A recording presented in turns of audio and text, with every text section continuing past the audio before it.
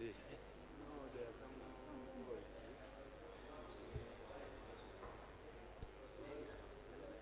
There is some team which are want something.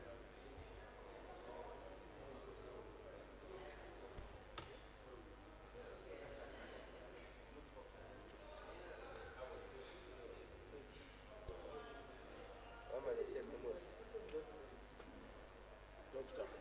They want your constituent. Serious. Good for me. The way people are campaigning. It's as if what they are three. Yeah, the man I defeated, at times I get the letters and the babies in my kitchen. What? I don't know.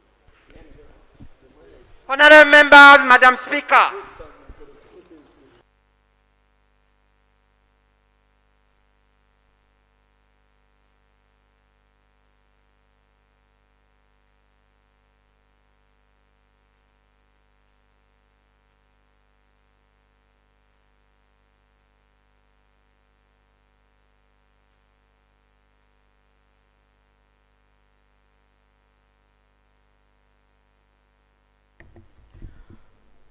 Prayer. Almighty God, who in your infinite wisdom and providential goodness have appointed the officers of leaders and parliaments for the welfare of society and the just government of humanity, we beseech you to look upon with your abundant favor these your servants, whom you have been pleased to call to the performance of such important trusts in this land. Let your blessing descend upon them here assembled, and grant that they may, as in your presence, treat and consider all matters that shall come under their deliberation in so just and faithful a manner as to promote your honor and glory, and to advance the good of those whose interests you have committed to their charge. Amen.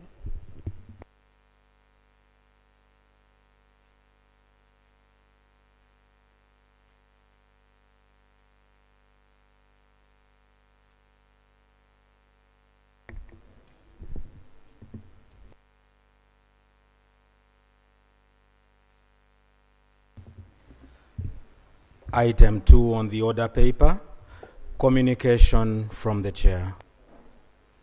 Honorable members, I want to welcome you to this afternoon sitting.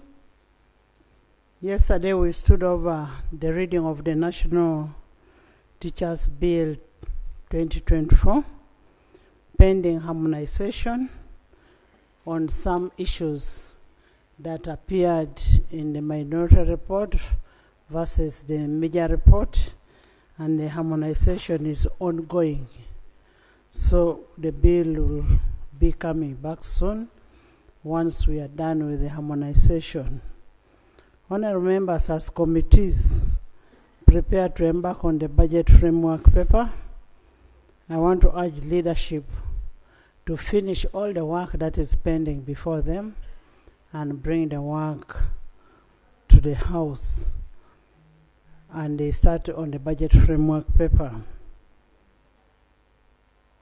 Honorable members, we also have our colleague, Honorable Achon Julius Boa, the MP of Otuke, who recently wrote a book about his journey of from childhood of Olympics to Olympian to now Parliament. And he wants to invite you people to have a look at his book. He wants to give a donation to our library. Please.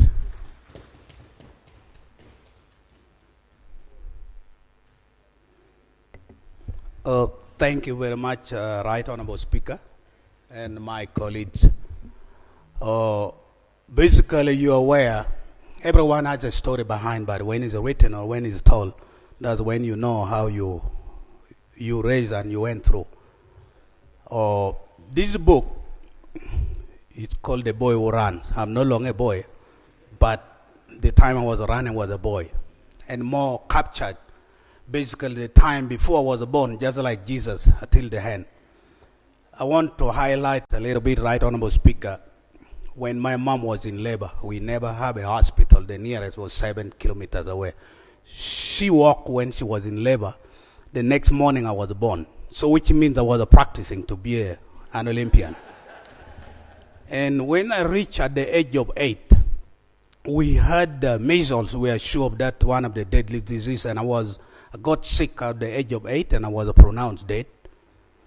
And when they dug the graves, I was supposed to be buried. And I sneezed twice, which I was meant to be gone. But fortunately, the mourners who were around, they heard me sneeze, and then I was removed from the grave. Again, when I was 10 years old, we had rebel activities in Uganda, 1988, which we heard about rebel activities. I was one of the boys who was captured at the age of 10. We walked 100 kilometers for 3 days. We walked to Soroti. And I stayed 3 months in the bush. I escaped when the government plane called Surambaya, I think some of you might have heard about it, with 16 of us. Unfortunately, 9 of my friends did not come back home. I escaped home and I went back to school. And I was told when you run, you either get a scholarship or become an Olympian. So I got motivation. I wanted really to get a scholarship. I had 3 primary schools in my village where each apart was 7 kilometers, 9 kilometers, 10 kilometers. So my father was too poor. I make sure I go into this school in 3 different days. When I'm chased away, I jump through the window, and then I go to the next school. Finally, when the competition began and I competed, I won the championship for Tuke. And later on it was declared that there was no transport to come to Lira, which was a Kibwa stadium. Tuke is 71 kilometers away, Honorable Speaker. So I decided to run at the age of 11. I was in the P6. I ran 71 kilometers. I don't remember, the times were not even there. And I made it to Lira. And from there, I won the championship for Tuke. And I was given a scholarship to come to Makere College School in Senior 1. And that's what made me who I am. In 1994, I was the only junior athlete under 20. I was 17 to represent the country in World Junior Championship. I flew to Portugal without shoes, but the time I was competing, I bought shoes from a Kenyan and I won a gold medal for Uganda in 1,500 meters. I was granted a scholarship to go to United States in Virginia, George Mason University, where I pursued my Bachelor of Science in Communication for 4 years. I competed for Olympics in 96 and 2000. I was Uganda team captain twice. I ran 11 World Championships for Uganda. I ran 2 Commonwealth Games. I was 3rd in Africa, bronze medal twice. And from there I retired. Then I won some money. Then I decided to build a health center in memory of my mom, who was killed during the war, called Christina Health Center in 2012. Now we are treating 600 patients, Honorable Speaker, in this health center. Thank you. In 2021, I was chosen as the best humanitarian in the continent of Africa, and I was nominated as World Olympian for life. Thank you. I'm still competing at the older age, where this year, last month, I was offered 200 boreholes for my community. Each village will get boreholes. And I was also awarded the 2 billion to build Operation Health Center in my village. So Thank colleagues, I just want to donate this book. More story can be read. I think you will get more to know Thank you. each and every one story. Thank you. Thank you so much. May I beg to Thank let. you. Thank you. Thank you so much, Honorable Boachon. And the glory goes to our late mom. May her soul rest in eternal peace. And we want to thank you so much for the donation that you've given to us. And I want to, by the way, he earns for life. He earns for life. Yes, you want to say something? Yes, I forgot, right, Honorable Speaker. You can buy this book on Amazon online. It's $27 US. But everyone in the state, they love it so much, may run out of So, because just when I launched, almost over 500 copies were bought, and hopefully the movie also will be produced. I'm looking for the best movie actor. I think one of you guys can, come up, give you something. Thank you. Thank you. Honorable members, that brings us to something that we need to leave out behind something. People should be able to read about you, what you have been, how you have been, how you came from that village of Bukedea, and now you're here. That is one thing that you must leave a book behind. There are people who have gone, the encyclopedias of this institution have left and have left nothing. Yes. Thank you, Madam Speaker. First of all, I want to thank the honourable member with whom we are on the same Committee of Education, and you really speak American, by the way. Madam Speaker, from your communication, I've talked about the bill we had yesterday and the harmonization, which is very okay. But still yesterday, we got another bill here. And in our committee, we don't want to have to clash. Rule 129 is very specific that once a bill is tabled, it can be processed within 45 days. But now we have instructions to process a bill within 2 days, and we bring it here next week. I would pray, Madam Speaker, with your directives, that guidance, that we don't go outside our rules. It can be shorter than 45 days. What does within say? It can even be within 1 day. Within 1 day. But, Madam Speaker, the type of Honorable, don't come and discuss what you have in the committee here. Yesterday when I was making a ruling, I said it is as per Rule 1292. I forwarded it to the committee. But as I've said, we also have important things to do. The BFP, we are closing off on 12th. So we should not leave other things pending. That is not for discussion. Yes. Madam Speaker, maybe after plenary we shall talk about what I'm trying to see. That is not for discussion. Yeah, kindly. Yes. Because sincerely, 2 days to process a bill is not proper. You go and process. That's not for discussion. Honorable Akema, okay. Right on, Speaker, I thank you. And I want to congratulate the Honorable Julius Achon. Right on, Speaker, it is my humble request that the Parliamentary Commission be over and above this offer of 1 copy can buy some more copies from Achon for the library. I think that's one of the contributions that we can make. Right on, Speaker, Julius there has many stories. One time he was beaten by a dog. He chased that dog, arrested the dog, and took it to police. He actually killed it. And when he reached police to report, they asked him to describe the dog. He even described the gender of the dog. He said it was a female dog. He's a man of many stories. But beyond that, right on, Speaker, I think part of the contribution we can make is if we can buy more copies for purposes of supporting his efforts. That's my humble request, right on, Speaker. Thank you. We will do that as the commission. Yes, Max. Chris. Thank you very much, Right Honourable Speaker. Mine is on your communication, particularly regarding the budget framework paper. Yesterday when we were here, the Honourable Minister responsible for ICT indicated to us that the budget is being prepared on the basis of the ongoing preparation of the National Development Plan 4. Now, it puzzles me that we are receiving the budget framework paper and yet we do not have a copy of the National Development Plan. Could we kindly get whatever copy that's available from NPA or Minister of Finance so that we can peruse as we process the National Budget Framework paper? I thank you, Mr. Speaker. Honourable members, I got a communication from the Minister of Finance, Planning and Economic Development is going to have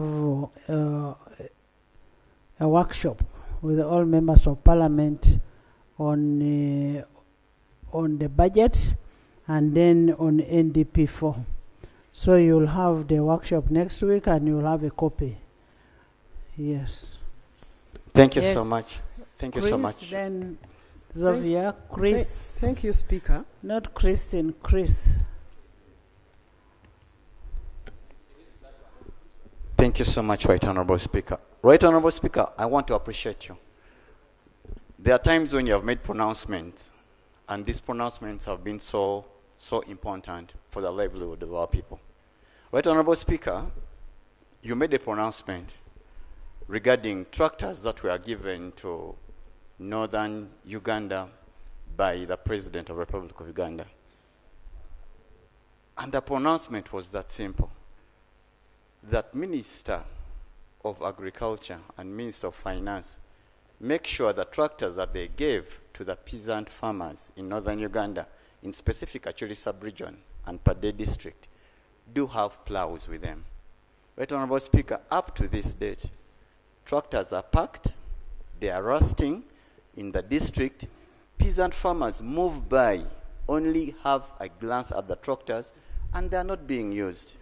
I request, Right Honorable Speaker, with the powers that you have, could you kindly request or maybe direct the minister so that they provide plows so that our farmers can benefit? Government, thank you so much, Honorable Speaker.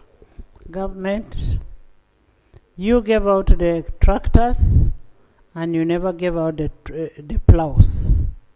Was that for decoration?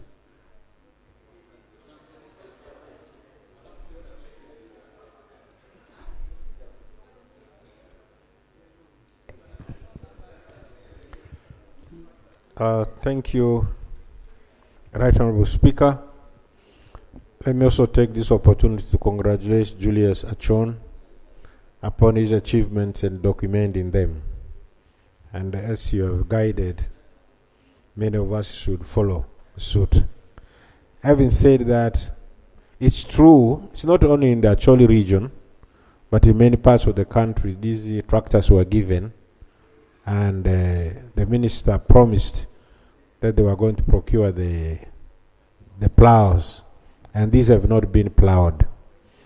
I undertake to inform the minister on the urgency of this matter so that he comes to Parliament and gives us the latest position on the matter. Can you just get out and make a call? I'll do it immediately. Get back to the house. I'll get it immediately. Thank you. Yes, get back to the house. Yes, Xavier. Thank you very much, Right Honorable Speaker. First of all, I want to thank you for having allowed my brother Honorable Achon Julius and space. we also need a Minister of Finance here. We also need a Minister of Finance. I want to thank you for having allowed the Honorable Julius Achon space to tell us his story and play his book on the table. I want to take this opportunity to congratulate him for his scholarly work and above all for having met the criteria to publish on Amazon, because it is not very easy. For one to publish on Amazon, you must go through a rigorous vetting exercise. I want to congratulate you upon that, and I want to congratulate you for the good example you've shown, first of all as a younger man, and now as a leader. I beg to submit, Right Honorable. Thank you. Thank you, Right Honorable Speaker. I'm reacting to it is good the minister has also come to the submission on the budget framework paper. Right Honorable Speaker, the budget framework paper will be accompanied with a certificate for climate change compliance. But the Climate Change Act that brought into force this certificate doesn't have regulations. For 2 financial years, they just allocate percentages of the compliance without regulations. It is baseless. The certificate is baseless.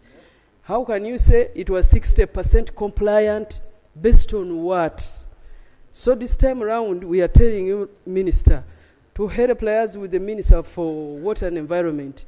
You have just come from COP, and these are some of the commitments we are supposed to put in place. We cannot continue for 3 consecutive financial years to attach a certificate that is baseless, that has no rationale for the percentages allocated. No regulations that are operationalizing the law.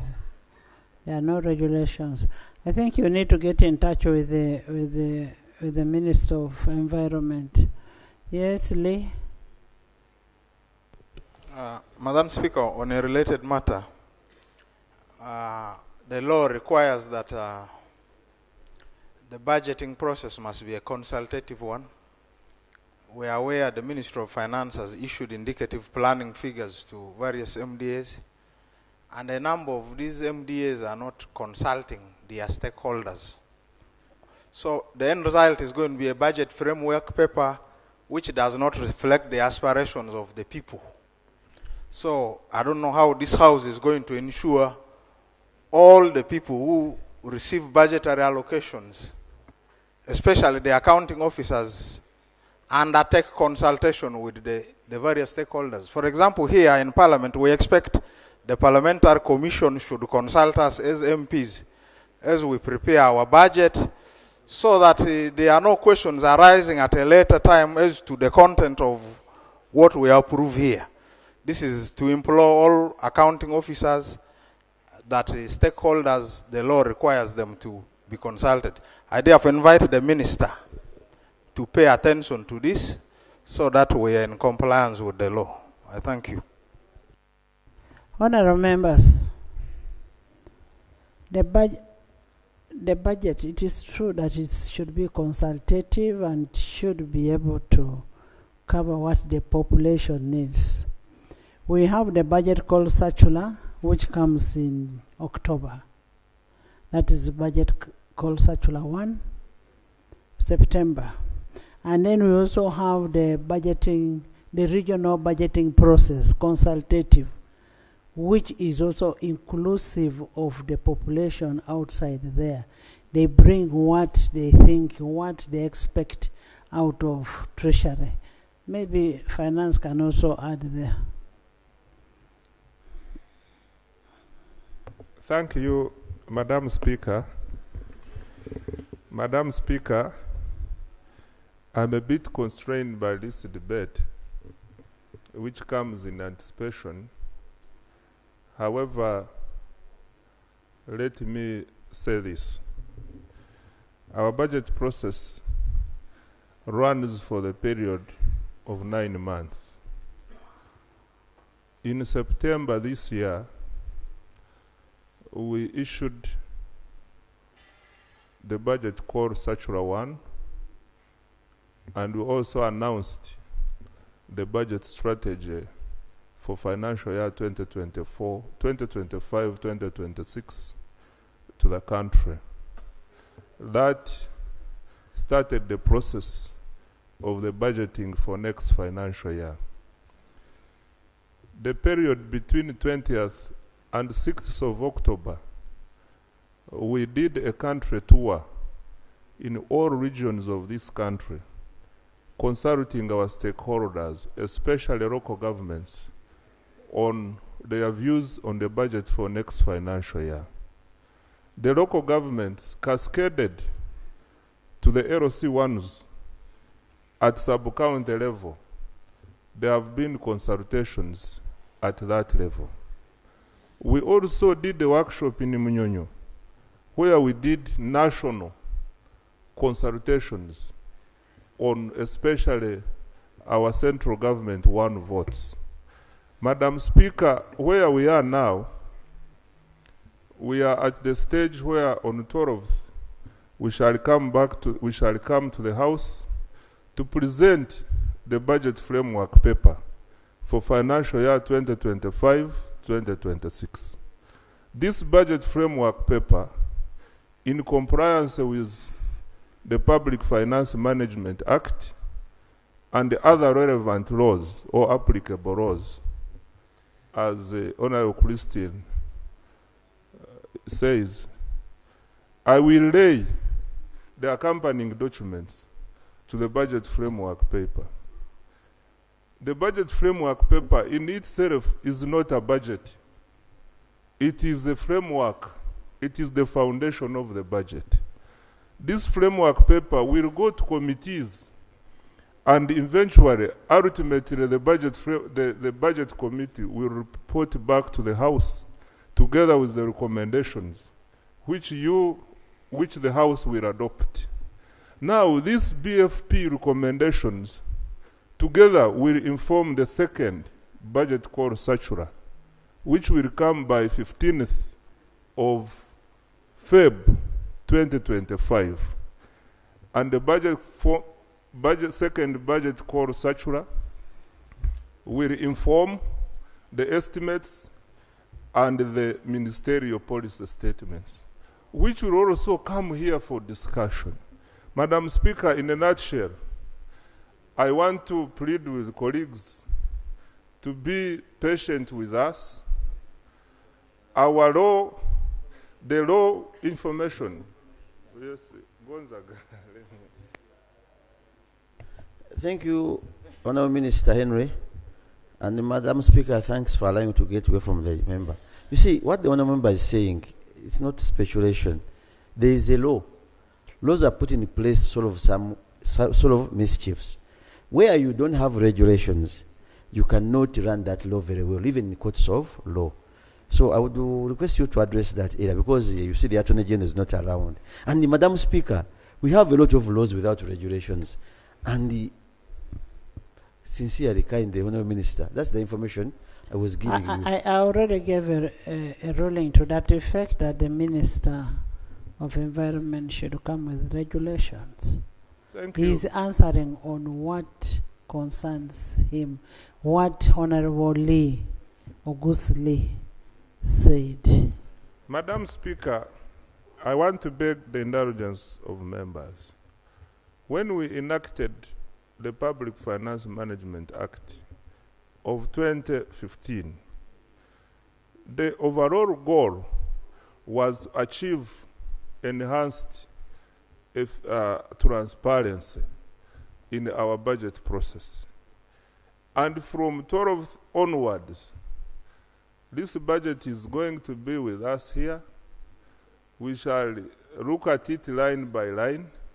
We shall raise all the necessary issues and questions.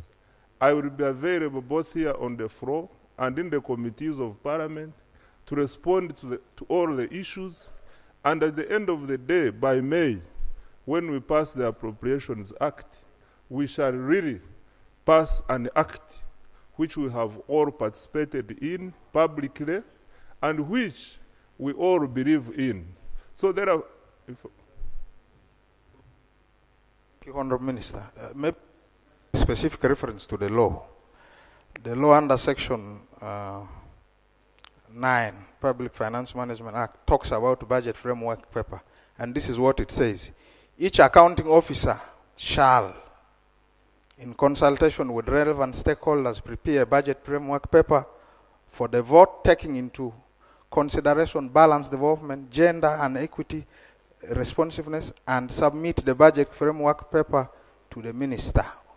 So the expectation is that all the accounting officers who are charged with the budgeting process, when they are preparing this framework paper before submission to you, the stakeholders must be engaged. So we expect that local government stakeholders engage. So that kind of information. So Honorable Gusuli is not the accounting officer. The law is saying each accounting officer shall, in consultation with the relevant stakeholders. That's why you have your councils down there.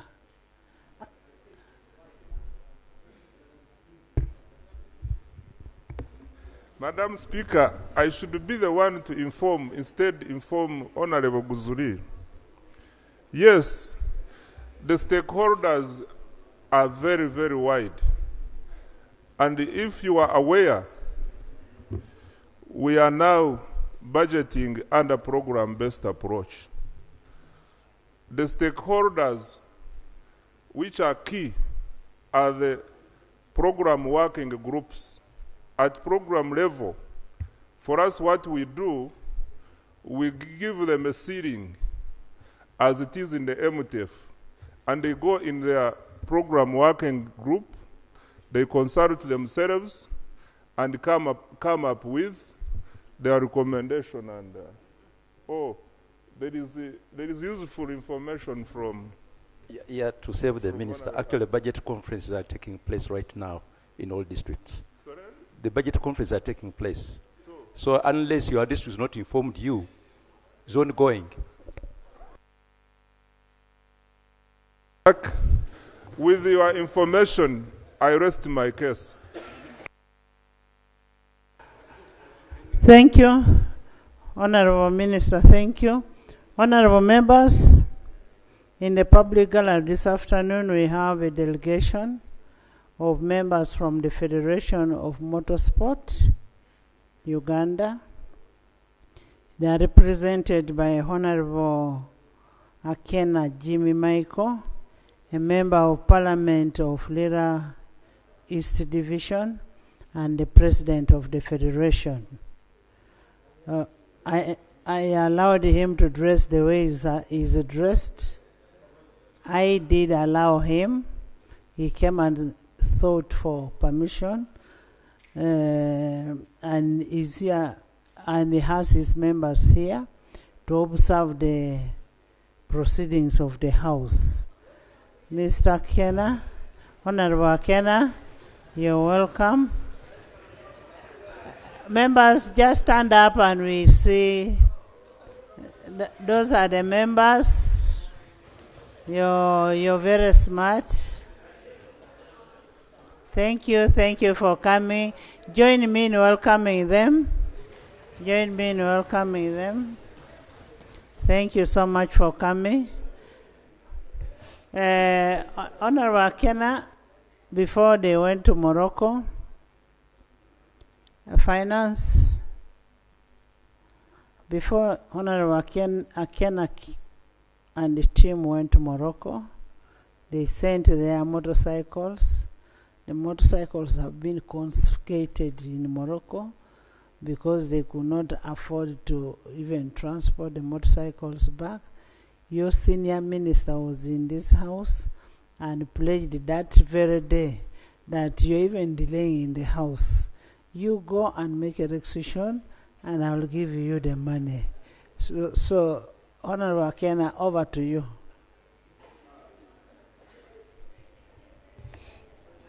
Thank you, Right Honorable Speaker. And I also, on behalf of the Federation, I want to thank you for allowing me to wear the official team jersey for the motocross cranes. So, these colors are completely national. Unlike the government chief whip, who's putting on a very wonderful tie. Should have been one which could have come out of my. Right Honorable Speaker, as you mentioned, before going to Morocco, I came on the floor, with your permission, to plead with finance to honor the obligations which had been put in the budget in support towards sports. We were ably supported by the Minister of State for Sports, but unfortunately, with finance, we're still struggling on getting things done. But as we promised, as we're going to Morocco, that we're going to represent the country well, and I'd like to give a breakdown of how we performed in Morocco. Motocross of African Nations is a 2-day event, 1 heat on Saturday, 2 heats on Sunday, and you score points on every heat depending on the position which you come. So I'm starting with the junior category, which is the 50cc. We had 2 podiums on the second and the third heat, a third and a second. But also in this category, we're able to get the ladies junior Africa champion. And she's in the house. The name of our champion is Helena Birungi.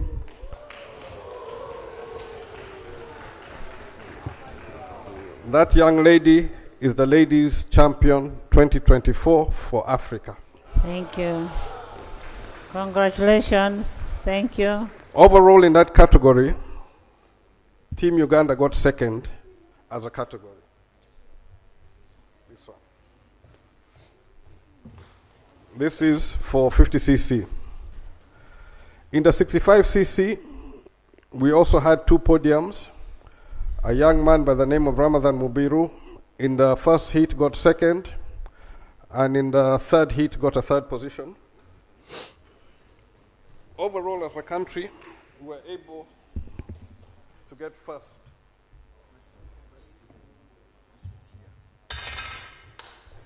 This is the 65cc, where we got a first position as Team Uganda.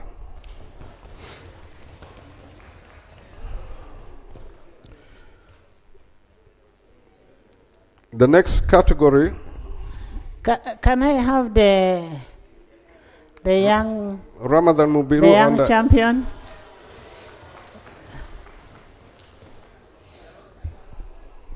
The 2 young champions. We are not seeing them so well. The 2 young champions, can you come and sit over here? Sorry? I want to invoke my rules, Rule 7 and 8, and allow you to come inside so that you sit near the government chief whip.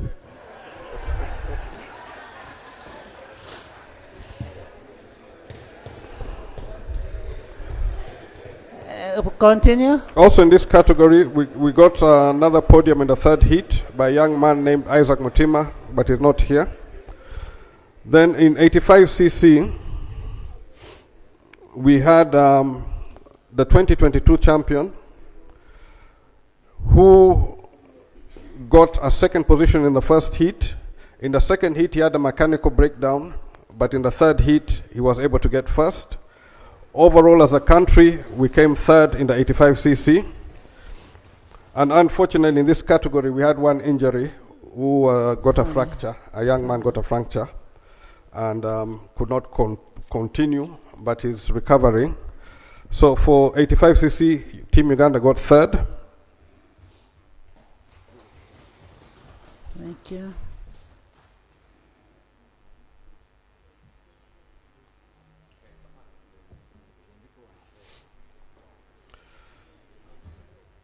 In the 125cc, we were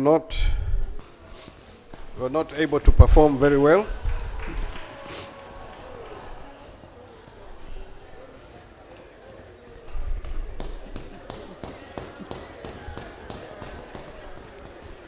Thank you. We want to welcome our champions. You're most welcome. And these are the next ministers.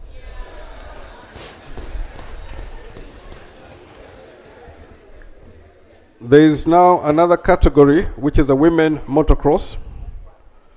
In this category, we're represented by Sharifa Katete and Swansea Sambo. Overall, in this category, Team Uganda got another first. Thank you. Congratulations. Thank you, Kongs. Furthermore, Sharifa Katete has been nominated to represent Africa for the FIM Oceania Women's Motocross Cup, together with 4 other riders, which will be taking place in March in Australia, and she goes into camp in February. Thank you. I can point out that Sharifa is the fastest lady we have in motocross, and she very often Thank you. disciplines the boys as well. In MX2, we were defending that category, and our representative in that category was able to win all 3 heats and therefore defended his title. This is a young man by the name of Stav Orland Asimwe, who currently races in the US and has raised the standard of the sport. But also in this category, we had another injury, another fracture. And this one, the fracture was for Milton Obote Akaki, my nephew. He suffered an accident in the first heat and fractured his arm, but is also steadily recovering. Overall in MX2, since we were left with one rider, I think we got third overall. Thank you. In MX1, there's a very gifted young rider who has inspired many of the young upcoming riders. He's now, I would say, a young adult. And this is Fortune Sentamu.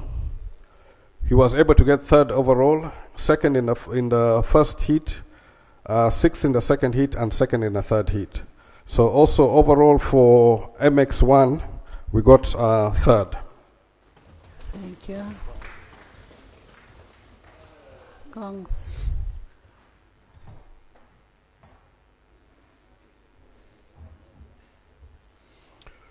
We also have a category for veterans, which are riders from 35 to 49. Our national champion led this team. He's also in the house, Geoffrey Kaira. As a team, we were able to get third overall as veterans. Thank you. Thank you. Sorry, that's the individual trophy, and this is the third for MX1. There's a category for the older people, riders over 50. Yes, I was the one representing Team Uganda. I did not just go there as a spectator, I decided also to participate. I was able to get a third and a third in the second and the third heat. I also have my small trophy here. Thank you, thank you. Thank you. Overall, as a country in this competition, when it's all put together, Team Uganda is now number 2 in Africa. Wow. And Thank this you. is our national trophy for the overall position of number 2. Thank you. Although we tried for number 1, we were not quite able to do so, but we're aiming for next year, which is going to now be held in Kenya, which is going to be a lot easier to get there, and we hope to send a much larger team. And we're definitely going to give the South Africans a fight for the number 1 position in Africa. Thank you. I now want to appeal through you, Madam Speaker, and to those in the Ministry of Finance. Much as the Senior Minister assured us that the money will come, the money did not come. We had to look for all ways to be able to send a team. It is only after the team came that some money came into the account, but it was half of what was promised on the floor of Parliament, and therefore we are still moving with debts. But despite this, we've been able to complete our calendar with the National Rally Championship, which ended in Hoima last weekend. We also finished our Motocross Championship the weekend before in Mitiana. That was a 4th round. We've done our Go-Kart Championship. We still have some pending events. There's one more round of the Enduro Championship.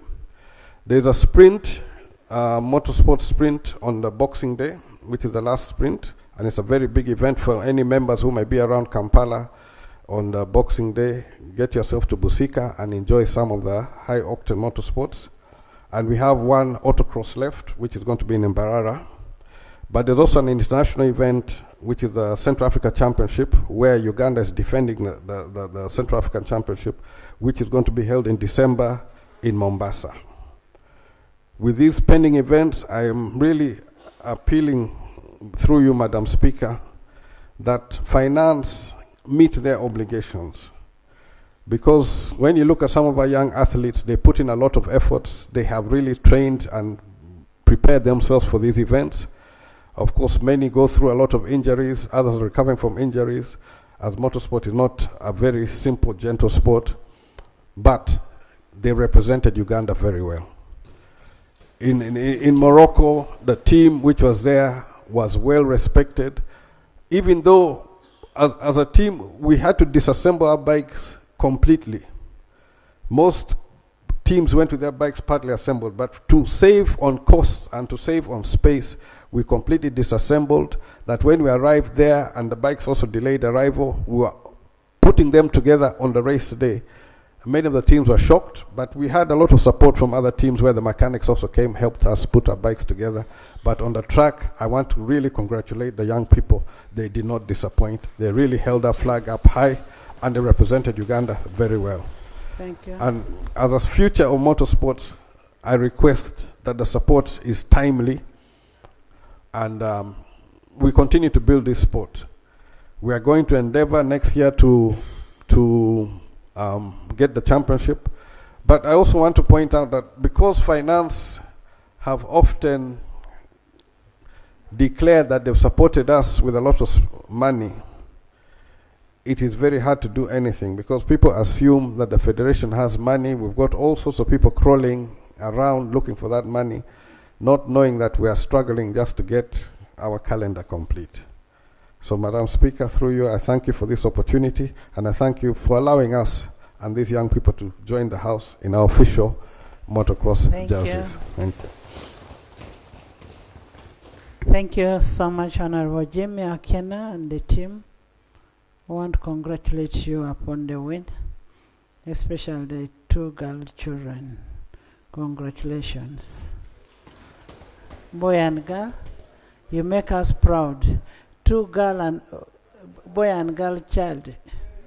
I want to congratulate you and I want to thank you for making this country proud.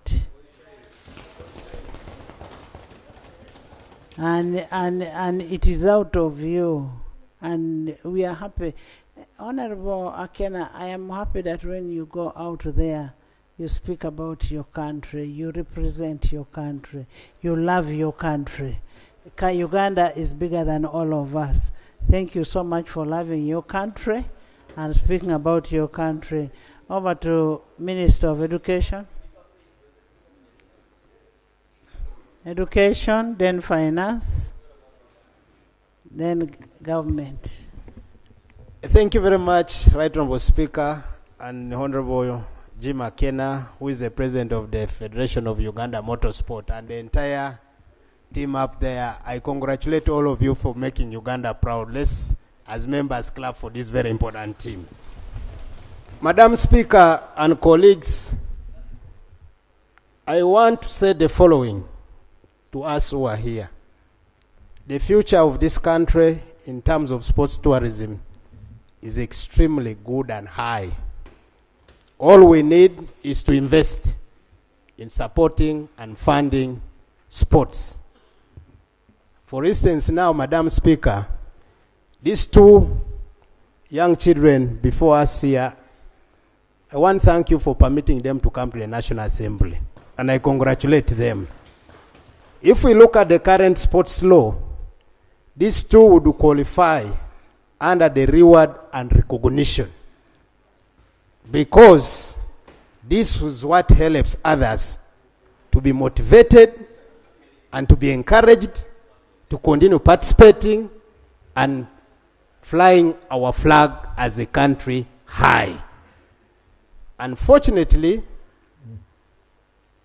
when it comes to money releases, that's not mine.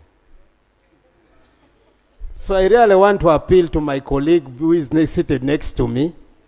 Number 1, support me to support the young people of this country and the adults to explore their full potential in terms of promoting and making the flag of our country high across the globe.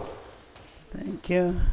Last but not least, I also want to congratulate Madam Speaker, the President, Jim Akena, because I know the challenges they have been having.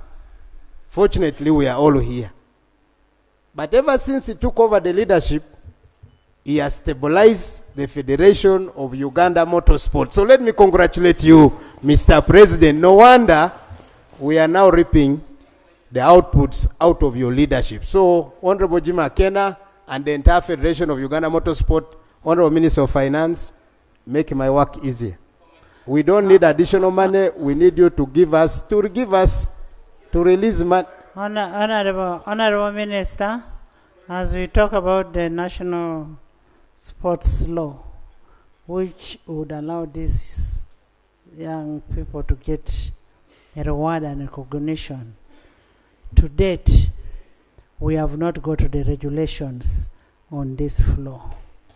And you will not start using that law before you have the regulation. When do we have the regulation? Madam Speaker, I want to confirm that the consultations, fortunately the President of FMU is here, has taken place as far as that regulation is concerned. I'll be able to lay in this floor within a month's time. I thank you, Madam Speaker.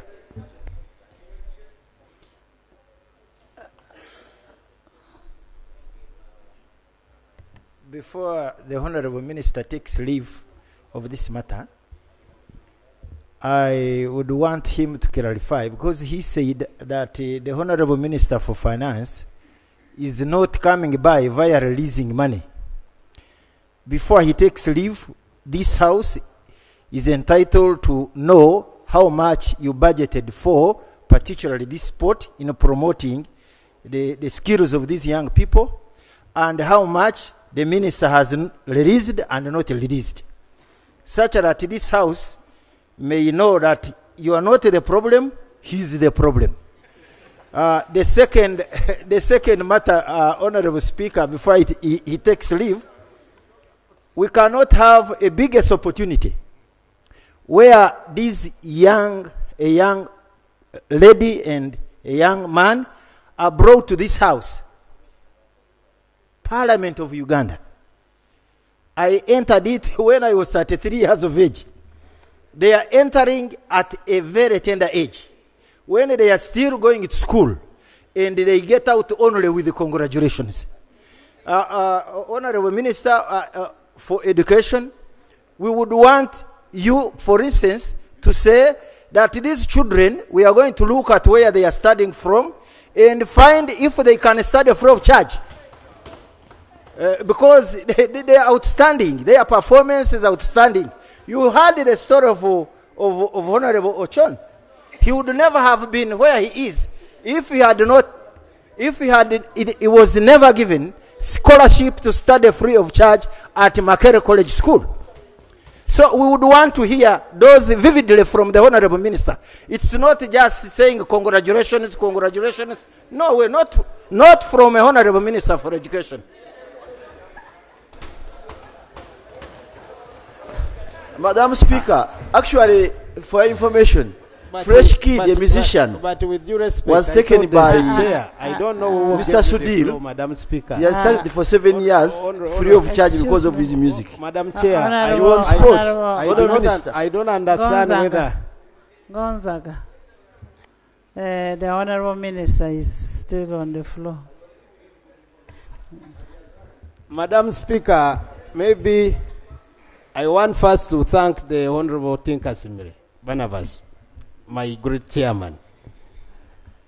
Madam Speaker, for the record, this Parliament approved for motorsport 3.2 billion. Are we clear? For the record, Finance has given me 300 million to motorsport. So now, so beyond that, Madam Speaker, I really want to say that my work can only be possible when I get the required funding as per the approval. And this is the case for all other federations. To be honest, the releases are becoming meager, and it's making the work of sports extremely difficult. And sometimes, most of the federation presidents think I am the problem or we are the problem. But as government, I want to say that maybe finance can explain better what is in the house, in the kitchen. So as far as that is concerned, I thank the Minister of Finance for continuing to support me despite the challenges they face. I thank you. Madam Speaker. The second matter is only... Madam Speaker. Now, the question of children going to school, let me say the following. Honorable members. the Honorable Minister relies on what is budgeted for the Federation. It should be you people, to say as members of Parliament, since we allowed these children in, Mubiru Ramadan is in P7, in Takwid Primary School, meaning that it's going to S1. Is going to S1. And then Helena Birungi is in P4, Rainbow Christian School. One thing you should do as Parliament is let the Parliamentary Commission pay these kids' school fees up to S4. Yes, but Madam Speaker, therefore, Sunday need to move that. Okay, the Parliamentary Commission will pay school fees for those two children up to senior 4. Madam Speaker, I really want, Madam Speaker. Those in favor say and the contrary nay. The ayes have it. Madam Speaker. Yes, Honorable Minister. Madam Speaker, before the Honorable Minister, I really want to appreciate Honorable Kena. Honorable Minister, okay. Madam Speaker, out of all the leaders of political parties in this country, my good brother, Honorable Jim Akena, the president of the Uganda People's Congress Party, the party of my father, the party of my grandfather, I want to thank him that he is really focused on the mission of marketing Uganda outside Uganda. We have seen leaders of other political parties. I don't know why Honorable Song is looking at me. In this country, whenever they go out of Uganda, their work is to build a very bad image against our regime. But Honorable Kena, I want to thank you. You have used, you are real a patriot. Honorable members. You are a Uganda-loving citizen. You have marketed Uganda using sports. You have never promoted gayism and protected them and homosexuality. That is why you stand as one of the best leaders of political position in this country. And keep that spirit burning, Honorable Akena, because you are now a role model. That's why I call upon other political parties. I wish they copy the picture of Uganda People's Congress. These songs they keep singing that they are putting on the crown to go to heaven when they are going in hell because of their ideologies cannot help Uganda at all. And therefore, Madam Speaker, I want to end by saying, as leaders, we must lead by example. And I thank you, lastly, Madam Speaker, for the Commission of Parliament having taken over the role of providing for the education of these young sports people, because education is key in the lives of everybody. Thank you, Madam. Honourable members, let's hear from Minister of Finance first. What Honourable Akena needs is money. Madam Speaker, I first of all join you in congratulating these young people for being champions and raising our flag high.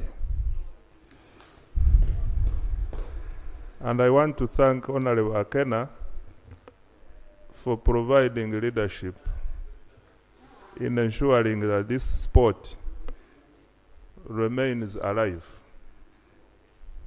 Madam Speaker, National Council of Sports has a budget for these federations of about 30 billion Uganda shillings, out of which 3.2 billion is for the Federation of Motorsport. You'll excuse me if I don't name it properly. Madam Speaker, overall release performance under this item is above 50%, and we are in December. Just quarter 1 and 2, but we are already above 50%. Madam Speaker, I am of the opinion that we discuss this matter outside here, and then come back and report. Because the issue is not the budget, the issue is not release, the issue is how the release is being utilized. Thank you. Honorable Minister, when do you expect a report from you?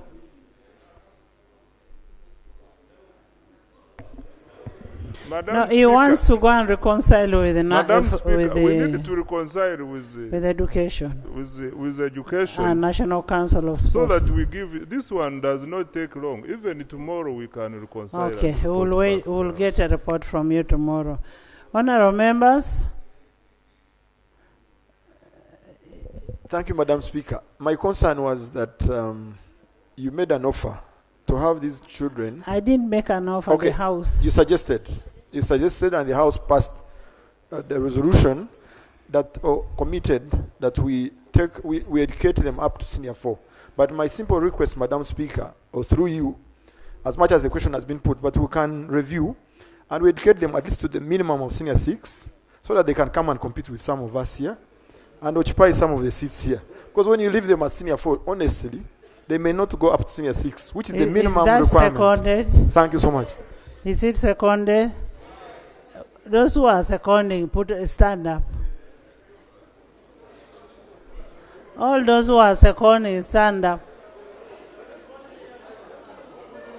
Honorable Nsereko, Honorable Gonzaga, Honorable Kena, Honorable Christine, Government Chief Whip, Honorable Lands, Honorable Finance, Honorable Education, Honorable Health, local government, by the whole House, including Honorable Alanyo and General.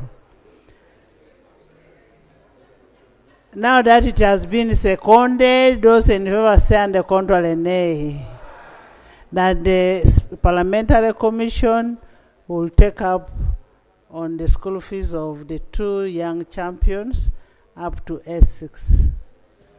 Whether I'm a speaker or not a speaker, that the Parliamentary Commission will do that. The institution will be here. Yes?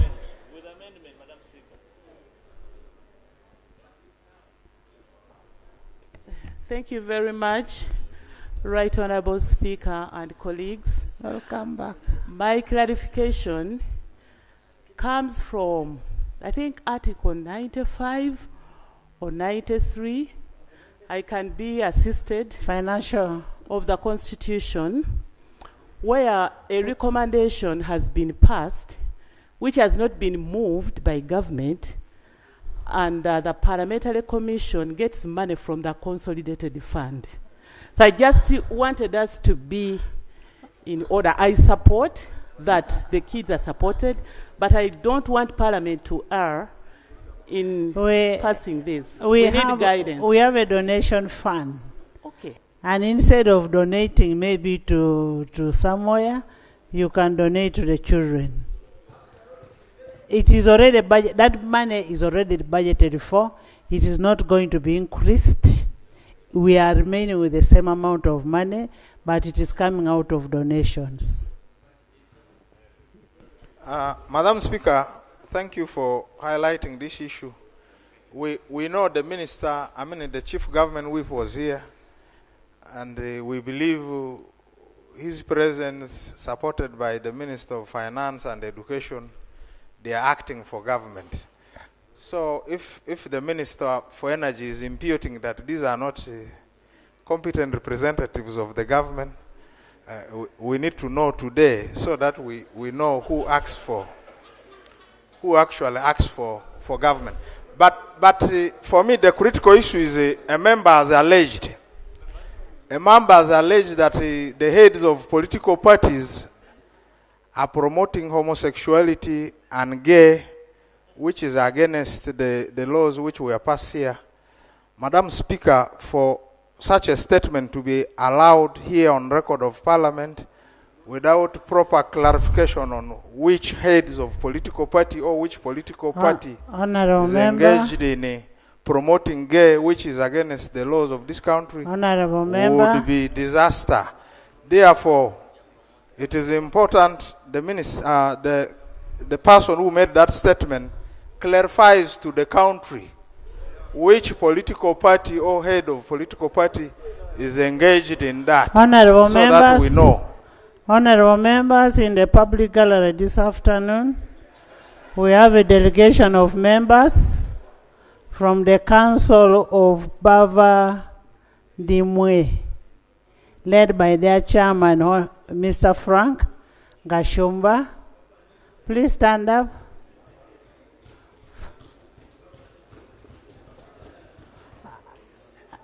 You alone? Members, please stand up. They are here to observe the proceedings, and they brought their petition here. I don't know how far you have gone today.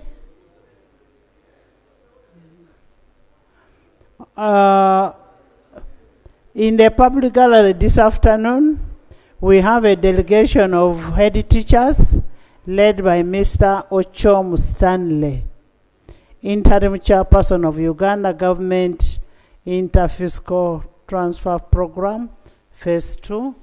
They are here. They are here to observe the proceedings. You're most welcome. Still in the public gallery this afternoon, we have a delegation of members of Uganda Urban Council Speakers Association, led by the president, who is Honorable Tashovia Boni.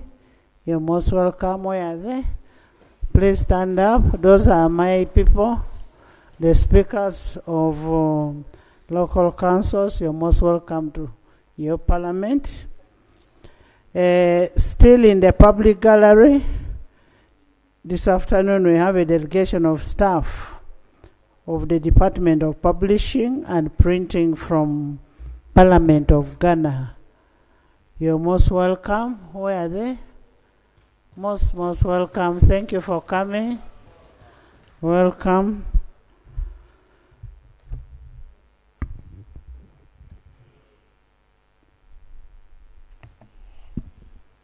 Thank you, Right Honourable Speaker. As I conclude, I'll be amiss if I do not thank the organizing team for what the efforts they did to take the young riders to Morocco. But there's one issue which I feel the Minister of Finance statement should not be left standing as it is, because first quarter we got 0. Second quarter we got something after I cried on the floor of Parliament. So you cannot say that 50% is out, and at least we don't know what it is. But hear me. We're going to discuss outside, as you requested to have the discussion outside. I only now want to wish Uganda Cranes, as they go to Morocco, to do one better than us, and also come back with a trophy for Team Uganda. Thank you. Thank you very much, Madam Speaker. Thank you, government. Commission. Much obliged, Right Honourable Speaker. Right Honourable Speaker, the House, on its own motion, has elected that the Commission will sponsor these young people up to senior 6. It's a very good thing, Right Honourable Speaker. The challenge is sustainability, because then we are raising expectation. Now that we have the Minister of Finance and the Minister of Education in the House, will they clarify on what became of sports scholarships in this country? Because there seems to be no clarity as to how they are accessed. If you go to Bukedia and ask an ordinary student who is a very good athlete, do they know how to access a sports scholarship in this country? Do they still exist? Are they competitive or by selection? So we really know where they exist and in which areas, right, Honourable Speaker, that we can do something in the future without impeaching the House decision, but also have an idea of the nature and sustainability of sports scholarship in this country. Right, Honourable Speaker, we have a younger country, and sports is big-time employment in a country that is not able to create jobs. If we invest in sports strategically, we can help our young population, Honourable Speaker. Would the Minister share with us what became of these scholarships and how many are they per year? Thank you. Minister. And honorable members, I don't want you to look at this as a bad gesture. It is not a bad gesture. These kids have made us proud. And for the first time, it is the first time I'm seeing these children come on the floor in the house. Some people are sending messages, what about our children? Let your children also perform well, and we shall, yes.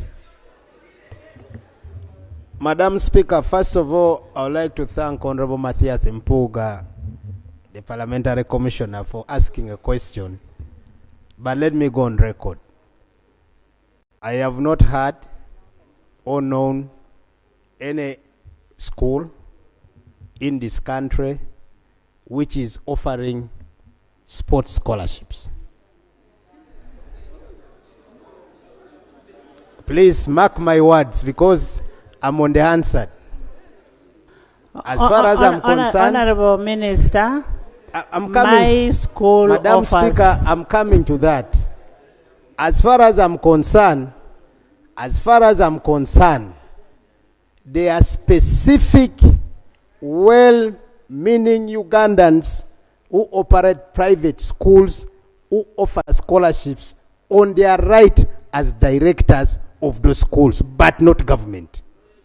There's no institution of government which is offering sports scholarships to our children. I thank you. Honorable members, the minister has said what he knows. The minister said what he knows, that it is private schools that are offering what? Scholarships. So what do you want? Why do you want a minister to lie? Thank you, Honourable Speaker. That's why Honourable Peter Wang Thank you, Right Honourable Speaker. Right Honourable.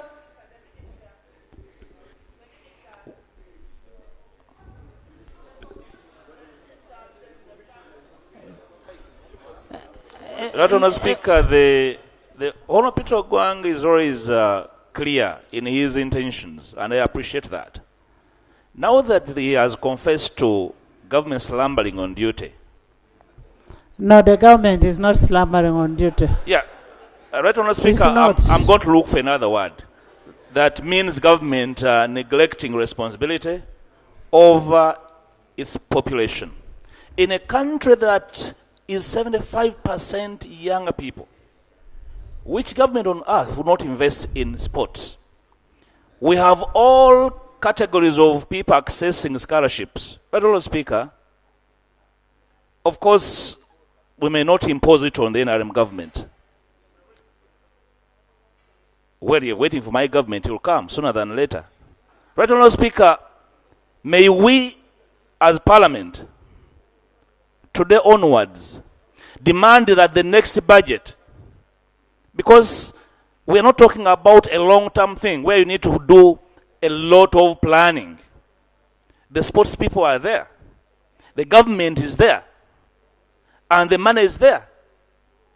Right Honourable Speaker, I would like to empower the Minister of Sports to go and be innovative, go and make a presentation before your colleagues, come to Parliament and ask for money and start sports scholarships and redeem There's several young people that are falling by the wayside, yet they are very talented. It's very rare. Maybe can I make one clarification, Honorable Mpuga? First of all,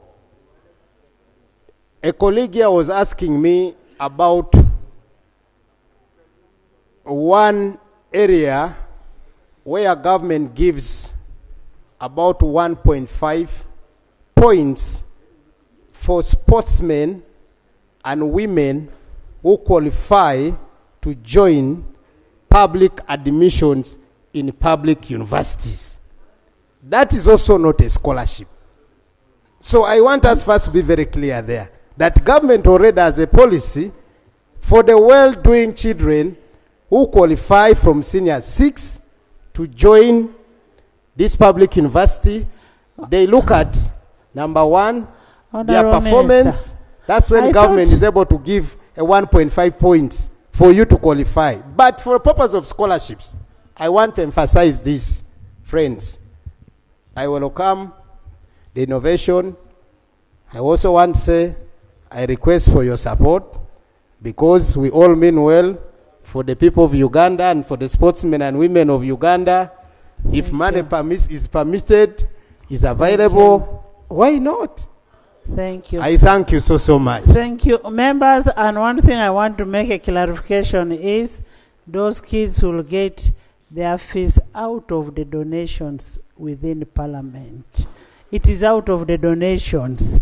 We do not have an education fund account, but it is out of the donations from the commission where most of you have been. Next, Minister, let me first hear from the Minister. Right Honorable Speaker, I first of all on behalf of government would wish to salute and extend a hand of friendship to the FMU President, the Honorable Jimmy James Michael Akena Obote, the Member of Parliament, but also the President of the Federation for Motorsports Uganda, for the excellent performance at the continental level. We wish to salute you, my dear brother. I equally salute the National Council of Sports and the entire Ministry of Education and Sports, because the journey of Ugandan sports, we all know, has been on a positive trajectory. Right Honorable Speaker, I equally salute you as the leader of this House and the custodian of the rules of procedure of this House for motivating and inspiring the young generation in two fronts. One, by allowing these young Ugandans, Elena and Ramadan, access into this House. But also, more importantly, for making a humble contribution in their education through the support that government renders to the Parliamentary Commission under corporate social responsibility by accepting to take care of educating these young Ugandans up to a minimum of senior 6. I believe the young Ugandans who are watching Parliament right now, especially sportsmen and women who are children like them, are feeling inspired and motivated. I think that is a very, very good gesture. I was whispering to them whether they can be faster than myself or I am faster than them. They told me point blank that when it comes to riding, I can't beat any of them. And I conceded. Right Honorable Speaker, at times when we submit on the floor of Parliament, we seem to be not mindful of the fact that we operate under collective responsibility. And there is only one government that is funding all the three arms of the state. And we all know that as a government we operate a cash budget. Minister of Finance has always reminded us. But the good news is the budget of sports of this country has progressively been on the increase. That is why Ugandans are now world record holders. Ugandans are breaking more and more world record. And it is South Africa that is attempting to compete with Uganda now. But we have also gone ahead of South Africa in netball. We have gone ahead of them. We went to South Africa in football. They scored in the 93rd minute. But when they came here, I think the spirit of the late Nelson Mandela was alive and kicking, because our national stadium is named after him. But now again in motorsports, they are the champions of Africa, and we are the runner-up. But we are progressing. Right, Honorable Speaker, probably the Minister of State for Sports has not told you. The rate at which our national teams are now qualifying for different World Cup and continental competitions is on the increase, courtesy of the support government through this parliament is rendering. Now you can see Honorable Jimmy Akena, the president of Uganda People's Congress, a party in opposition that has been in power twice, is the president of a sports federation. And right now putting on black, yellow, red, the national colors of Uganda. And majority of the colors he's putting on, I think yellow is more than black. And the reason why today I've also decided to promote him and also put on one of the national colors. So, Right Honorable Speaker, we want to confirm as government that subject to availability of funds, now that we have the budget, our story of sports in the past, you would be asked, is it in the budget? But the story has now changed. The budget is there. Is the money released? The answer is yes or no. But in the past, are you in the budget? The moment you answer no, you won't proceed to the next question. But at least we have progressed, colleagues. From about 10 billion, we are now talking about over 40 billion. And the results can be seen. Federation of Motorsports, for those who did not know, at least today, Honorable Akena has brought glory to this country. All these are trophies. You can see there is no space for the trophies brought by Federation of Motorsports. So we want to commit as government that subject to availability of funds, government will continue promoting by funding the different federations that are holding the national flag of Uganda higher and higher at local, national, regional, continental, and international level. I salute FMU for this glory. Thank you. Thank you so much, Honorable Minister. And in a special way, I want to thank members of Parliament who appropriate for this money that goes to sports. So I want to thank you so much for promoting sports. And we want to thank the President of Republic of Uganda for having passion in sports. It is out of him that we are able to have that money.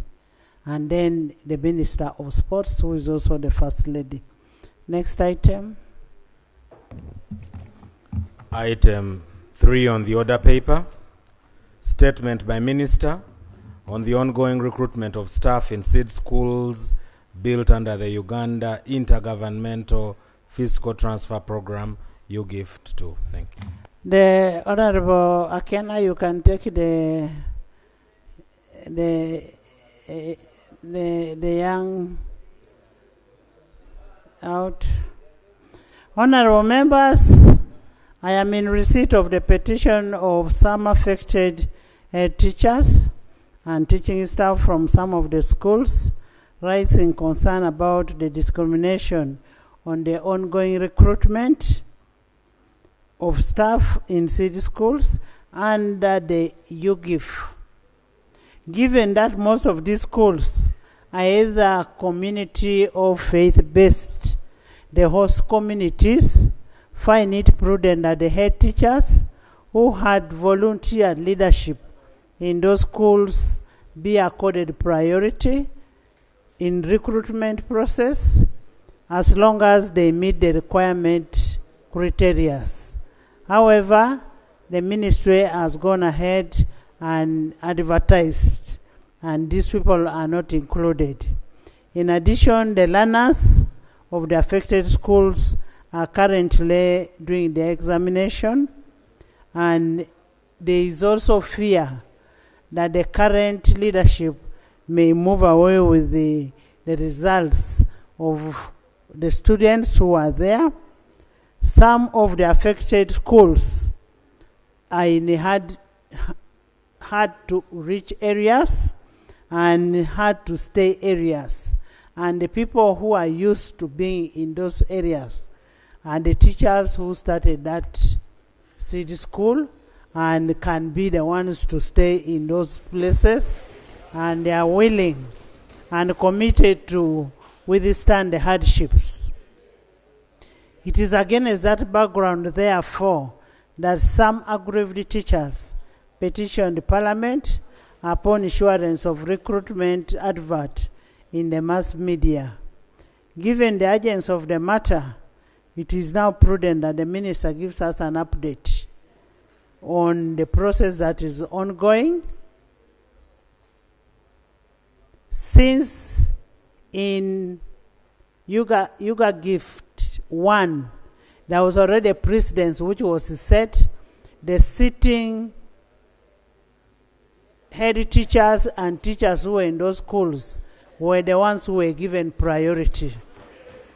And this, pursuant to Rule 52, pursuant to Rule 52(1) of the Rules of Procedure, I now invite the Minister to give a statement.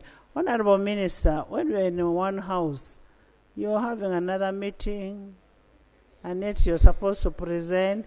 Honorable Leon. Madam Speaker, maybe let me begin by apologizing, but the member was at the same time trying to find out what I had written in the statement I'm going to present. But I told him, could you be patient and I read the statement so that we could all be able to discuss it as a house. So, Madam Speaker, with your permission, Right Honorable Speaker and honorable colleagues, the Uganda Intergovernmental Physical Transfer UGIFT program was established in 2017 with an objective of improving the adequacy, equality, and effectiveness of the financing and the oversight, management, and delivery of local government services, including refugees and their host communities in education, health, water, and environment. The Ministry of Education and Sports, with support from the World Bank, is implementing UGIFT with a mandate to construct a number of secondary schools across the country. The first phase of UGIFT has 117 seed schools constructed and commissioned. On 28th December 2021, the Ministry of Education and Sports constructed and commissioned the first UGIFT school called Kehangara Seed Secondary School in Uganda District. To date, a total of 117 seed schools were commissioned countrywide and currently operational, with the teaching and non-teaching staff recruited under the first phase of UGIFT in education and sports sector. Madam Speaker and colleagues, a total of 115 schools, the total of 115 were under construction in the second phase and 27 in the third phase. A total of 92 seed schools under phase 2, however, have been identified to start operating, and the ministry, together with the Education Service Commission, was tasked with the responsibility of recruiting and deploying staff in these schools. Right Honorable Speaker, as you are aware, government has a policy of providing secondary school in each sub-county under the two-tier system, grant aiding and already an existing private or community secondary school or constructing a seed school. The difference between a grant-aided schools and a seed school. 1, the newly grant-aided secondary schools, these are already operational, registered and licensed community or religious founded schools which apply to government for grant aiding. These are the schools where government recruits sitting teachers because the schools are already operational and privately owned. Government recently grant aided 46 secondary schools, and the staffs of these schools were recruited through school-based. 2, seed schools. These are supposed to be new schools that government builds in the land provided by the local government. The 92 seed schools in question are already newly constructed, are under World Bank funded. In 2020, because of the challenges of people becoming opportunistic and starting schools, where some schools are going to be constructed on near those sites, taking advantage of teachers, the Ministry of Education and Sports issued a circular standing instruction number 4 of 2020, cautioning local government leaders not to recruit staff in these schools since they were under construction. Madam Speaker, I would like to lay on table a circular number 4 issued on 11th of July 2023. I beg to lay on table by the then Acting Permanent Secretary. Please lay. On 11th of July 2023, the ministry issued yet another circular to local government since there were reported cases of extortion from the unsuspecting potential teachers. This matter, therefore, is not new to the people who are complaining, since they were already warned that there were schools under construction and not expected to have any staff until they are completed and opened. Madam Speaker and honorable colleagues, qualifications for recruitment of head teachers and deputy. 2.21 head teachers. According to the scheme of service for teachers, the qualification for the post of a head teacher, government secondary schools includes the following. A bachelor's degree in education or a bachelor's degree with a postgraduate qualification in education from a recognized university/institution. B, a master's degree in education or related field. C, a registered as a teacher with the Ministry of Education and Sports. D, a minimum of 12 years working experience in a government-owned aided secondary school, 3 of which should have been at the level of a deputy teacher. 2.2, deputy teachers. A bachelor's degree in education, a bachelor's degree plus a postgraduate diploma in education from a recognized university/institution. A minimum of 9 years teaching experience, 3 of which should be at the level of education officer in a secondary school. A registered as a graduate teacher with the Ministry of Education and Sports. A master's degree in education or education management or education planning and management or a master's degree in any teaching subject is an added advantage. Challenges experienced during the earlier recruitment of teaching and non-teaching staff in the said schools. Madam Speaker and colleagues, whereas it is true that the Education Service Commission has been conducting school-based recruitment in the previous said schools, it has come to the attention of government that the recruitment process had been infiltrated by the corrupt tendencies and opportunism, which include the following. 1, moonlighting / double employment. It was established that a number of teachers on government payroll who want to become teachers are sitting in these schools because they want to use them as a shortcut for promotion. This is in total regard to the Uganda Public Service Standing Orders 2021, Section A0, and Clause 5 of the recruitment guideline issued that require officers to seek permission before being absent from work and hence deemed to have been absent from duty in their official schools of posting. 2, inexperienced head teachers and deputies. The head teachers and deputy head teachers in these schools don't meet the qualification as indicated in 2.1 and 2.2. The sector has noted with concern that the quality of head teachers and deputies who have been recruited through school-based leaves a lot to be desired. These head teachers are transferable to the already existing schools and they lack capacity to manage the schools. 3, extortion and bribery tendencies. The Ministry and Education Service Commission has received credible information of irregular secondments of staff to those schools with a view that the appointment shall be regularized by the Education Service Commission.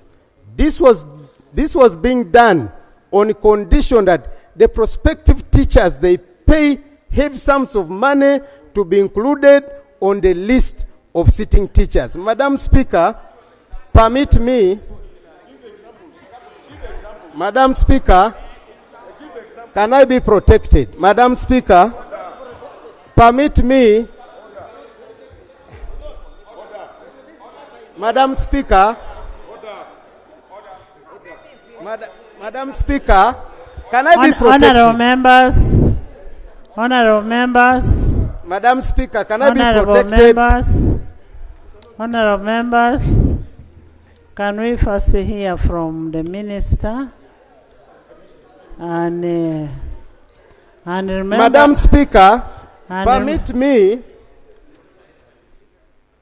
to lay on table a letter from a Etwalu John, Serere District, Atira Sub-County, Aslang Parish, Okaleng Village. He wrote to the Permanent Secretary, Minister of Education and Sports, complaining for the recruitment of teachers in St. Paul's Apapai Secondary School under HRM 124/01 of 15/15th of March 2024. His complaint was that he served in that school for 3 years. After him serving for 3 years, the people who were recruited left. He was not among those who were taken, and yet he had served in that school. Why? Madam Speaker, here they even quoted that there is one called Agenda Mary, a wife to the head teacher. Can you imagine? This teacher who was serving was left out, and yet the wife of a head teacher who was not teaching in that school was recruited. Now, what are we talking about, honorable colleagues? No. Madam Speaker, I beg to lay this on table. Another one. Honorable members. Honorable members. Madam Speaker. Honorable members. Madam I just Speaker. I just want a clarification. You're saying the person who was serving was not recruited. Who was recruited? Madam Speaker, according to the complainant, the wife of the head teacher, who was a qualified teacher, who was not serving in that school, who was recruited, leaving him, who was there for 3 years. That is why now I'm coming to that. Madam Speaker, with your permission. Members, can I be allowed to submit? First listen. Members, I'm still asking a question. Members, I'm still asking a question. That, first of all, where I see a contradiction here is where Honorable Minister says these schools are started, they start building, and then they are given out to, they recruit teachers. But now he's saying that these teachers, this person had been teaching for 3 years in that same place. So what was that person teaching in that time? Madam Speaker. Let him finish. Madam Speaker. Honorable members, one thing you should know, we all have schools. All the schools are affected. let's not have emotions. Let's listen to the statement and we'll debate the statement. And I have said no to your order. Thank you very much. Thank you very much, Madam Speaker. So, Madam Speaker, with your permission, 4, nepotism and tribalism. A number of complaints were received by the Minister of Education and Sports. Propua, can you listen to, is on the last page. Madam Speaker. No, he will not run. He will not run. He's still under my custody. No procedure for now. You finish, Honorable Madam Minister. Speaker, nepotism and tribalism. A number of complaints were received by the Minister of Education and Sports and Education Service Commission from the Chief Administrative Officers and the actual sitting teachers that have been left out of the list submitted because they don't come from the regions even after serving in those schools for long. Neighboring private schools that purport to be affiliated to the U-Gifts and secondary schools. Right, Honorable Speaker and members, in the circular of 2023, the ministry guided all local governments that seed schools, with the exception of those legally in existence. I want to repeat that statement. The ministry guided all local governments that seed schools, with the exception of those legally in existence between 2019, would be considered. However, it is worth noting that the majority of these schools were not in existence, as they were neither registered nor licensed by this ministry to operate as secondary schools, and thus operating illegally or non-existent. Discrepancies and contestation of lists submitted to the Ministry of Education Service Commission. The Education Service Commission has kept on receiving conflicting lists from various stakeholders, and thus nearly impossible to independently verify the authenticity of this list. The local leaders camping in schools. Education Service Commission has not been able to recruit in some schools because of local leaders pushing different lists at the same time of interviews. The need for open competition instead of school-based recruitment. Right, Honorable Speaker and Honorable Members, Article 167 of the Constitution of the Republic of Uganda established Education Service Commission.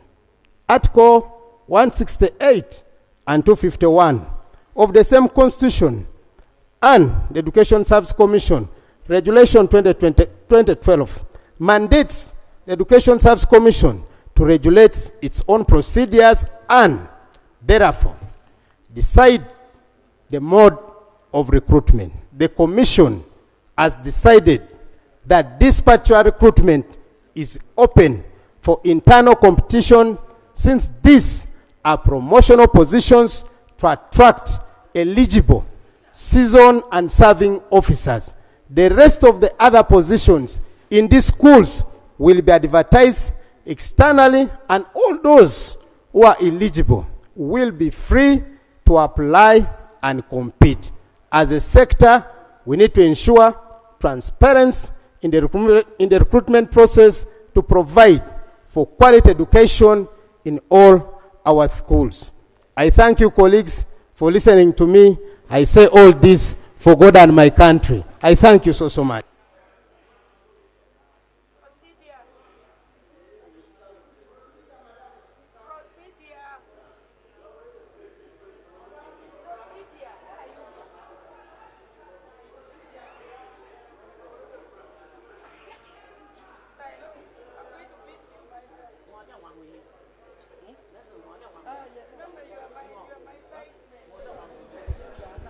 Yes, honorable members, everybody wants to speak.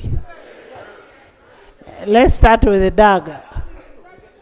Doug, are you Doug? Doug. Let me hear from Doug. Then you come with your procedure.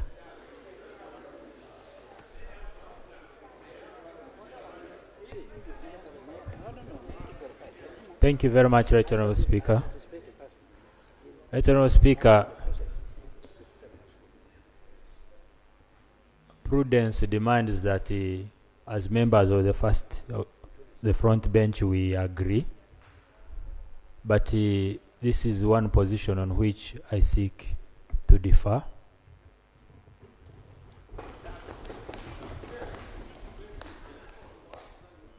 I'm called Kafuzi Jackson Kargaba. I'm a member of parliament for Chaka South, Chegegwa district. In 2016, when I became member of parliament, my constituency had one seed school. I used my own money. I built small secondary schools. And the government took them on and built seed schools there. By the time government came, I already had volunteer teachers.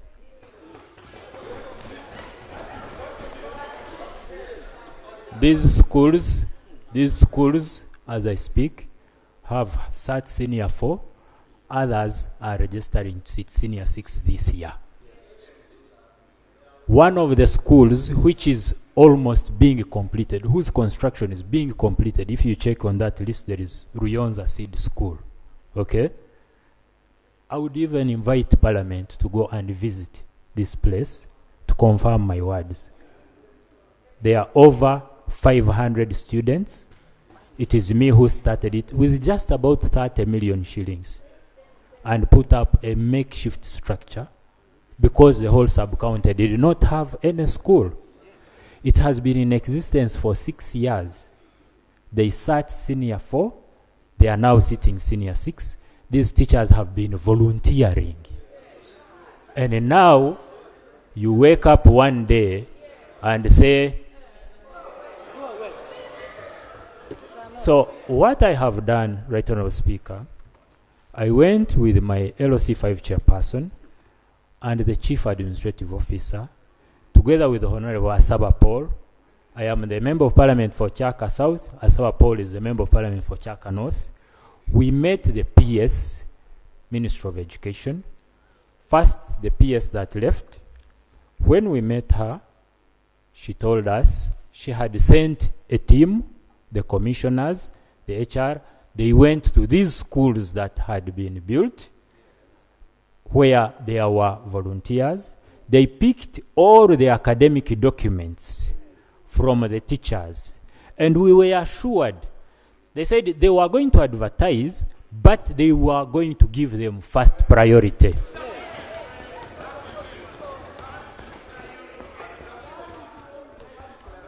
That is what I was informed. We had a second meeting with the current PS, Minister of Education, together with the Human Resource Minister of Education, who confirmed to us that the volunteer teachers were going to be given first priority.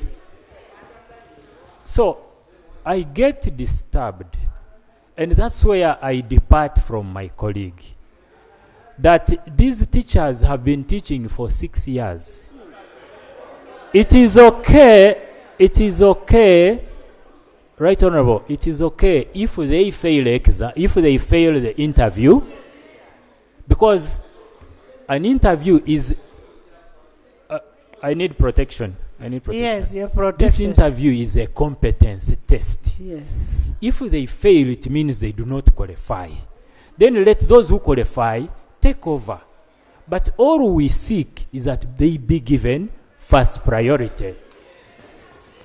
I beg to submit. Thank you. Educate.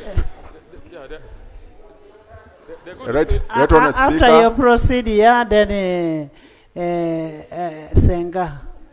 Thank you very much, Right Honourable Speaker. Right Honourable Speaker, I listened attentively when the Honourable Minister was submitting. I am mainly concerned about 2 issues. One, stating that the seed secondary schools, which his ministry has constructed in our respective constituencies that they are totally new, there was no school. In my constituency, when I became a member of parliament, 2006, I registered a school called Chitegwa Community Secondary School. This school gained USE. Then when they phased out USE, that's when government started constructing the same school. For the record, in 2012, this same secondary school had 51 candidates. 7 candidates scored first grade. In 2012, 24 candidates scored second grade. 16 candidates scored third grade. 2 candidates scored the fourth grade. And only 2 did not appear out of the 51 candidates. The Honorable Minister, he does not have that record anywhere in his ministry, that my school, which he constructed, had such a performance, has been existing, and with a head teacher whose papers are used to register the same school. He's the same head teacher. How I wish they have actually even a UNEB center for all that long. For all that long. The second matter, I will raise the procedure at the end. The second matter, he brought a letter alleging that certain teacher was not recruited, or they are getting money from them. For me, I did not expect this from a honorable minister. I expected a report of investigating such a matter on the floor of the House. This particular person who made a complaint, it is an allegation. Yes. Our rules and the Constitution of the Republic of Uganda bars us from treating matters unfairly. Article 44 of the Constitution of the Republic of Uganda states fair hearing is a non-derogable right. Honorable. And submitting here, and we allow the Honorable Minister to only lay a complaint which he did not listen to the parties. Honorable It's member. very unfair, and the procedure now I'm moving. Is it procedurally right for us to even consider such a ministerial statement that has glaring errors and that is totally against the Constitution of the Republic of Uganda? Honorable member, based on the allegations that have been said, the challenges where you're talking about moonlight and double employment, inexperienced teacher and deputies, the extortion and bribery tendencies, the nepotism and tribalism, all those that have been mentioned. That is what the minister has mentioned. And as you've said, we expect a report where they have investigated, where these teachers have been given a fair hearing.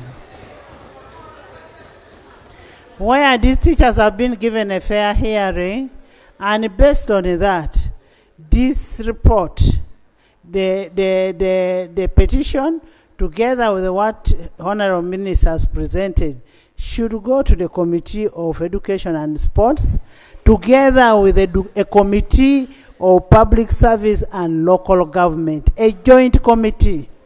And sports will take a lead and present to this House all these allegations that have been brought, and the persons who are affected are given a fair hearing. Next item. Item 4 on the order paper.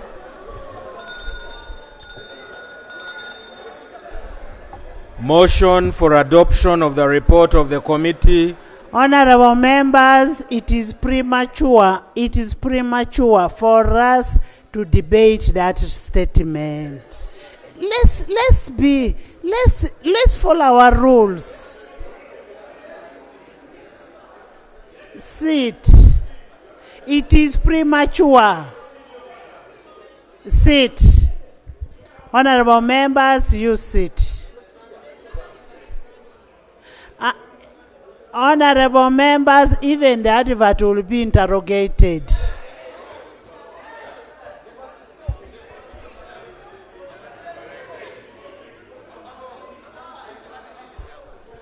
No, the matters, honorable members, the matters will be taken to the committee, including the advert.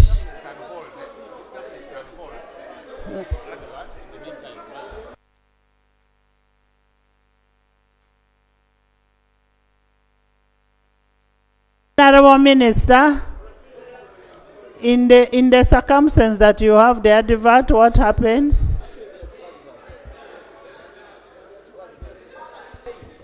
Right Honorable Speaker, I want to refer this House to Article 168, 2, and I want to read. Madam Speaker, allow me read for the record. In the exercise of its function, the Commission shall be independent and shall not be subjected to direction or control of any person or authority.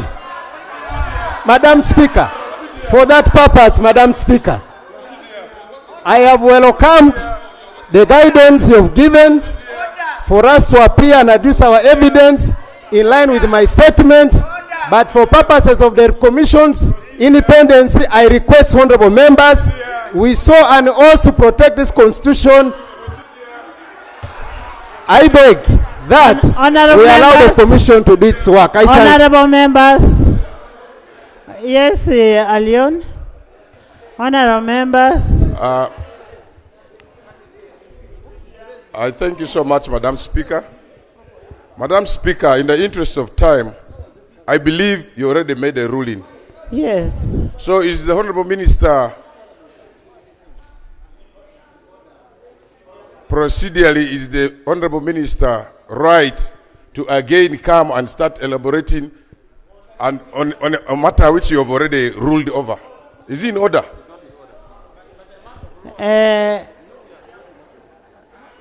AG. Thank you very much, Right Honourable Speaker.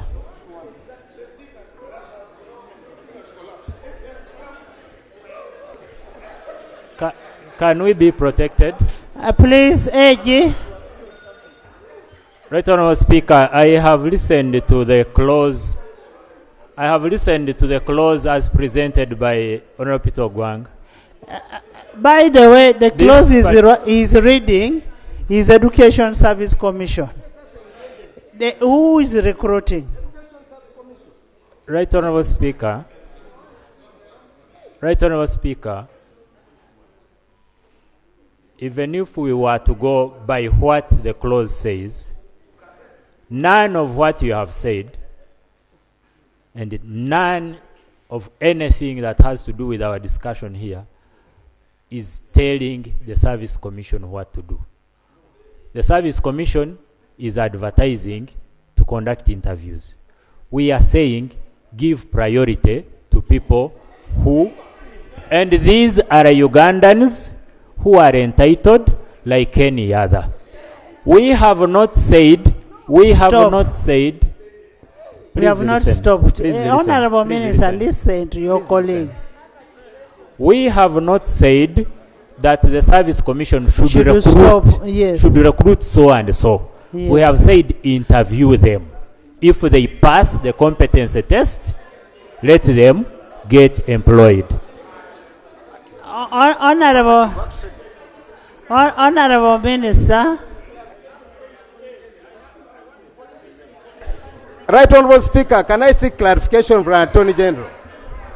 No, I want to seek clarification from the Deputy Attorney General. Honorable members. Yes, Honorable Seungu. Thank you, Madam Speaker.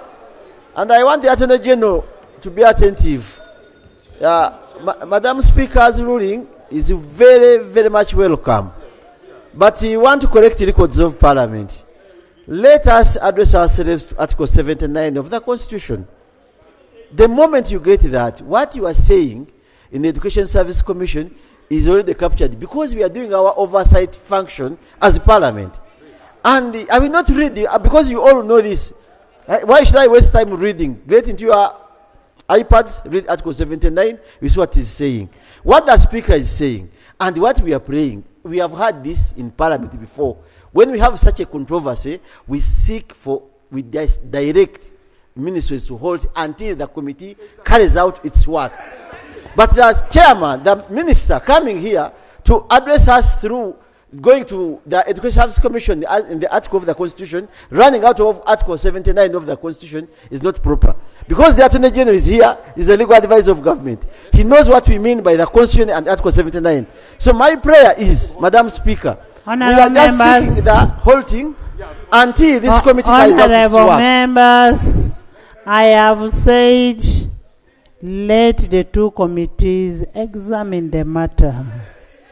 Can we go to the next item? Item 4 on the order paper.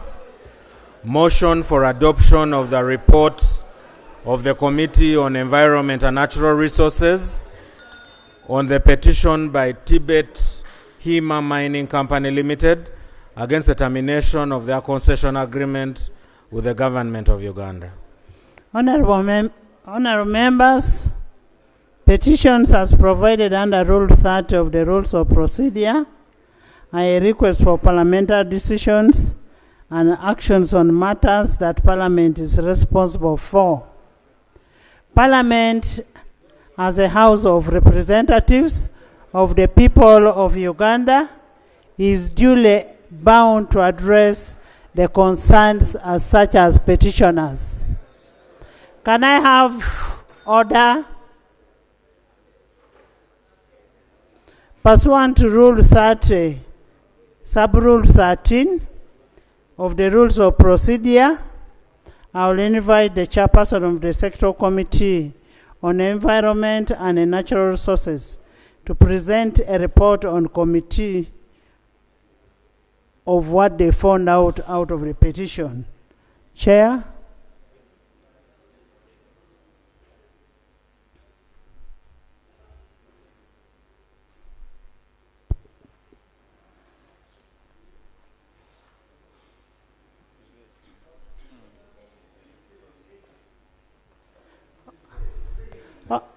Honorable members, maybe before we hear from the chair, we have a very bad tragedy that has just happened in the West.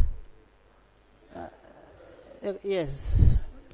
Madam Chair, Madam Speaker, sorry. We're in a state of emergency which requires government's urgent intervention. As we talk now, we know the heavy rains have led to cutting of crossing at Bakwach, and many people who are trying to intervene to offer help are also getting swept. So we need serious intervention, emergency response from government, so that even the volunteers who are helping with the situation can also be helped. And that might require maybe you have helicopters. There is Bakwach Bridge where the river bank has burst. Exactly. And it has cost lives. Exactly. I think that is what we are trying to explain. But the action needed is emergency response. Thank you very much, Right Honorable Speaker. What has actually happened since morning, it has been raining heavily in West Nile. And this has caused the River Nile banks to burst. And it has caused all the vehicles which were along that area to be swept in the river.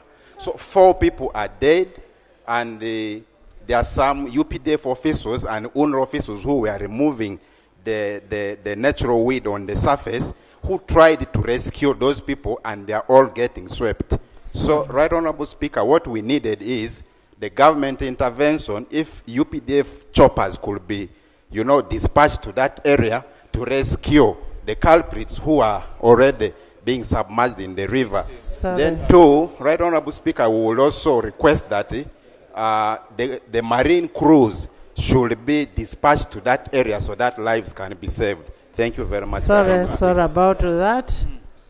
And government, you've heard, it is an emergency.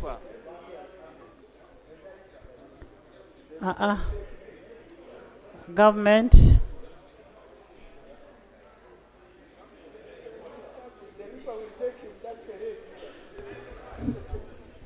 I am going to chase away Solomon in the house. Yes, you go ahead. Right Honorable Speaker, we wish, first of all, even before we get the preliminary reports, if there are people who have already lost their lives due to this tragedy, to stand with the family in this time of bereavement.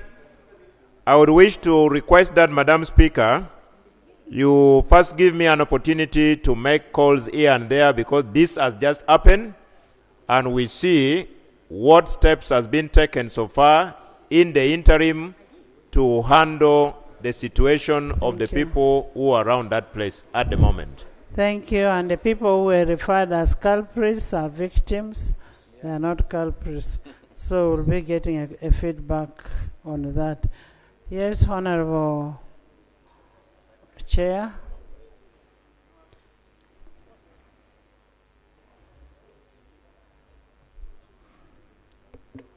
Right Honorable Speaker. Right Honorable Speaker, honorable colleagues. On behalf of the Committee on Environment and Natural Resources, we wish to present before the House a report of the Committee on Environment and Natural Resources on the petition by Tibet Hima Mining Company Limited. Honorable colleagues, please. Against the termination of their concession agreement with the government of Uganda. Madam Speaker, before I proceed... Solo, you're supposed to sit this side. Yes, today Madam there's no Speaker, free sitting. Before I proceed with presentation of the report, I wish to lay on table, Madam Speaker, first of all, minutes of the committee meetings during which we considered this petition. Madam Speaker, I beg to lay. Please lay.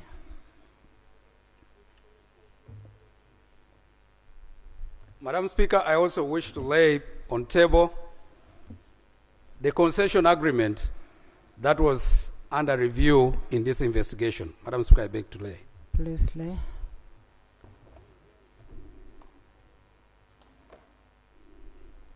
Madam Speaker, the committee also reviewed and received a number of submissions presented before it. Madam Speaker, I wish to lay here, one, the petition by Tibet Hima Mining Company, the submissions from the petitioners, the submission of the Minister of Energy and Mineral Development, the submission from the Minister of Finance, Planning and Economic Development, the submission from Kilembe Mines Limited, a submission from Kilembe Mines Community in Bulemba Division, the submission of the Winding Up Commission for Kilembe Mines, including a report of the Winding Up Commission. Right Honorable Speaker, I beg to lay. Please do.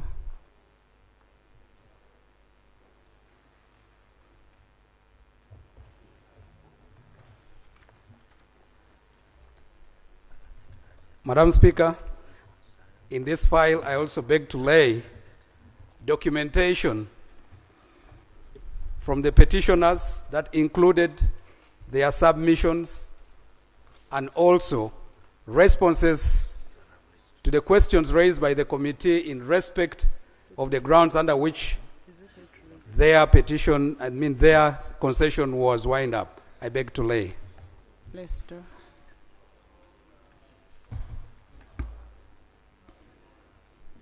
Madam Speaker, I would like to note here that the Committee of Environment and Natural Resources, in considering this matter, was judicious, took its time, but attempted in as much as possible to accord all the opportunity to all the parties involved to give their position and view on the matter that was before us for our consideration. I am happy to note, Madam Speaker, that the committee was unanimous in its findings and decisions. Indeed, Madam Speaker, of the members of parliament that have been very vigilant and active in this matter, all the 31 signed the report, and there is no minority. Madam Speaker, I therefore wish to read the report.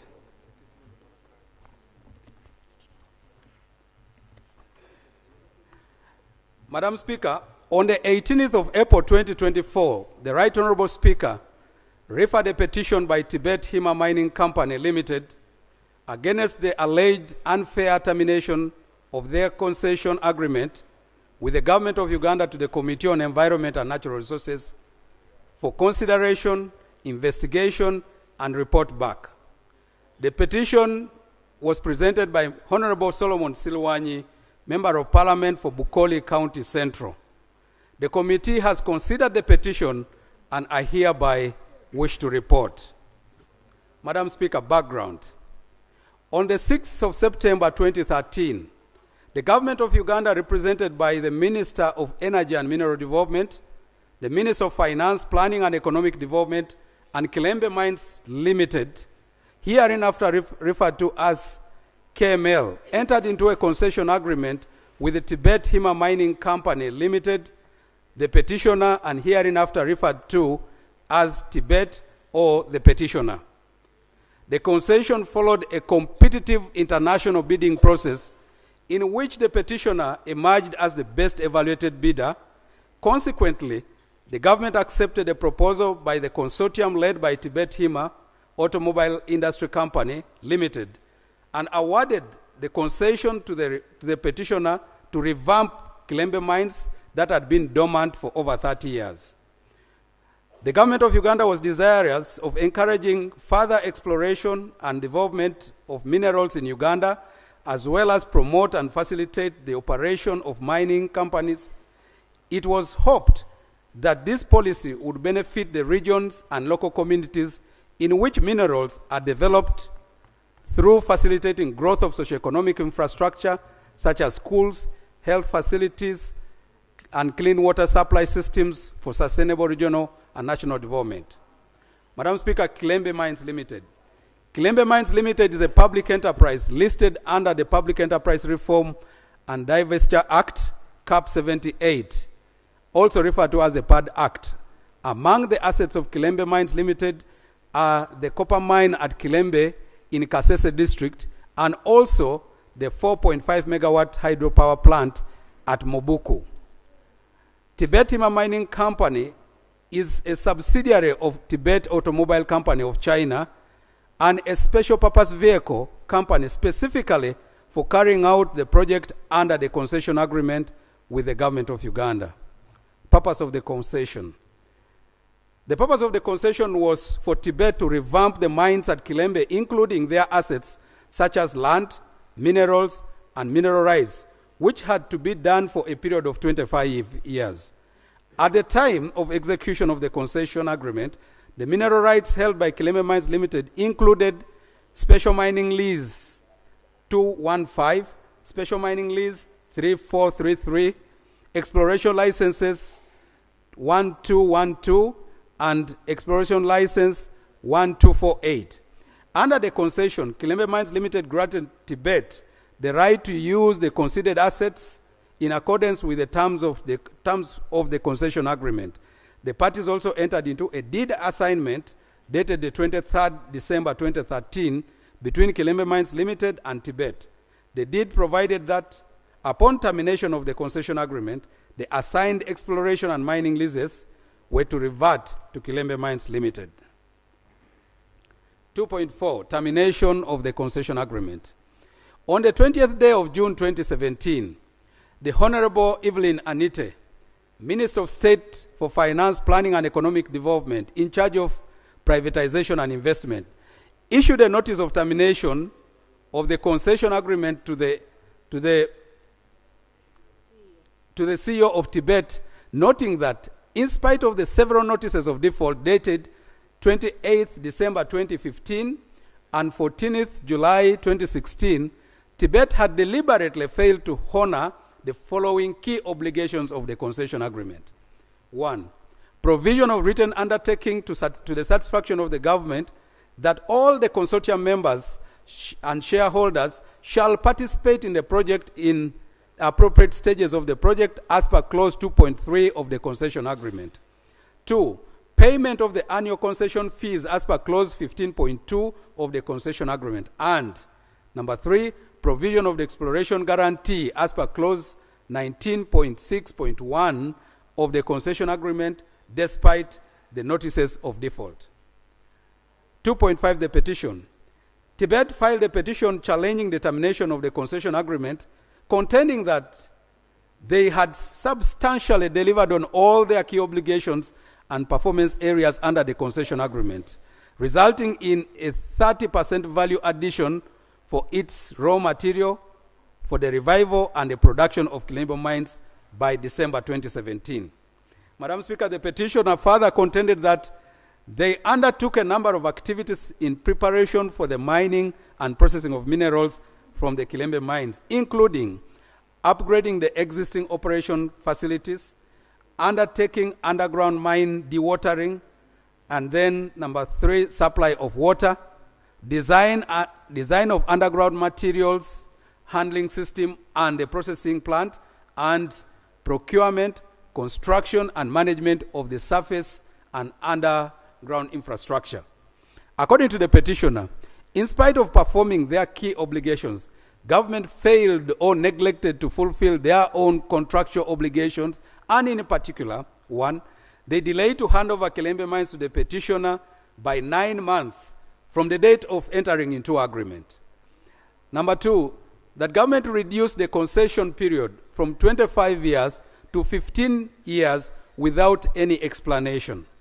Number 3, that the government failed to provide the necessary permits and licenses in time. Number 4, that the assets were stripped and equipment belonging to the petition.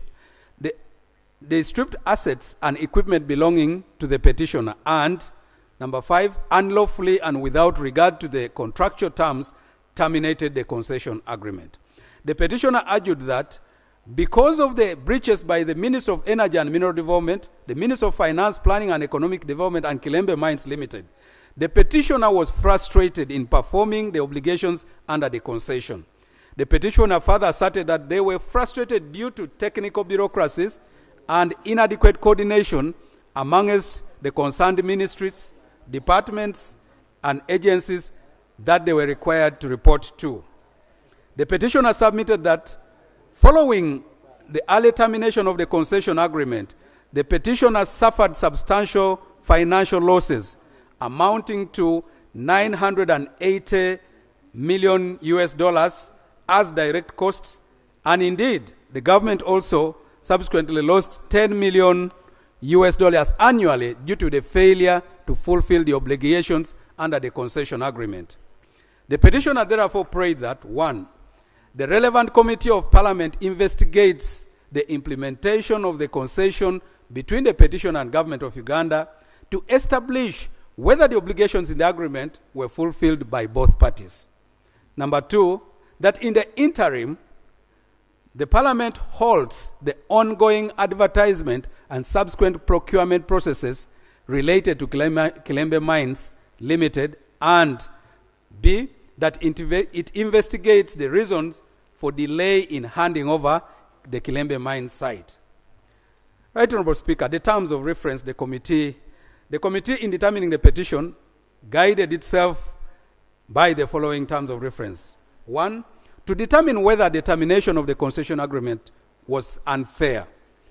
Number 2, to examine the rights of the parties to the concession agreement.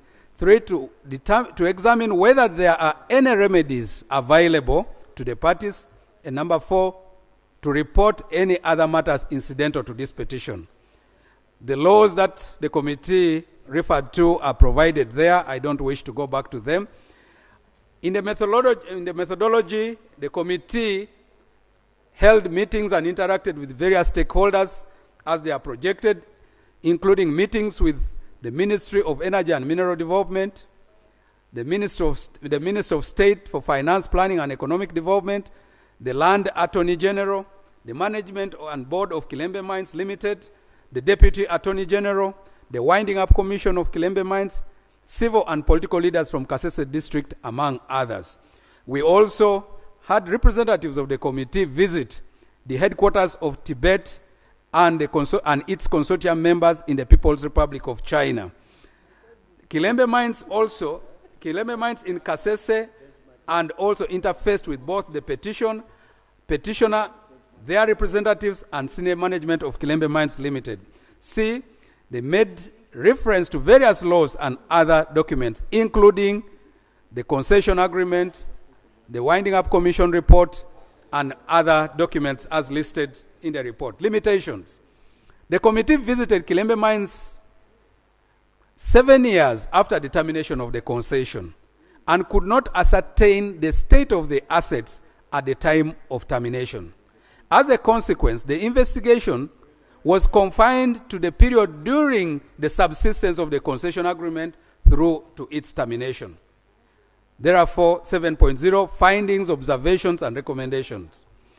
Under this segment, the committee interrogates the terms of reference as set out above and makes relevant observations and recommendations. 7.1, to investigate whether the termination of the concession agreement between the petitioner and the government of Uganda was unfair. The termination of the concession by the Minister for Finance, Planning and Economic Development in charge of privatization and investment, Honorable Evelyn Anite, was premised on the following grounds. 1, provision of written undertaking to the satisfaction of the government that all consortium members shall participate in the project at appropriate stages of the project as per clause 2.3 of the concession agreement. 2, payment of the annual concession fees as per clause 15.2 of the agreement. And 3, provision of the exploration guarantee as per clause 19.6.1 of the concession agreement despite notices of default. In order to determine whether or not the termination of the concession was unfair or not, the committee interrogated the performance of key obligations as cited by the Minister of Finance, Planning and Economic Development in charge of privatization and investment in her notice of termination. On 7.1.1, that is the first issue. Clause 2.3 of the concession agreement obligated the concessionaire to provide written undertaking to the satisfaction of government that all the consortium members shall participate in the project at appropriate stages of the project. The termination notice dated 20th June 2017 listed failure to fulfill the condition as one of the reasons upon which the notice was premised. The petitioner claimed that the failure to fulfill this condition was due to 1, the delay by government to hand over the site for 9 months, which caused concern and discomfort among the consortium partners. Number 2, the unilateral reduction of the concession period by government from 25 to 15 years in contravention of clause 1.1.62 of the concession agreement. The petitioner submitted that the above reasons had an impact of causing uncertainty among the consortium partners, necessitating them to reevaluate their level of commitment and investment, and therefore they sought clarification from government regarding the reduced licensing period. The petitioner further stated that the occurrence of floods in May 2014, which lasted 6 months, devastated the mines and hampered their operation. The petitioner further submitted that the above notwithstanding, the petitioner and their consortium partners demonstrated commitment by continuing to invest heavily and undertake high expense activities on ground. Honorable Evelyn Anite, the Minister of State for Finance, Planning and Economic Development in charge of investment and privatization. Honorable Sidorius Okasai Opolot, Minister of State for Energy and Mineral Development in charge of energy, representing the Minister of Energy, Mining, Energy and Mineral Development in charge of, Mineral Development, and Mr. Fred Chakonye, the Chief Executive Officer of Kilembe Mines Limited, submitted to the committee that the concessionaire had not discharged their obligation under the concession agreement, and that it was one of the reasons which necessitated the termination of the concession agreement. On the other hand, the petitioner maintains that they indeed have the capacity to perform their obligations, and that in the time of termination, they were ready and willing to perform the said obligations. The committee was further informed by Honorable Evelyn Anite that the petitioner lacked financial capacity to fulfill this obligation. According to the minister, the petitioner was a motorcycle assembly company which lacked capacity to engage in huge national resources. I think there's a typo there, but a natural resources project such as Kilembe Mines. However, the committee noted that from the reviewed documents, including the financial statements, the asset portfolio, as well as the commitment from other partners, the petitioner illustrated financial, technological, and human resource capacity. Moreover, that was the basis upon which they emerged the best evaluated bidder and consequently was awarded the concession. Based on this observation, the allegation of the Honorable Evelyn Anite was unfounded as she did not submit evidence to substantiate her assertion that the petitioner was a motorcycle assembling company. Indeed, the delegation of the committee that visited their headquarters and those of the partners ascertained that they are involved in multiple investment and manufacturing projects. Right Honorable Speaker, this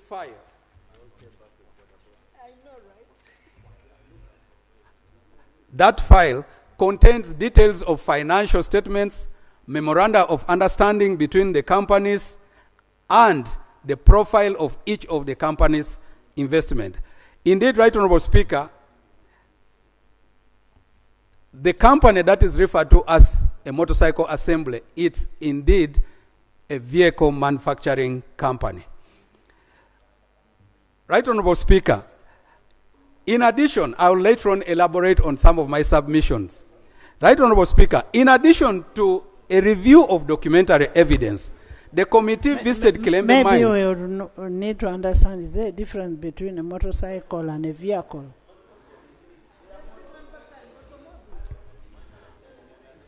That is food for thought. Yes.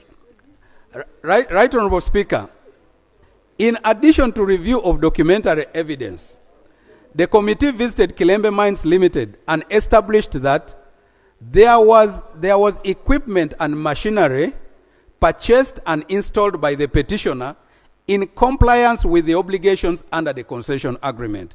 This included a ball mill, copper and pyrites agitators, a spiral classifier, a wheel loader, rail cars fabricated on site, vacuum ceramic filters, and there was also rehabilitation of a charging point for locomotives and renovation of rails, as well as installation of power substations, among others. Madam Speaker, the smelter plant. The petitioner informed the committee that they were willing to set up a smelter subject to testing samples of the concentrate. This would help them determine the right machinery and the capacity to install. However, their request for samples for testing was declined by government. The Honorable Evelyn Anite informed the committee that the government could not accept the export of 30,000 tons of concentrate, which included various minerals for testing as requested by the petitioner. The committee established that whereas the petitioner requested for 30,000 tons for testing, this request was declined and the government did not indicate what quantity of the concentrate was allowable to the petitioner for export for testing. This made it impossible for the petitioner to construct a copper smelter since they did not have samples to test and to establish the appropriate machinery for the smelter. The committee observed that there was no attempt to establish reconciliation between the parties as to the appropriate quantity of the concentrate required for testing. The delegation of the committee also visited the headquarters of the petitioner in the People's Republic of China to establish whether the petitioner had the capacity to execute the concession agreement. The findings. The committee found that although one of the partners in the petitioner's consortium, in brackets Sinomine, had withdrawn from participating in the concession, other formidable partners had been identified and included in the consortium. For example, Shandong Human Smelting Company, Exploration Unit of North China, Geological Exploration Bureau, and Hubei Wankan Geological Exploration Company. What is worth noting for the House honorable members is that Sinomine, which provided a basis of the government concluding that the consortium was not together, was later to go back and apply to become the one that takes over the concession after the termination of the other. Currently, there are more partners than there are at the time of termination of the concession agreement, and this include the 10th Geological Brigade of Sichuan for exploration, Technologic City High-Tech Development Zone, Sichuan Wanxiang Weiming Lakeside Project, the Sichuan Mining Machinery Group, Visitor Modern Planting Project, Design and Research Institute, the Dongfang Electric Corporation. Dongfang Electric Corporation was the one that had been established in the consortium. These are the people that manufacture the turbines for Isimba Hydropower Dam as well as Karuma Hydropower Dam. And theirs was to manufacture the crushers that were supposed to grind the stone in which the smelting was supposed to happen. Among others, under the umbrella of Wanxiang Investment Group of China. The committee established that the petitioner and their partners indeed have the financial capacity to perform financial obligations under the concession agreement, given that the partners' aggregate net worth, according to the financial statements here, is estimated at $1.768 billion US. The committee also established that Tibet Automobile Company does not deal in motorcycles as alleged by the Honorable Minister. Indeed, a visit to Tibet Automobile Limited established that they deal in, among others, motor vehicles manufacturing and assembly such as BMW, Audi, and Volkswagen models, amongst others. Observations. The committee observed that there is evidence of reminders from the government of Uganda to the petitioner to fulfill this obligation. In particular, the letter of the Permanent Secretary, Secretary of Treasury, dated 14th July 2016. It's marked as Appendix 1. The delays by government in fulfilling some of its obligations in the concession agreement created uncertainties to the petitioner and their consortium partners. The petitioner was awarded the concession as the best evaluated bidder through an international bidding and evaluation process. Accordingly, claiming lack of capacity shortly after executing the concession agreement does not hold. Moreover, the committee notes that due diligence should have been done before awarding such a concession. It was also impractical to expect the petitioner to have established a smelter plant between the commencement of the concession agreement and the termination as at July 2017, as the circumstances were not permissible, let alone the period needed to undertake such a strategic investment. 7.1.3, provision of the exploration guarantee.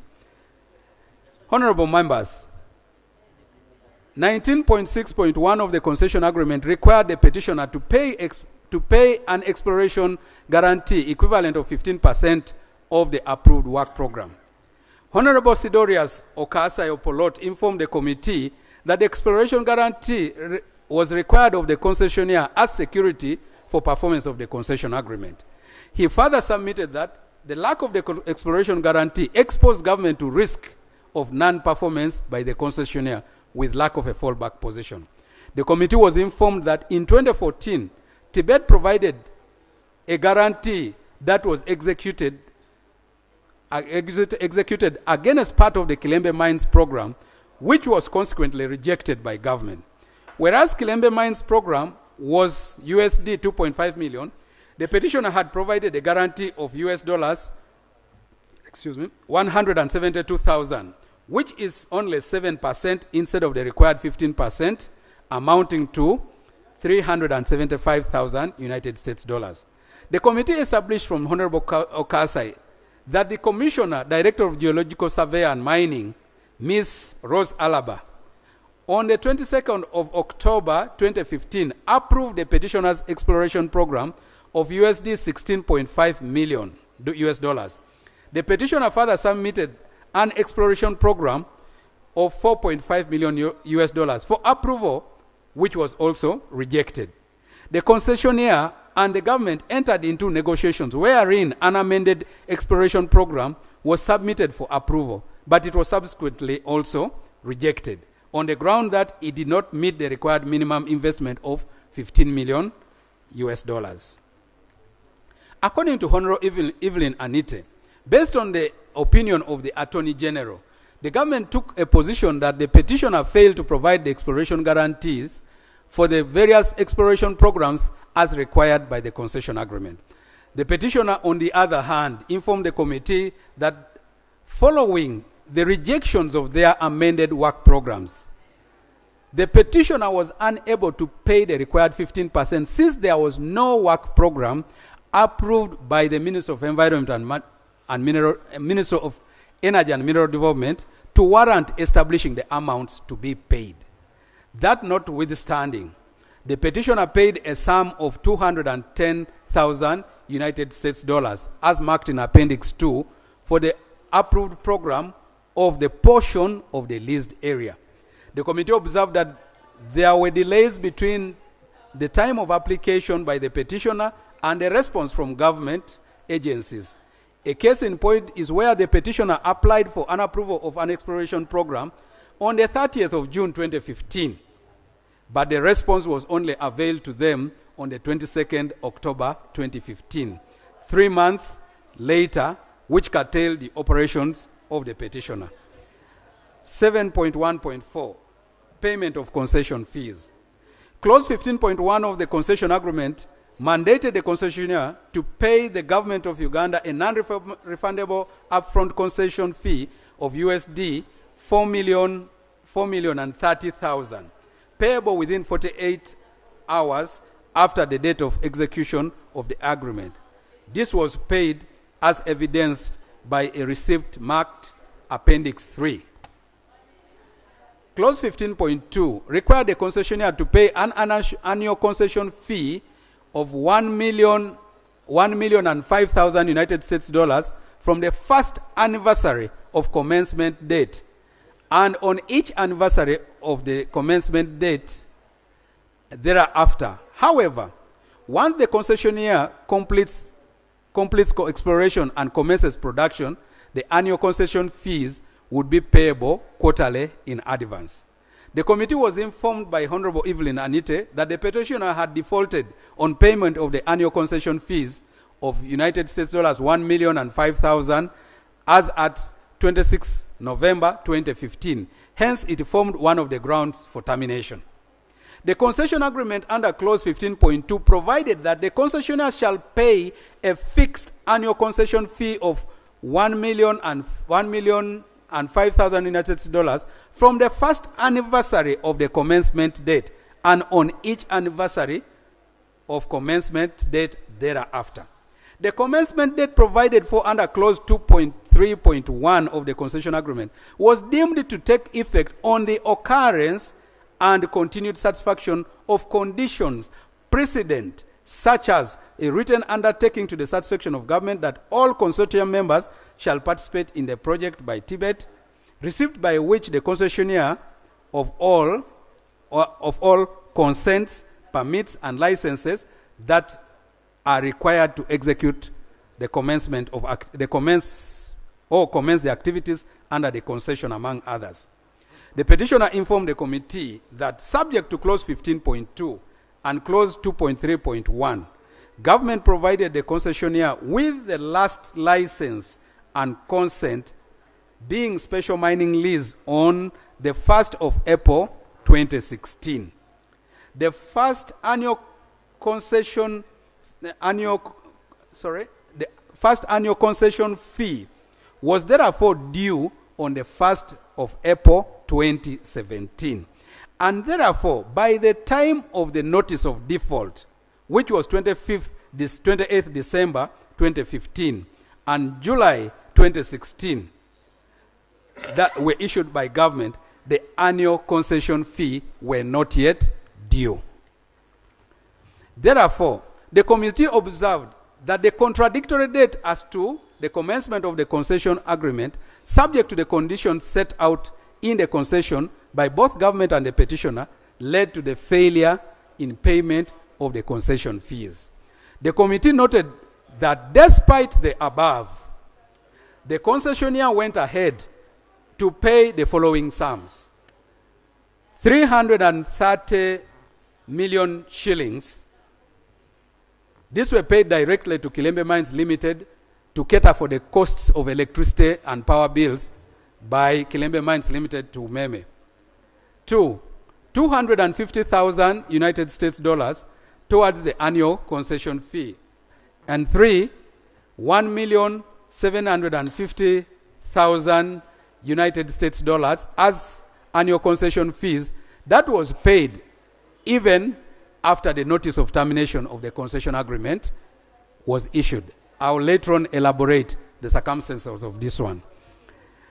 The committee observed that the payment of the above installments demonstrated the concessionaire's readiness to continue with its obligations as enumerated under the concession agreement. Kilembe Mines Limited and the petitioner executed an MOU dated 17th December 2014, marked as Appendix 4, wherein it was agreed that, among others, that Kilembe Mines Limited's outstanding electricity bills shall be taken on and paid directly to Meme by the petitioner, and that the payment shall be offset from the payment of the annual concession fees of the first year to be made to Kilembe Mines Limited. In an email to the representatives of the petitioner dated 18th April 2016, Appendix 5, it was acknowledged that the petitioner had made payment of 120 million shillings to Meme's emergency power line construction, as well as another deposit of United States dollars 250,000 that was made on the 15th of May 2016. The petitioner had made another deposit of 300 million to Meme as shown in Appendix 6. Following the payment of the 250,000 United States dollars, two other installments of 377,500 United States dollars had to be paid in 3 months from 31st May 2016 and not later than 30th November 2016. The committee further confirmed that the same dates for payment of outstanding concession fees were highlighted in a letter of the chairman, CEO of the petitioner dated 14th July 2016 by the permanent secretary to the Treasury. This is marked at Appendix 7. The committee found that the petitioner had made a payment of 1,750,000 United States dollars on the 25th of August 2017. This is marked Appendix 8. This was even after the termination of the concession agreement. The committee was informed by the petitioner's representatives that this payment was made on the understanding that the termination notice would be revoked. The committee noted that the Director Privatization Unit under Minister of Finance, Planning and Economic Development, Mr. Moses B. Mwase, communicated the account details to which the money should be deposited. This is marked Appendix 9. Honorable Evelyn Anite informed the committee that the said payment was triggered by a notice of termination of the concession, and that in any case, this money was treated as payment of arrears of the annual concession fees.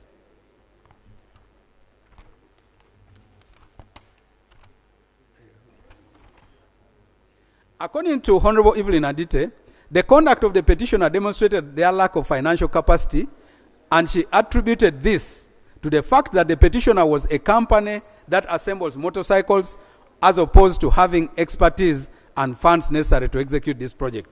The petitioner had not made all the payments towards the concession fees at the time the notice of termination was issued on the 20th June 2017. Just hold on, Chair.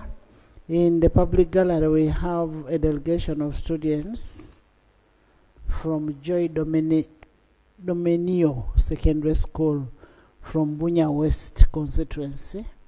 They are represented by Honorable Bajire and Honorable Lukia. You're most welcome.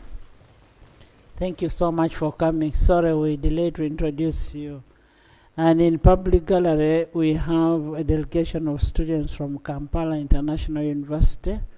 That is Makinde East, Kampala. They are represented by Honorable Nyeko Derek and Honorable Shamim Malende. Welcome. Thank you so much for coming. Yes.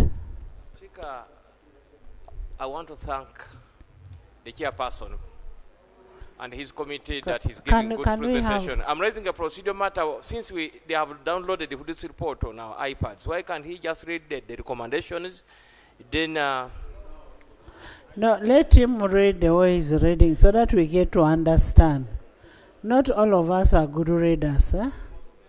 Okay. I thank you, Right Honorable Speaker. I thank you, Right Honorable Speaker, for your guidance. Madam Speaker, indeed, I agree with you and the House that this being an investigative report, it is important that it is read as the committee prepared it. I thank you. Madam Speaker, according to the petitioner, following engagements with the government officials, including a mediation meeting convened by the National Coordinator, Operation Wealth Creation, General Caleb Akandanaho Salim Saleh, the petitioner made a payment of $1,750,000 United dollars, even after a notice of termination of the agreement, on the premise that was supposed to be premise that the petitioner will continue to explore the Kilembe mines. The committee observed that the payment of the annual concession fees on the 25th August 2017 was made into the privatization unit's account in Stanbic Bank number 903-000-8173655. This is marked Appendix 8. This was in contravention of Section 29 of the Public Finance Management Act Cap 171, which provides that all revenue paid to government should be deposited in the consolidated fund unless provided otherwise by Parliament. The committee also observed that issues such as capacity should not arise at the very inception of a project, considering that rigorous international bidding process ought to have been diligently conducted, the basis upon which the petitioner was awarded the concession. Accordingly, the committee established that the petitioner made the payment of the annual concession fees. The committee notes that whereas the petitioner contested the notices of default dated 28th December 2015 and 14th July 2016 in view of the special mining lease issued on the 1st April 2016, there was no dispute in respect of one dated 20th June 2017. The date upon which the last lease was issued the date upon which the last lease was issued had an impact on the commencement date, which then formed the basis of determining the anniversary and consequently payment of the annual concession fees. The committee findings. The committee examined the various submissions of the stakeholders to ascertain the extent of performance of each of the parties' obligations required by the concession agreement, as required by the concession agreement. Particular attention was paid to grounds upon which the minister terminated the concession agreement. In response to the termination, the petitioner alleged frustration in performing the obligations under the concession agreement due to technical bureaucracies, inadequate coordination without due process of the law in the various ministries, departments, and agencies that the petitioner was required to report to. The petitioner further submitted that Kilembe mines had not been operational for over 30 years, which occasioned numerous challenges to the petitioner during the initial stages. For instance, the infrastructure was dilapidated and required substantial revamping. Kilembe Mines Limited had an existing huge debt of in terminal benefits which affected the operations of the concessionaire. The mining and exploration areas of Kilembe Mines were heavily encumbered by squatters, with permanent settlements, developments, and land use activities. As such, the petitioner did not have full access to the entire mines until the encumbrance could be settled. Unfortunately, according to the petitioner, this was not done. Number 4, the occurrence of floods in May 2014 had an effect of disrupting the operations of the petitioner for several months. In response to the petitioner's alleged frustrations, Honorable Evelyn Anite submitted that the delays in handing over Kilembe mines, handing over the mines, were attributed to the need for the petitioner to meet the requirements for transfer in line with clause 2.11a of the concession agreement. She further pointed out that the concession agreement allowed the petitioner to commence and continue preliminary activities for which consent had been received, especially recruitment. Honorable Evelyn Anide refuted claims of the delayed handover and submitted that Tibet delayed to deploy their own team on the ground and instead hired key personnel relating to the project, Appendix 10 and Appendix 11. She further submitted that the project manager for the petitioner requested through an email that the handover of the be effected on 1st June 2014. That is marked Appendix 12. Honorable Kasai informed the committee that the concession agreement provided for a transition period of a maximum of 8 months to enable 1, transfer of the mining, exploration, and generation licenses from Kilembe to the petitioner. Number 2, to verify the state of assets. Number 3, to clear terminal benefits of workers and to enable the petitioner offer new contracts to workers. And 4, to obtain other licenses such as a clearance from National Environment Management Authority. He further informed the committee that the concession agreement would become effective after Tibet had received delivery and transfer of mineral rights and after payment of the upfront concession fee. This, in essence, affected the commencement date from which time would start to run in respect of performance of key obligations like payment of the annual concession fees. Accordingly, the concession agreement commenced only after the last mineral rights transferred to the petitioner in June 2016. The assertion by Honorable Evelyn Anite that there were delays to start operations were controverted by the fact that the petitioner provided evidence. I kindly request, I'm very close to you, honorable colleagues, so no, it's because of feedback. It distracts the reading. Yeah. I thank you. The assertion by Honorable Evelyn Anite that there were delays to start operations were controverted by the fact that the petitioner provided evidence of appointment of a project manager with a clearly defined job description as well as the required staff. This implied that the recruited staff of the petitioner could not commence work in the absence of other requisite legal clearances, such as the leases and the licenses. Consequently, such delays were bound to occasion unnecessary costs, running costs to the petitioner. Under clause 1.1.62, the mining lease by which the government of Uganda considered the assets in Kilembe mines would expire after 25 years. It is the petitioner's submission that while this was a provision in the concession agreement, the government of Uganda took a unilateral decision to reduce the duration of the lease from 25 to 15 years.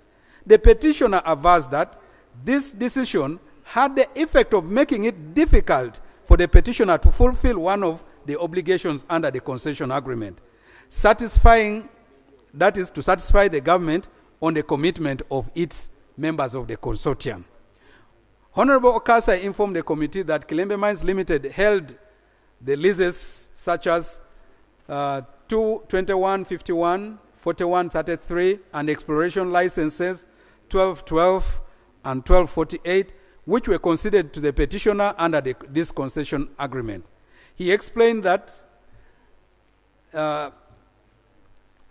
SML 2151 was granted on the 1st January 1974 and had been renewed over time and was valid when the concession agreement was entered into. He explained that in 2013, when the petitioner came on board, the license was valid until 2016. He stated that it was renewed for 15 years in accordance with the Mining Act 2003 and was therefore valid until 2031. He further refuted the claim by the petitioner that the lease should have run until 2039 and stated that this would be contrary to the law at the time, that is the Mining Act 2003. The committee takes note of the fact that 1.1.62 and 3.1 of the concession agreement are to the effect that the concession period would expire after 25 years. In addition to the dispute regarding the reduced license duration from 25 years to 15 years, which required an undertaking before renewal for the remainder of the 10 years. The committee notes that one of the leases provided to the petitioner was due to expire in 2016, shortly after execution of the concession agreement. This created uncertainty as to the effect of the very short lifespan of the said lease in respect to the concession period. The concession agreement was silent on the treatment of the said lease, which affected the performance in terms of the concession on the part of the petitioner. In respect to the delayed takeover of the mines by the petitioner, pending issues of licenses, no such evidence of granted consent was presented to the committee to substantiate the assertion. Moreover, best international practice requires that rights in form of the crucial leases and licenses exist in order to avoid illegalities and risks that come with unauthorized mining activities. This further created uncertainties among the petitioner and its partners in the consortium. In addition, the financial implication that this would occasion, in addition to the financial implication that this would occasion to the petitioner, the committee observed that the aforementioned bottlenecks had the effect of preventing the petitioner from timely fulfillment of the obligation that formed the basis of the minister's issuance of the termination notice on the 20th June 2017.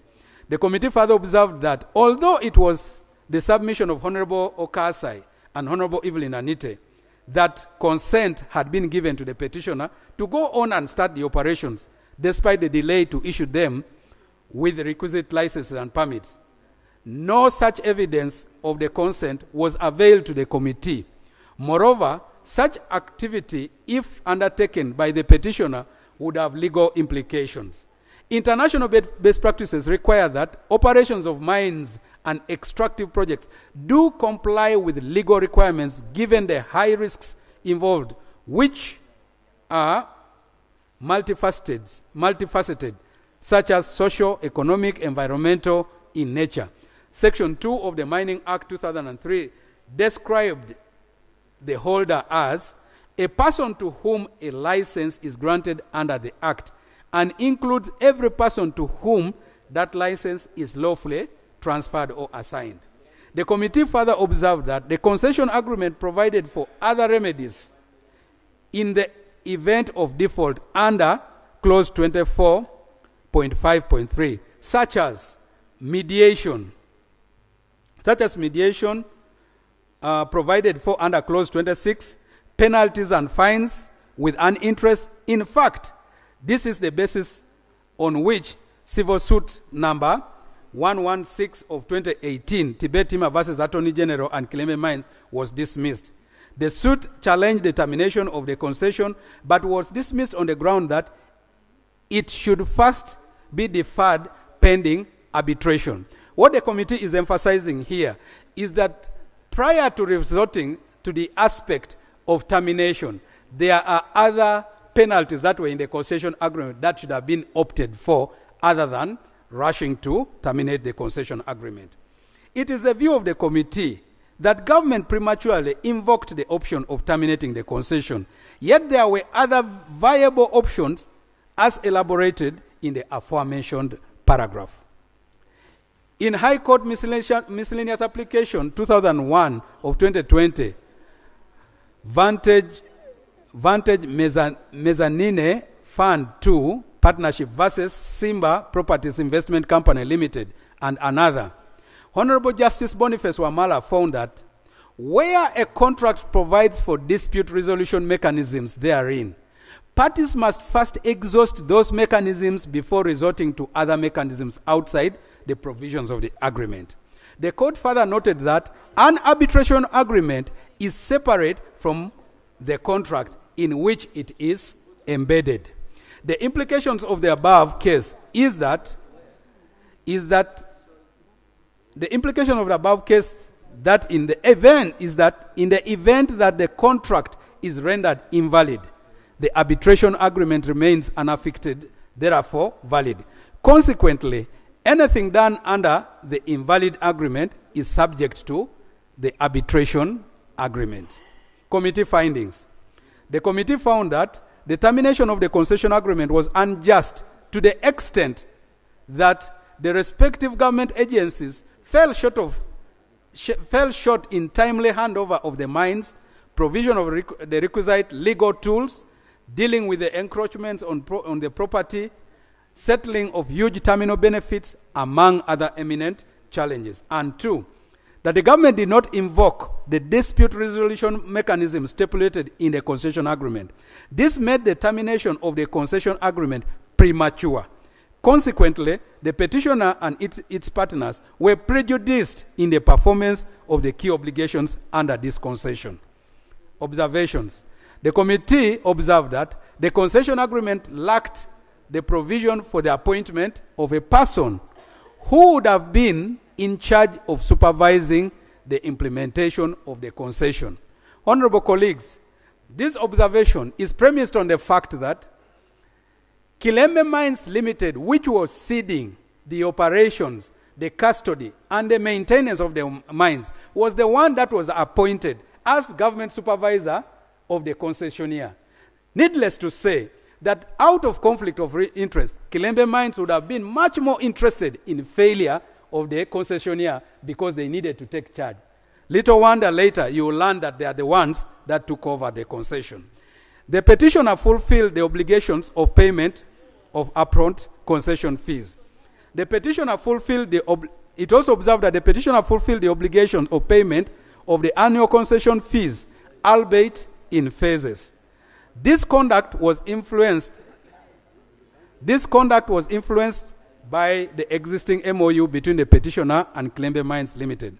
The default notice of 28th December 2015 was given prematurely, considering that the annual commencement date that was subject to the condition precedents, and that there was no consultation with the Attorney General, by Honorable Evelyn Anite before terminating the concession agreement. This is envisaged under Article 119 of the 1995 Constitution. Honorable Evelyn Anite, even when you respond to me from the back, the Attorney General was before the committee and told us you did not consult him, and he was not. He was there. Honorable, you are addressing the Speaker. I thank you, Honorable Speaker. Concentrate on your report. Honorable Speaker, I'm much obliged. But Honorable Speaker, I would also like to request that the House, particularly your chair, protects me from the constant noise that comes from the Honorable Evelyn Anita just behind the report. You read the report. Right, Honorable Speaker, recommendations. You are leader of delegation. You come and move this side.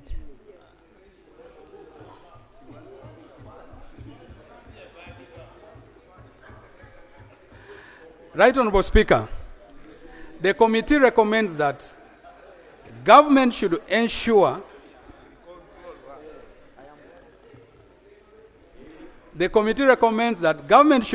that a high degree of diligence is exercised during the bidding, procurement, negotiating, and drafting of sensitive contracts such as this concession agreement on Kilembe mines.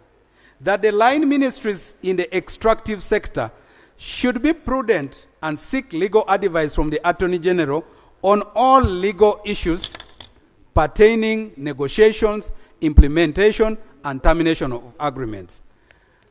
3, that the Auditor General should conduct a special audit regarding the amounts of money paid out to the various parties and all the bank accounts as stated in this concession agreement. That Honorable Evelyn Anite should take political responsibility for her involvement in the malfeasance regarding the performance and the unfair termination of the concession agreement and consider resigning her position as minister. 7.2, examination of the rights of the parties upon nullification of the concession. The committee held a meeting with the Land Attorney General on the 31st October 2024. The Attorney General provided a written response indicating that the termination of the concession agreement was in accordance with the terms of the concession. He further indicated that the concession agreement was subject in the High Court Civil Suit number 116 of 2018, Tibet Timber Mining Company Limited versus the Attorney General and another before the Commercial Court of the Commercial Division of the High Court, and that it was dismissed on the 18th March 2021 for lack of jurisdiction, and the parties were directed to proceed for arbitration. The Attorney General indicated that there was another case, High Court Civil Suit number 182, 2017, Gilbert Mujoga and Franklin Jocelyn Rukidi, administrators of the estate of the late Sir G.D.K. Rukidi III, versus the Attorney General, Kilembe Mines Limited and Tibet Timber Mining Company, wherein a judgment delivered on the 23rd March 2021, court found that the concession agreement was null and void, and in his opinion, the earlier decision of arbitration was overtaken by the latter decision, which found that the concession agreement was null and void. The Honorable Attorney General acknowledged the mistake on the part of government for the failure to involve one of the shareholders of Kilembe Mines Limited during the negotiation and execution of the concession agreement, which vitiated the concession agreement. During the committee's interaction with the Attorney General, he disclosed that a conflict of interest pertaining the ongoing procurement of another prospective concession. This was based on the fact that one of his former clients is a bidder in the procurement process. The Attorney General, therefore, referred the committee to interact with his deputy for any clarification regarding further information on this matter. Accordingly, the committee interacted with the Deputy Attorney General, and he did not depart from the opinion of the Honorable Attorney General. His response, therefore, was limited to the areas that had not been addressed by the Attorney General. He therefore guided as follows: that the procurement process for the new concessionaire for Kilembe Mines was ongoing, and out of the 7 bidders, Sarai Group had been selected as the best evaluated bidder. That negotiations with the best evaluated bidder were underway with a view of signing a new concession agreement for Kilembe Mines. That government had rectified the issues regarding the shares of the administrators of SAR, GDK Rukidi III, which was the sole ground for the nullification of the concession by court, the agreement between Tibet Hima and government of Uganda by court. That the office of the Attorney General was not responsible for acting on the letter of the Right Honorable Speaker directing the halting of the procurement process of the concessionaire, but the respective line ministries. Honorable colleagues, the assertion of the Attorney General was based on a question by the committee regarding a directive of the Right Honorable Speaker in May, in which she directed the 2 ministries to halt the process of procuring a new concessionaire pending determination of this matter in Parliament. I heard Honorable Joseph Seungu here talk about that particular issue. The committee observed that on the 28th June 2024, the Right Honorable Speaker wrote to the Prime Minister of Finance, Planning and Economic Development, bringing the minister's attention to the fact that a petition was before Parliament, and urged the Minister of Finance, Planning and Economic Development to halt the bidding process of a new concessionaire of Kilembe Mines.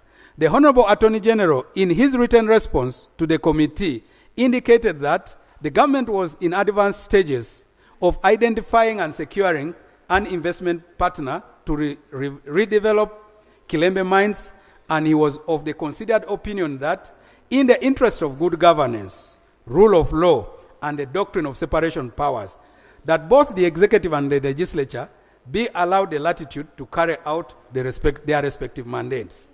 Honorable Evelyn Anite informed the committee that the new concessionaire had actually already been identified and that the proceedings of this petition in Parliament were of no consequence. Observation. The committee observed that the High Court Civil Suit number 182 of 2017, Gilbert Mujoga and another versus the Attorney General and Kilembe Mines Limited, held intalia that the plaintiffs, being the administrators of the estate of the late GDK Rukidi, they are now proprietors of the deceased share in the second defendant company. That the first and second defendants wrongfully alienated the plaintiff 380 shares in the second defendant and reallocated them 10 shares. The taking of accounts be made in respect of the second defendant's company's financials, including but not limited to the amount received by the second defendant company in respect of the concession granted to the third defendant and their expenditure.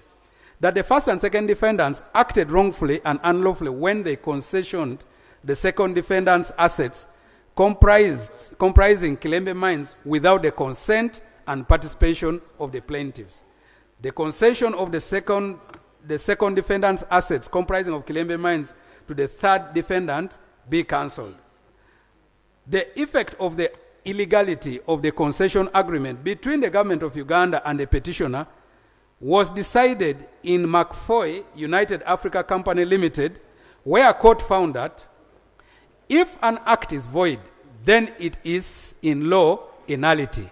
It is not only bad, but incurably bad. There is no need for any other order of court to set it aside. It is automatically null and void without more ado. Though it is sometimes convenient to have court declare it to be so. And every proceeding which is founded on it is also bad and incurably bad. You cannot put something or nothing and expect to stay there. observations. The committee observed that. Chair, first take some water as I introduce my people. Okay. In the public gallery this afternoon, we have a delegation of leaders under the Buganda Kingdom and the councillors from Maokota County, Greater Matete, Sembabule District, led Maogola County, Greater Matete, Sembabule District, led by Honorable Katumba Moses and Honorable Biekwaso. Mr. Biekwaso. They are represented by Honorable Namuga Goretti, Seismate, and Honorable Bemugisa. The members are up there. Please stand up. Where are the members? Right Honorable, they are being accessed in. Kindly allow them to come in. Seismate, what do you say? Yeah.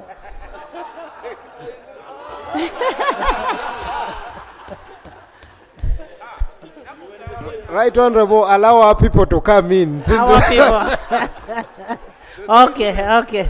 Let our people be brought. Continue.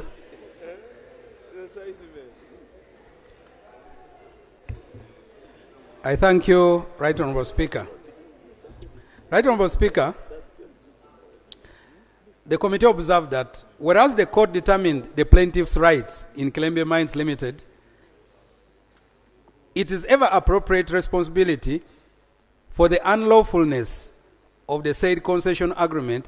Neither did it determine the petitioner's rights or the cause of action thereafter. It has long been established that illegality can provide a defense to civil claims under the law. As Lady Justice Aracha Amoko, as she was then, stated in the case of Sinba Limited versus four others versus UBC Supreme Court Civil Suit number 3 of 2013, no court will lend its aid to a man who founds his course of action upon an immoral or an illegal act. It is the legal stand that an illegal contract cannot be enforced by any courts of law, as that would amount to court aiding illegality. In the same case above, the Supreme Court unanimously agreed that no court can enforce an illegal contract or allow itself to be made an instrument of enforcing obligations alleged to arise out of a contract or transaction which is illegal once the illegality is duly brought to the attention of court. Basing on the above, once a contract is declared illegal, it cannot be enforced by either court or any organ of government.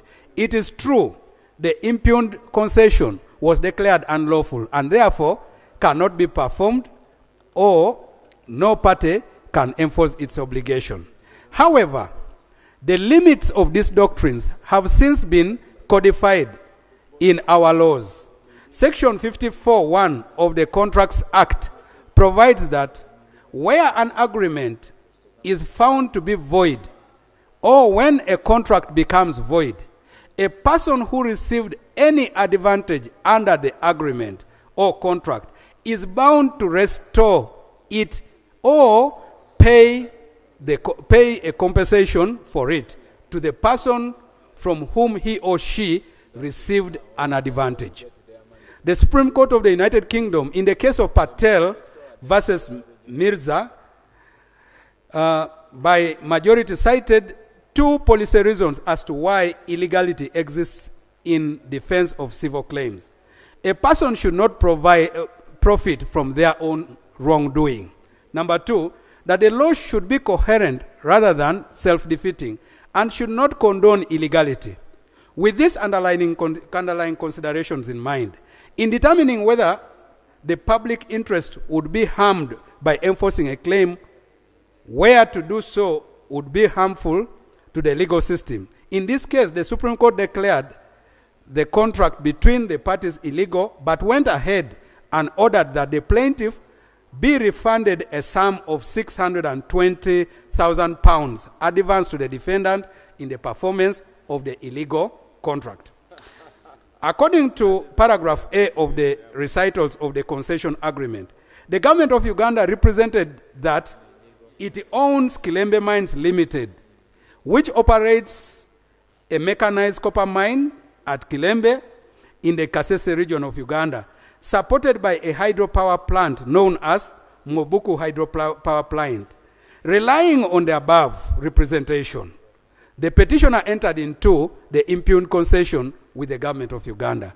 However, after termination of the concession, the High Court of Uganda in Gilbert Mujoga and another versus the Attorney General and others declared the concession unlawful for lack of consent by some of the shareholders by Kilembe Mines. The mining business is highly capital intensive and a very risky venture. The petitioner alleges that they had, at the time of the termination of the concession, paid out an aggregate sum of 56,698,648 United States dollars, out of which the sum of $6,690,000 was directly paid to the government. The petitioner further alleged that they had suffered a substantial direct loss totaling to 980 million United States dollars. The illegality can arise by the conduct of one or both of the parties, and whether they knew about the illegality or not.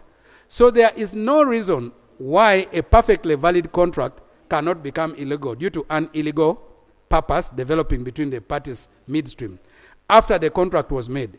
Even then, where there is illegality involved, it does not always mean all the parties are deprived of all the remedies. The common law principles provide that equity shall not suffer a wrong without remedy. In respect to the impugned concession agreement, the petition entered into the said concession believing the same to be illegal.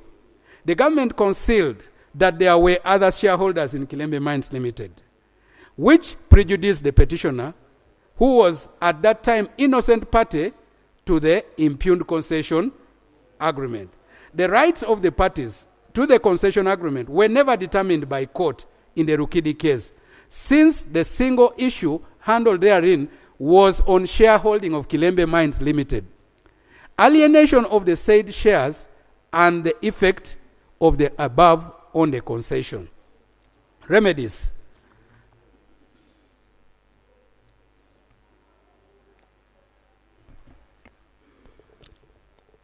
Madam Speaker, thank you so much. I have listened to the contents of the report being presented by the chair. I've also addressed myself to some of the rulings you've made here. From the contents of the report, there is a mention that the matter actually we're about to consider was adjudicated in court, and court made a recommendation that the parties must go and do arbitration. This matter is coming here for deliberation by Parliament. I wanted you to guide the House based on your previous guidances, which have become part of our rules. Are we not going into res judicata, where this House is going to alter the decisions of the House which were reached before, having set that record clear that any matter the court has resolved must not be tampered with by this House? Please guide us now that this matter has been Attorney put General.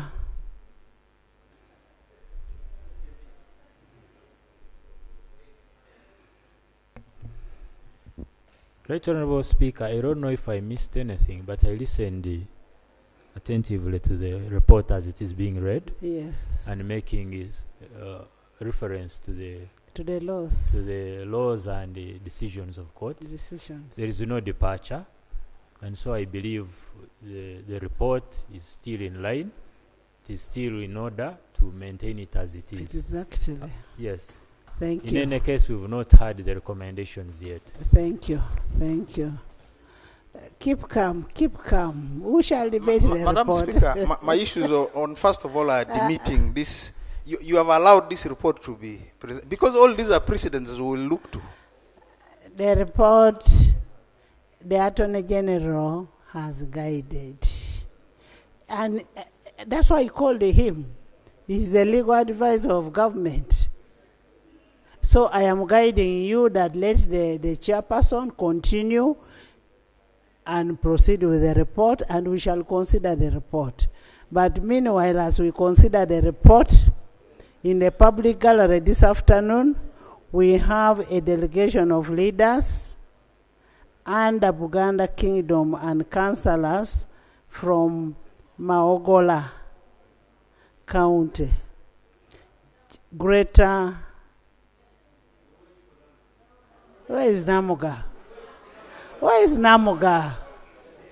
You know you have a very good member of parliament. You look for Namuga. Namuga, come.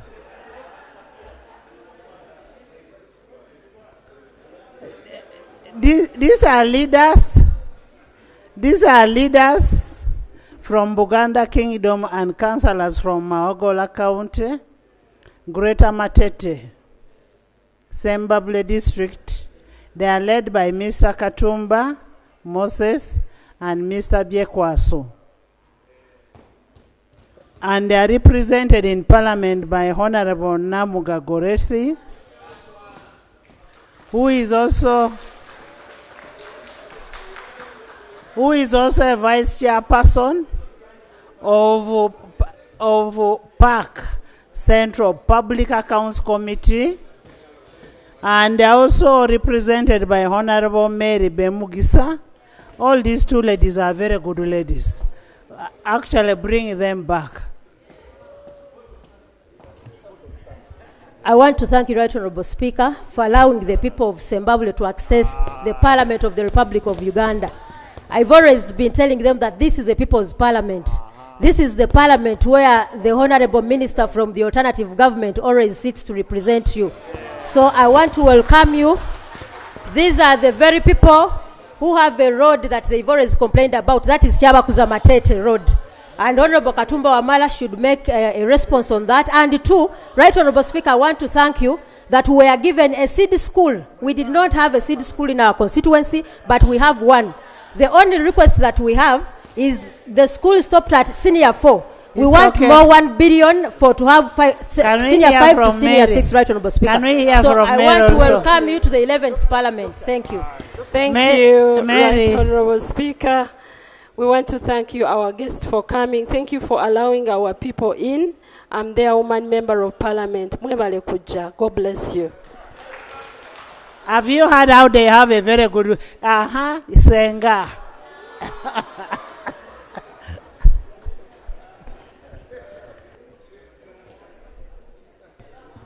Thank you so much, Right Honorable Speaker.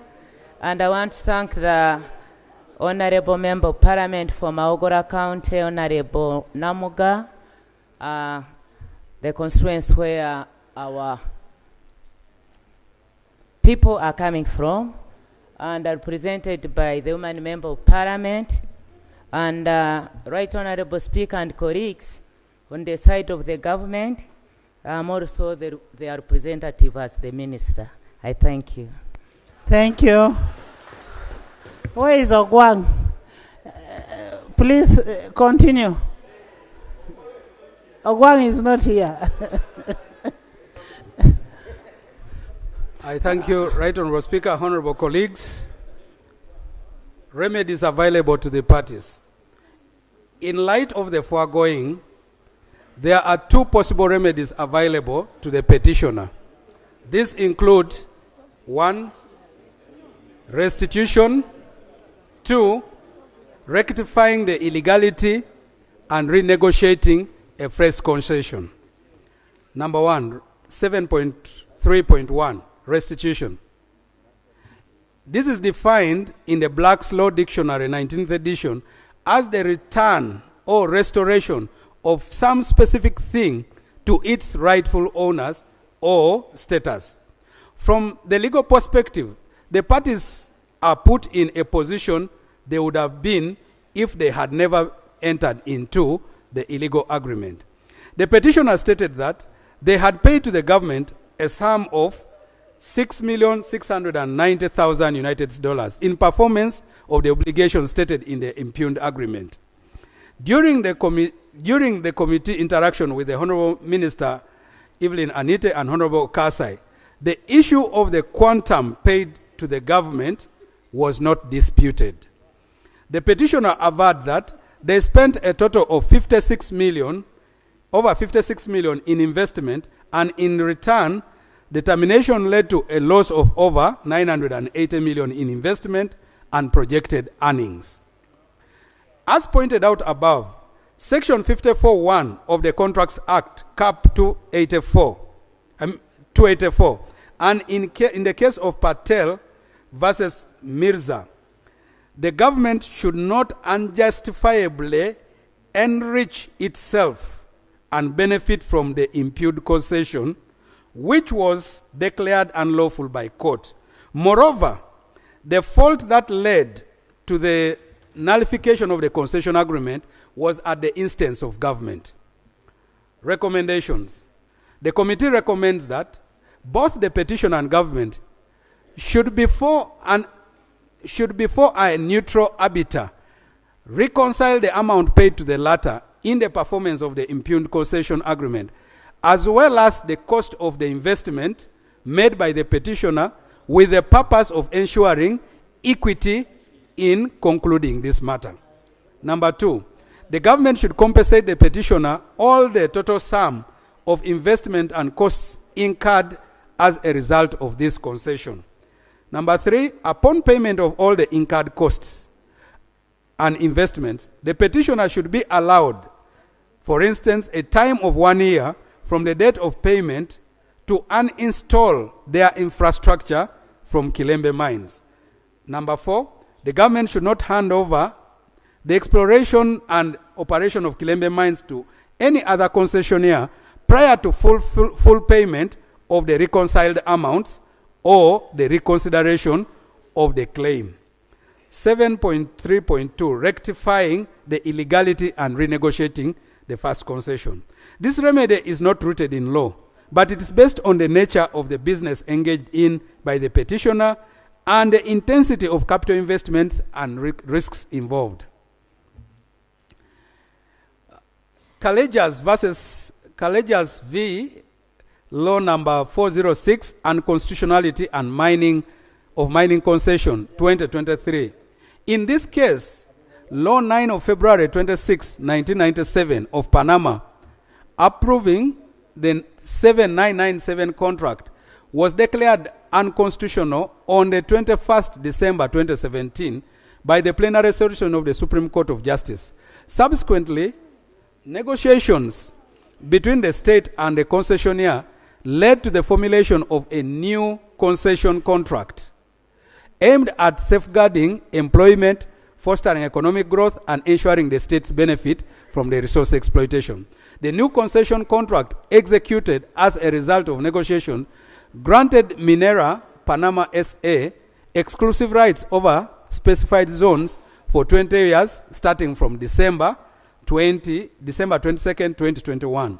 The committee observed that the concession agreement was declared by court to be unlawful because the government never sought consent of other shareholders in Kilembe Mines Limited prior to entering this concession.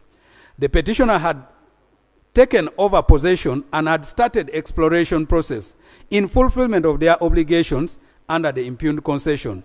Indeed, they had already started exploration of minerals. The petitioner had already spent huge sums of money and resources in setting up infrastructure in performance of the concession. The petitioner had also spent significant amount of money in paying employees, taxes, debts of Kilembe Mines Limited, and other costs incidental to the concession agreement.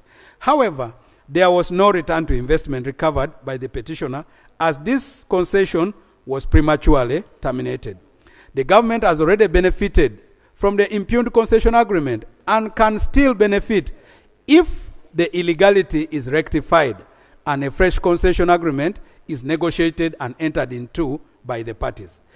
It is more costly to government for the petitioner to decommission and abandon the mines at Kilembe Mines than to renegotiate a fresh concession between the petitioner and government and all other stakeholders in Kilembe Mines. The government has not yet entered into a fresh concession agreement with any other party as of date. It is unfair and unjust since it is fair and just that since the ground for the nullification of the impugned concession agreement can be rectified, the government should seek consent from all stakeholders and enter into a fresh concession agreement with the petitioner. And since the government has not entered into a new concession, it is cheaper to terminate an ongoing procurement process than to compensate a petitioner for the loss of investment and business. Recommendations. The committee recommends that government should consider renegotiating with the petitioner for an award of a fresh concession in respect of Kilembe Mines subject to procurement processes. 7.4. Any other matters incidental to this concession. Honorable colleagues, we are now getting towards the end. Asset stripping and maintenance of Kilembe Mines. During the visit of the committee to Kilembe Mines and interaction with the management of Kilembe Mines, it was established that during the subsistence of the concession agreement, both Kilembe Mines and Tibet had counterclaims of asset stripping. The committee found that the sale of scrap by Kilembe Mines Limited was contested by Tibet until the CEO of Kilembe Mines Limited resorted to issuance of clearance notes for whatever was being taken out of the mines. In the process, various assets left the mines unaccounted for.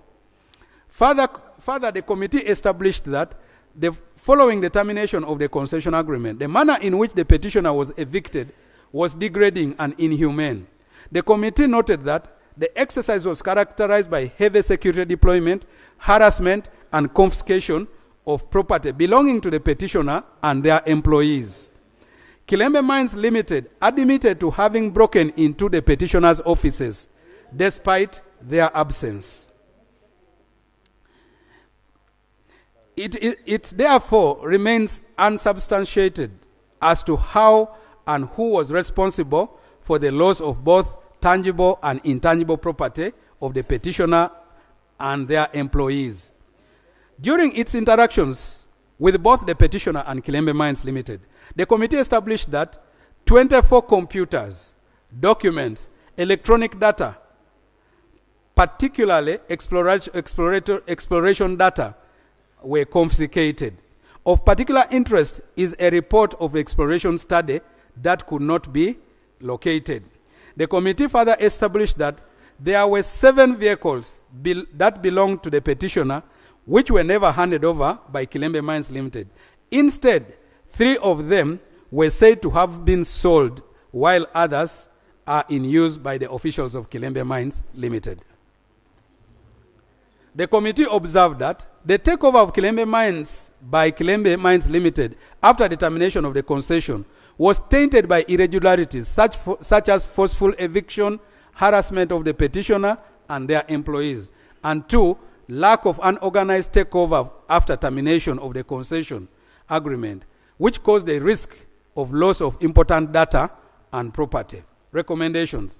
The committee recommends that the respective government agencies should always ensure appropriate steps are taken while conducting takeover in circumstances such as the scenario between Kilembe Mines and Tibet after termination of the concession agreement.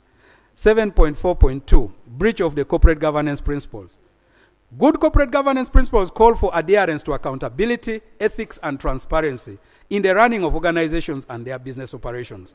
Corporate governance principles dictate that companies have robust internal controls and systems so as to detect, prevent corrupt activities. Entities must enforce transparency at all levels and prevent financial mismanagement and abuse of public trust.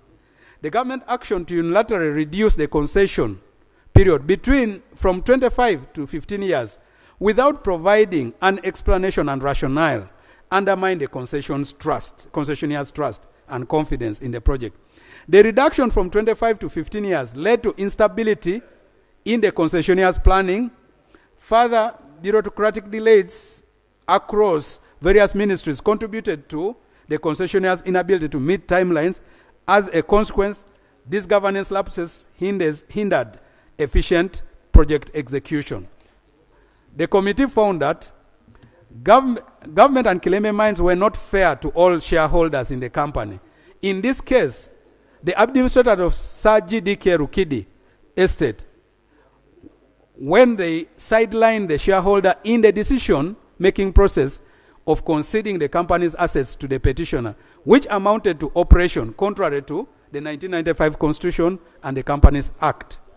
The government and Kilembe Mines were not transparent and honest to the petitioner when they concealed material information as regards to the shareholders in Kilembe Mines Limited, which they adversely affected the rights of the petitioner and resulted into the nullification of the entire concession agreement by the courts of law, hence causing financial loss to both government and the petitioner.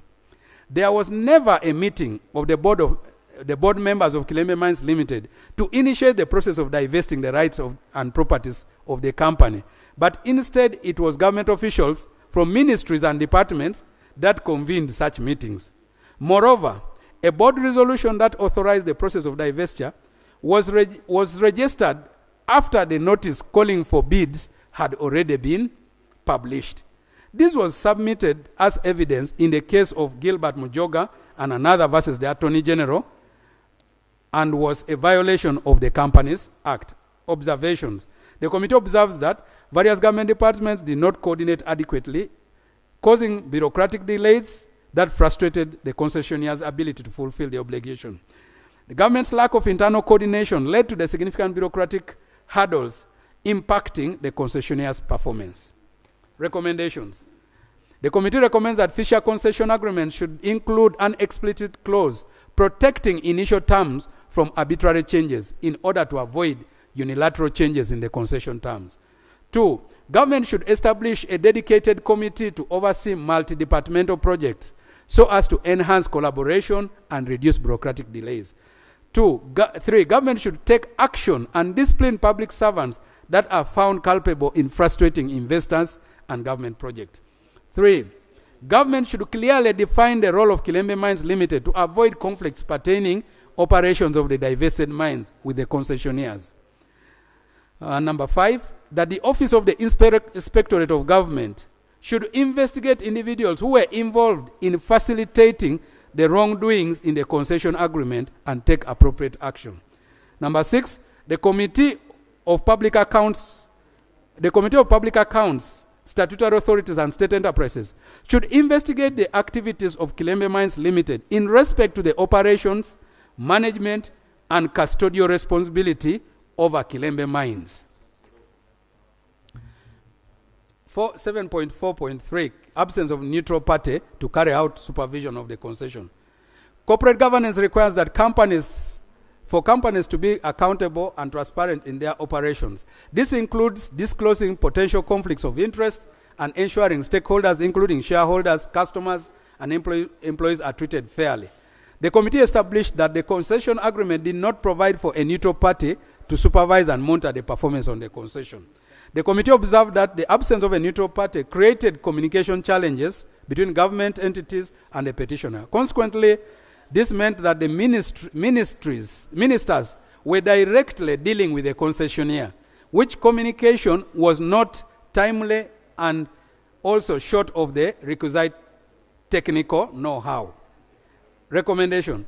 The committee recommends that the government should, as a matter of policy, appoint a neutral and technical person to oversee and supervise agreements, contracts, and concessions where the government is a party, such as the case of Engineer Dr. Badru Chigundu with the Isimba hydropower project. Presence of freshly harvested timber in Kilembe Mines. During its visit to Kilembe Mines, the committee sought clarification regarding the freshly harvested stockpiles of timber at the site. Kilembe Mines Limited explained that the timber was intended for renovation, operation, and maintenance of the mines. Despite these claims, there was no evidence of any ongoing renovation work at the mines, raising concerns about the actual purpose of the harvested timber. The committee observed that the unexplained presence of freshly harvested timber on site with insufficient justification for its intended use suggests possible misappropriation for illegal commercial purposes by Kilembe Mines Limited. The committee recommends that the offices of the Auditor General and the Inspector of Government should carry out a forensic audit of the natural, fixed, and movable assets of Kilembe Mines. Flooding of River Nyamwamba.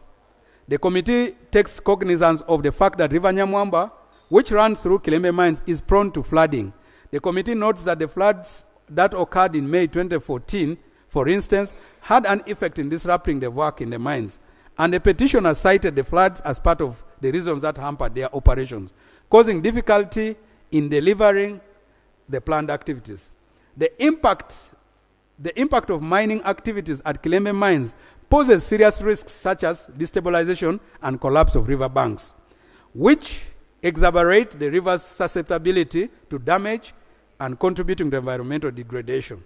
The committee observed that the fact that the river is susceptible to flooding means, regardless of who the concessionaire is, there is always a likelihood of work being disrupted and livelihood in the area being severely affected.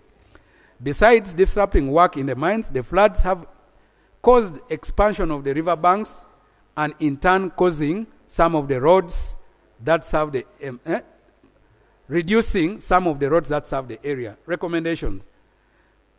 The committee recommends that Government of Uganda should establish and enforce comprehensive environmental protection measures tailored to safeguard River Nyamwamba and its surrounding ecosystems, especially given the heightened vulnerability and frequent flooding. Number 2, future concessions should embed stringent and enforceable commitments to sustainable practices that actively mitigate the risks.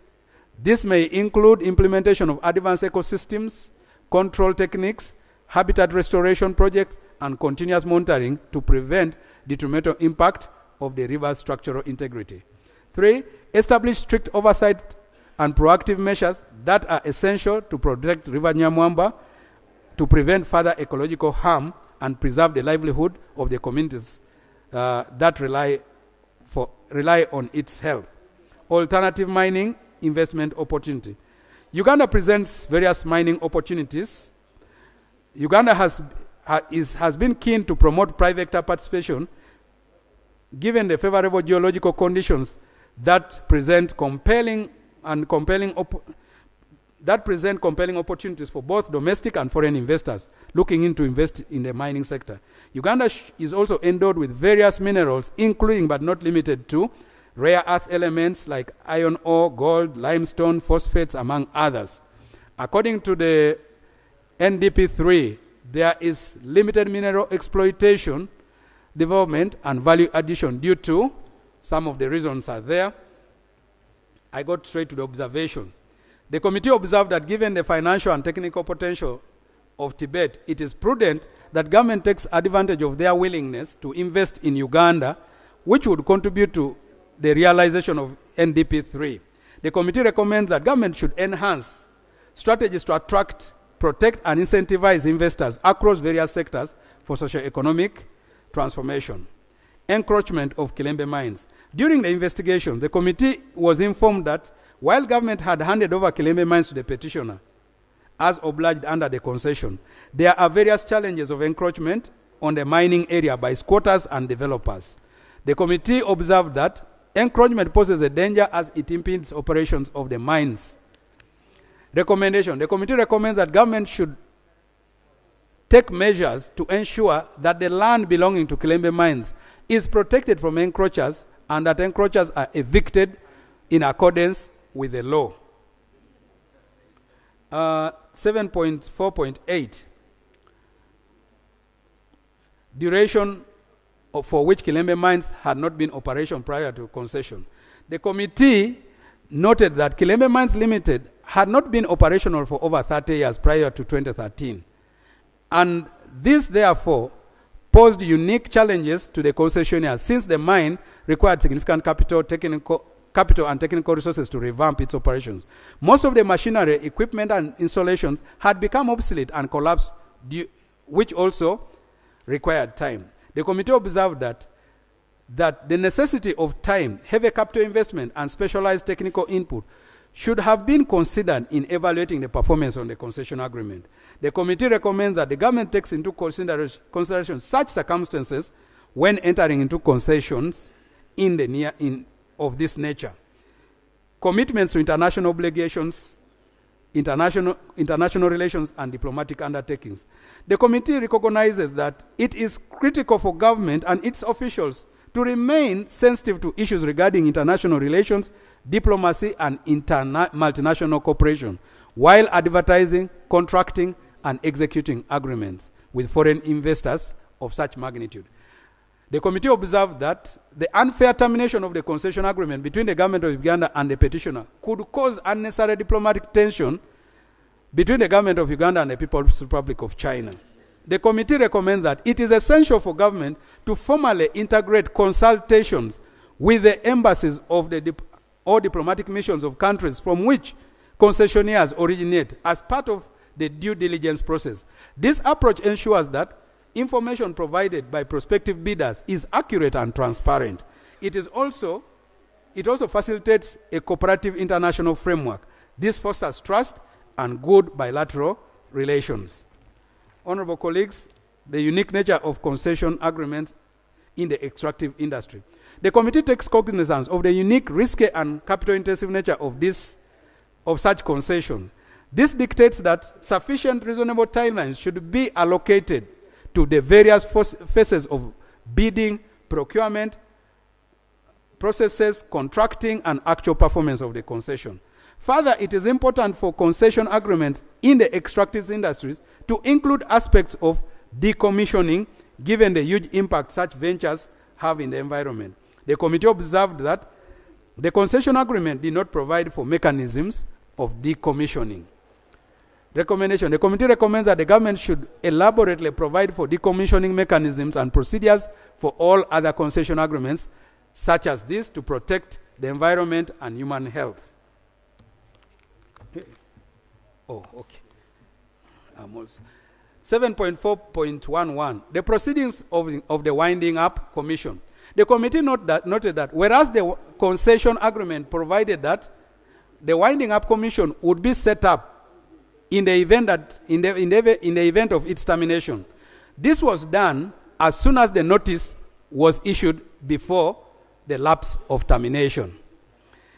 The committee notes that the appointment of a Winding Up Commission prior to the lapse of the notice of termination created impression of a predetermined conclusion that no amount of interventions would cure the defaults for which the termination notice had been issued. What is worth noting is that the notice of termination was issued on the 20th of June 2017.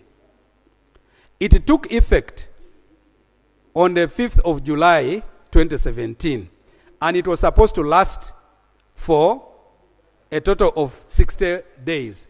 However, within the same month of June, a Winding Up Commission, which should have been appointed after the termination has taken effect, had already been put in place. The hurried appointment of the Winding Up Commission pointed to a rush with which Honorable Evelyn Anite conducted the affairs of this important and strategic project. Recommendation. I said honorable. Okay. The committee recommends that the Honorable Minister for State Finance and Economic Development in charge of investment and privatization is held liable and is cautioned for not following due process resulting into the untold loss to government and the petitioner. 2, government officials that cause similar losses to government should be held personally liable for their actions, inactions, and omissions. Number 3, relevant ministries and agencies should always be prudent and exercise the highest degree of diligence when performing contracts and making decisions on behalf of government. 7.4.12, payment for energy generated from Mubuku 1 hydropower project. In terms of financial commitments, the Uganda Electricity Transmission Company Limited met its obligations to pay Tibet for the energy generated from the Mubuku hydropower station. Payments totaling to 7.9 billion were made to Tibet. This underscored the government's adherence to the financial agreement within the scope of the concession. The committee observed that although the payments provided a steady revenue stream, Tibet's broader operational challenges limited the impact of these funds on their overall project viability. Recommendations. The committee recommends that before granting any concessions and contracts, government should carry out due diligence as a matter of national responsibility. 2, the committee recommends that government must resolve all outstanding claims upfront so that any concessionaire investing in Uganda does so with clarity, confidence, and free from legal entanglements that could jeopardize the progress of the projects. In conclusion, Right Honorable Speaker, honorable colleagues, the committee's comprehensive review and investigation of the petition by Tibet Hima Mining Company Limited has revealed significant procedural coordination and governance lapses before, during, and after the execution of the concession agreement. These systematic failures served to undermine the integrity and validity of the concession agreement. Needless to say, the nullification of the concession agreement was not an isolated failure, but a culmination of factors such as lack of dutifulness and prudence by public officials, conflict of interest, collusion, and insufficient interdepartmental coordination, among others. It is therefore the contention of the committee that strategic government projects such as this should call for deliberate effort to set up technical and administrative mechanisms for their effective initiation, implementation, and performance evaluation. The committee reiterates the importance of supervising performance of agreements relating to the country's natural resources to ensure maximum benefits.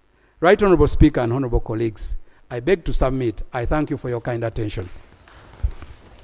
Thank you. Thank you so much. You have no minority.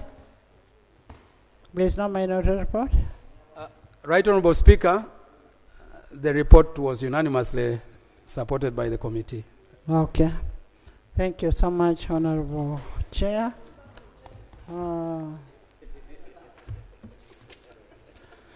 Honorable members, you've heard the report.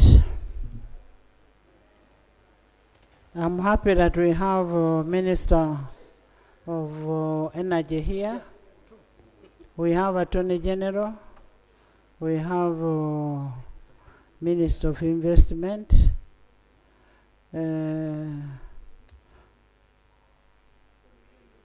Now let me start with the Anita, Honorable Anita with the E.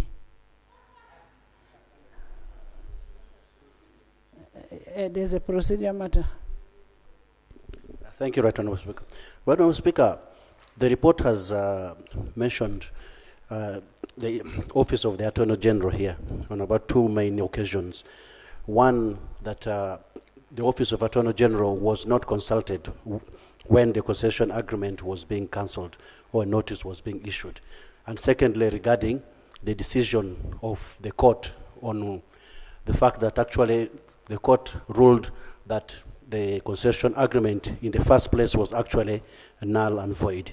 So would it be procedure right that we allow the Attorney General to first clarify on those allegations that the office, well, his office was not involved in during the cancellation of this concession agreement, so that it guides the House on how we can proceed as well? Thank you. AG.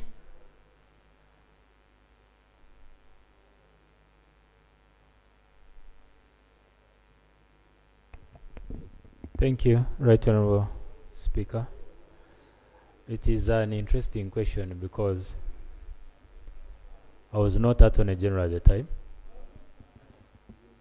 and I think the right person to ask should be the Honorable Minister, whether she consulted the Attorney General. Thank you. Thank you very much, Right Honorable Speaker. Annette Among, Anita with With the A.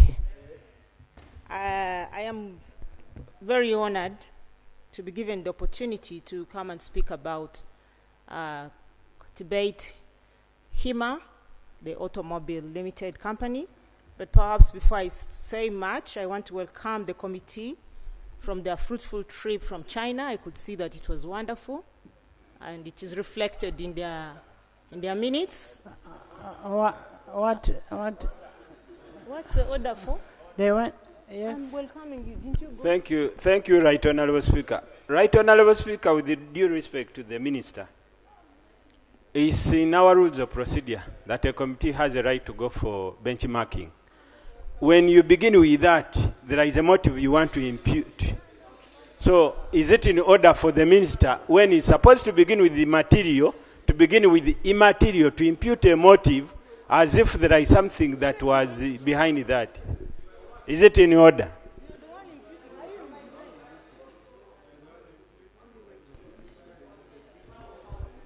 Honorable Minister, the committees have a right to go for benchmarking wherever they want to go.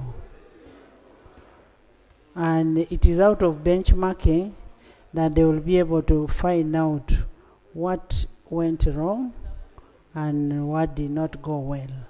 That is that. Madam Speaker, you're very right. And indeed, there is another procedure. Madam Speaker. Thank you, Madam Speaker. Before the Honourable Minister responds, because it looks like she's going to respond, I would like to understand from the committee, because in most of the reports, they are referring to the Honourable Minister by her name, Honourable Nite and Okasai. I'm standing to be corrected. Were they acting in their own, in their personal capacity, or as ministers in charge of privatization? If they were acting as ministers, isn't it prudent that the committee amends the report to refer to them as the ministers in charge of privatization, not in their own names? Thank you, Madam Speaker. Honourable Chair. Right Honourable Speaker, the committee takes cognizance of the observation of the Honourable Enos. And first and foremost, in the case of probably the Honourable Minister of State for Energy, we probably want to think we will say Parliament is right to request that that is concealed. But in the case of the Honourable Minister for State for Finance, she told us, I took a personal decision. We have it in video because it was recorded in the... I took a personal decision, and I don't mind. If I am going to be sacked over this, let me, as Evelyn Anite, be sacked. It would have been wrong for us not to take her own plea of being quoted as... Clarification, Chair. Clarification, Chair. Clarification, Chair. Chair, thank you, Madam Speaker. Madam Speaker, I'm seeking clarification from the Chair whether, truly speaking, that the Minister took personal responsibility to an extent of even wishing to be sacked because of her opinion and decision. Because ministers carry political responsibility of the ministry. If that is what she said, that is grave. The fact, if she said that, my sister, whom I know, let me leave that comment because I'll be... Honourable members, the Minister of State for Investment is Honourable Anita. And it's a very simple thing. Just to say, Honourable Anita, the Minister of State for Investment. Because when you look at Article 117, it says ministers shall individually be accountable to the President for the administration of their ministries and collectively be responsible for the decisions made by Cabinet. So it is Honourable Anite, the Minister of Investment. Honourable Kasai, the Minister of State for what? Energy. Okay.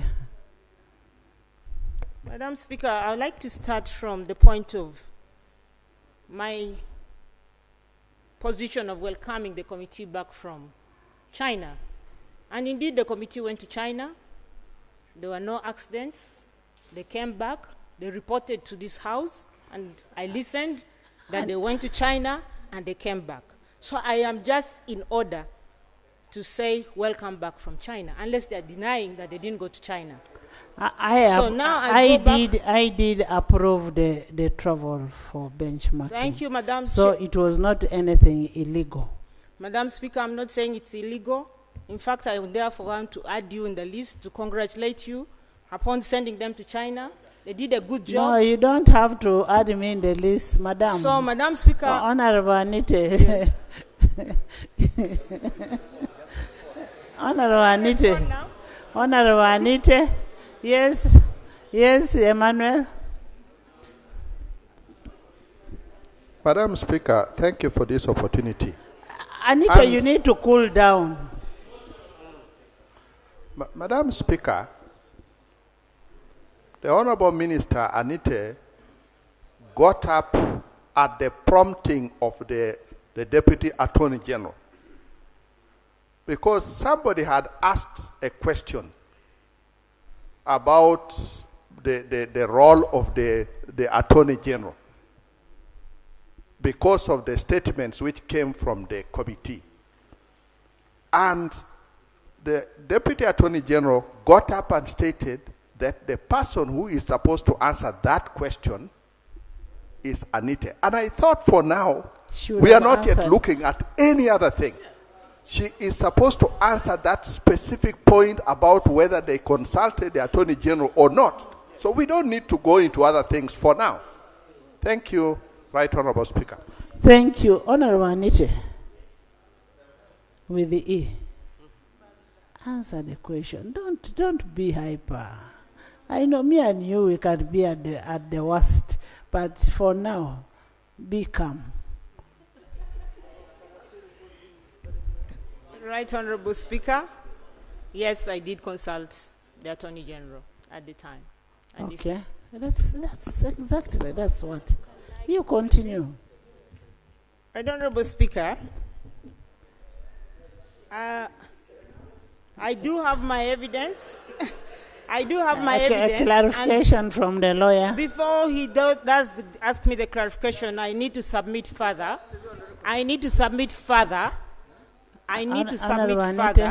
That I actually consulted the Attorney General, and I will bring the evidence here. And if you allow me to continue with my submission, I will tell you the legal proceedings that I followed.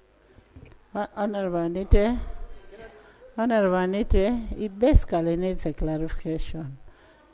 He has not asked.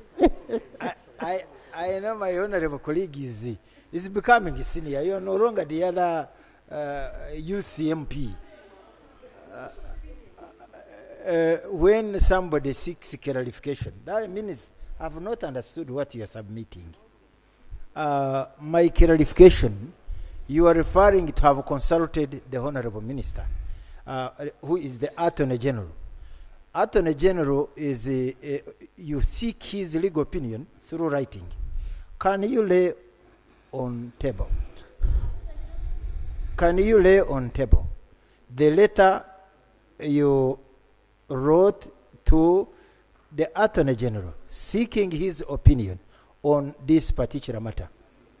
Thank and you. His response.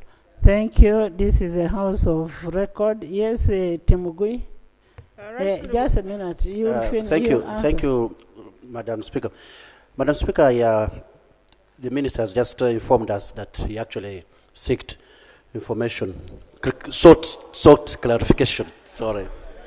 Sought clarification. No, it is all correct. It is all correct. Don't mind. You sought clarification from the Attorney General. She thought, yes. Yes, but what I wanted to clarify is that there was an engagement between the Minister of State for Investment and actually the committee. I wanted the chair to come out and inform us whether they actually requested for that written document at that time, and was it actually laid at the time? Because if there was that time of engagement, why is it that it was not laid at that time when they actually had the communication with the committee? You see, if they did not ask at that time, that's what. This is a house of record. This is a house of record where we want evidence-based. Evidence-based. Madam Speaker, I am happy that that presentation of the committee, or that hearing of the committee had media. Right Honorable Speaker, there are two issues regarding that matter. One was on whether or not the minister sought the advice of the Attorney General. No. Alan is okay. Panadol is dreaming. Right.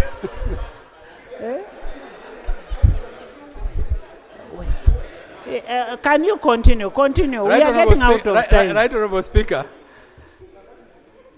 May I clarify the question of Honorable Otimgil is to me.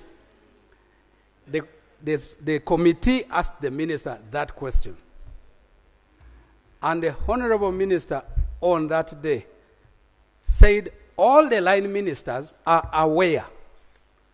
The Minister of Energy and the Attorney General are all aware of the actions she took.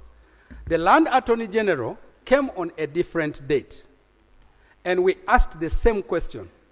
He said, I was not consulted, but in any case, the minister is not obligated to ask me.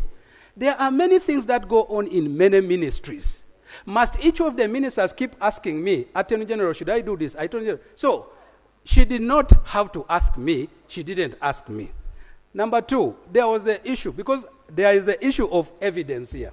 There was a second issue where the minister said that the president ordered them to terminate the concession. We asked her, can you give us evidence of the president's directive? She told us, you know how the president works. He calls people in a meeting, we're just in a meeting, and said, I'm tired of these people, terminate. I have members in my committee who can substantiate. I thank you. There's an Thank you, order. Chair, for giving me way for clarification. There's an order. Order. Madam Speaker, is the chairperson of the Committee of Natural Resources in order to put words in my mouth when the proceedings of the committee sitting were recorded. When the committee asked me how I arrived at issuing the termination, I gave them a history, detailed background of the events that unfolded. My first point of reference was a State of Nation address made by the President of the Republic of Uganda, where he made reference, and at the time I was the Minister for Youth, he made reference to the extent that the then ministers responsible for this docket were corrupt and hired, actually concessioned, a quack investor who came here to make motorcycles and gave them this, and he was going to deal with it. And to my surprise, let me finish, I am on order, To my surprise, that happened in 2015. To my surprise, in 2016, my predecessor was relieved of his duty and I was appointed. And when I was appointed, the President of the Republic of Uganda in cabinet again said that the concession of Tibet-Hima should be terminated.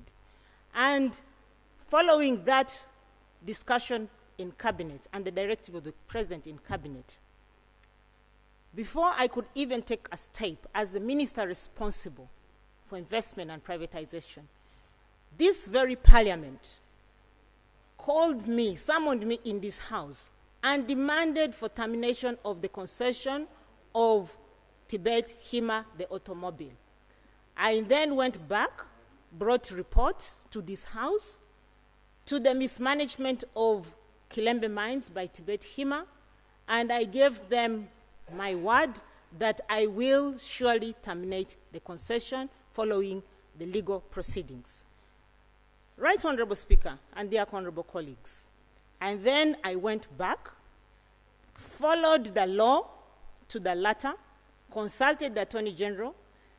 The concession agreement empowered me not only to terminate the concession by myself unilaterally, but to constitute a winding up commission. And I constituted a winding up commission on the 5th of July 2017, constituted it, and the winding up commission comprised of 6 members,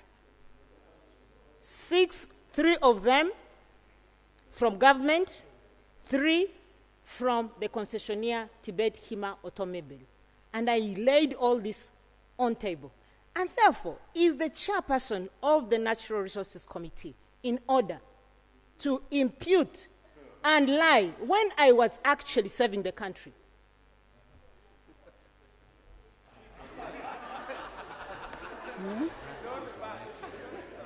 I have clarification.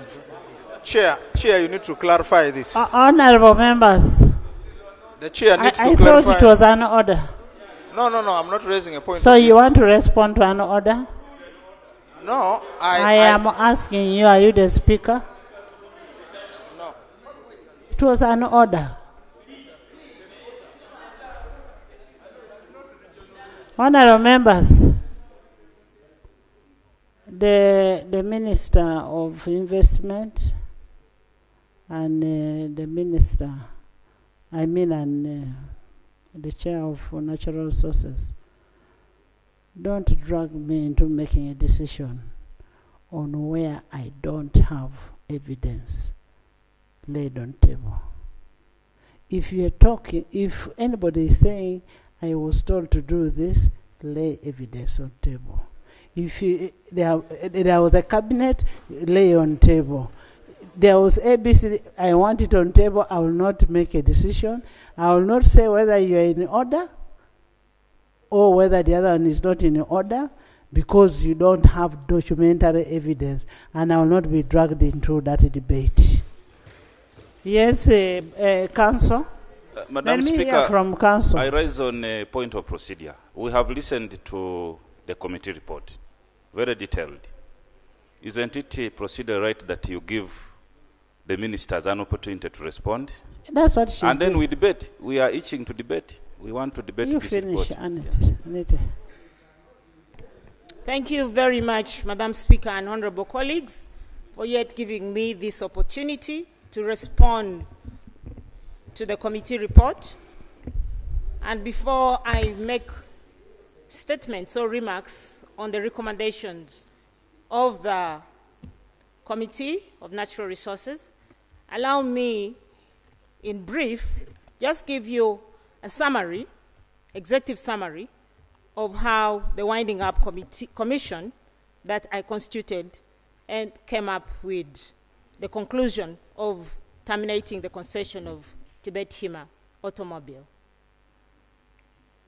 This report contains the background to the Kilembe Mines concession and documents that silent issues arising in the report of the concession, the performance or non-performance of the key concession obligations, and the recommendations of the Kilembe Mines Winding Up Commission. The committee was appointed by myself, Honorable Anita Evelyn, the Minister of State for Finance in charge of investment and privatization, and the committee commenced its work on the 5th July 2017. And I did give the House the background to which I arrived at this point of constituting the commission, the Winding Up Commission. The Winding Up Commission was established by the virtue of the express provisions of the concession agreement entered into by and between the government of the Republic of Uganda, Kilembe Mines Limited, and Tibet Hima Mining Coal Limited, the concessionaire. The establishment of the Winding Up Commission was done as a result of government of Uganda having issued a notice of termination of concession agreement referred to above, and which termination notice save for a cure of event, which expire on 5th day of September 2017. Right Honorable Speaker and Honorable colleagues, I gave you a background of how I arrived at this point, because I was prompted by, first of all, the President of the Republic of Uganda in Cabinet and through public address in Serena, Kampala, and this House. Under the terms of the concession agreement, the concessionaire was required within 30 days of the establishment of the Winding Up Commission to present to the Winding Up Commission a summary report on the status of operation as the date of termination notice, and to present a final report 60 days after the establishment of the Winding Up Commission. I emphasize the 60 days. The concession agreement then required the Winding Up Commission to deliberate and recommend to the government of Uganda whether the concession and the concessionaire should seek to transfer the assets and operations to their third party or render for the potential of full cessation of operations and disposition of assets in accordance with the terms of concession agreement. The Winding Up Commission identified 4 key areas in respect of which they required the concessionaire to address them.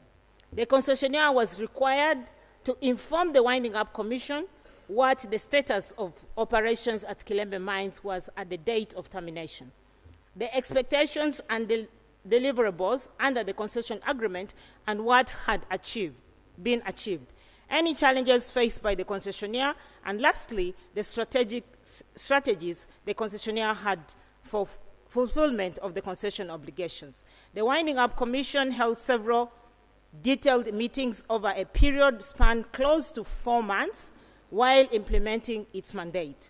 So, Madam Speaker and honorable colleagues, I need to pause there a little bit and just inform that the spirit in which the committee reported that we didn't give them time, I didn't do that, I didn't do the other, is wrong, because even then it took 4 months for us, just for the both concessionaire and government, to try to make good of the concession within the winding up period. The concessionaire, upon prompting of the commission, presented a draft report and a summary report on account of the voluminous nature of the information that had been provided during the concession meetings and engagements. The concessionaire never provided a final report, but requested the Winding Up Commission to consider the summary report and the documentation provided as constituted its final report. The Winding Up Commission then deliberated, obtained Chinese translation of its report from the benefits of the concessionaire, and made its recommendations as contained in detail in the body of this report. And Right Honorable Speaker and honorable colleagues, this report actually I submitted it to the to the Committee of Natural Resources. I expected them to be nationalists and present this to the House, but to my dismay, welcome back from China. The Winding Up Commission, in the course of its duties, engaged with the concessionaire representatives of the government of Uganda, key stakeholders would include, among others, the Uganda Electricity Transmission Company. Anita, there's an order from... Thank you, Right Honorable Speaker. I would like to implore you to help us understand the conduct of this minister on this floor and making statements that really demean the committee and members of this House. Is she really in order to continue making such statements in front of all of us? I thank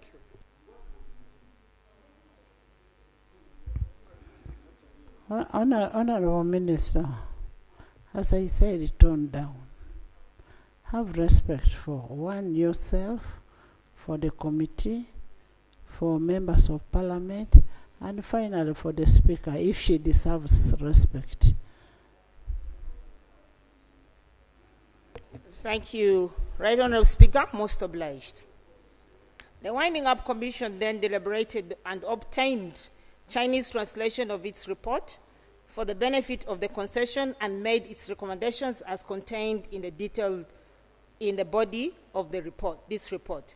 The Winding Up Commission, in the course of its duties, engaged with the concessionaire representatives of the government of Uganda, key stakeholders who included, among others, the Uganda Electricity Transmission Company Limited, the National Environment Management Authority, the Electricity Regulatory Authority, subcontractors, partners, and agents.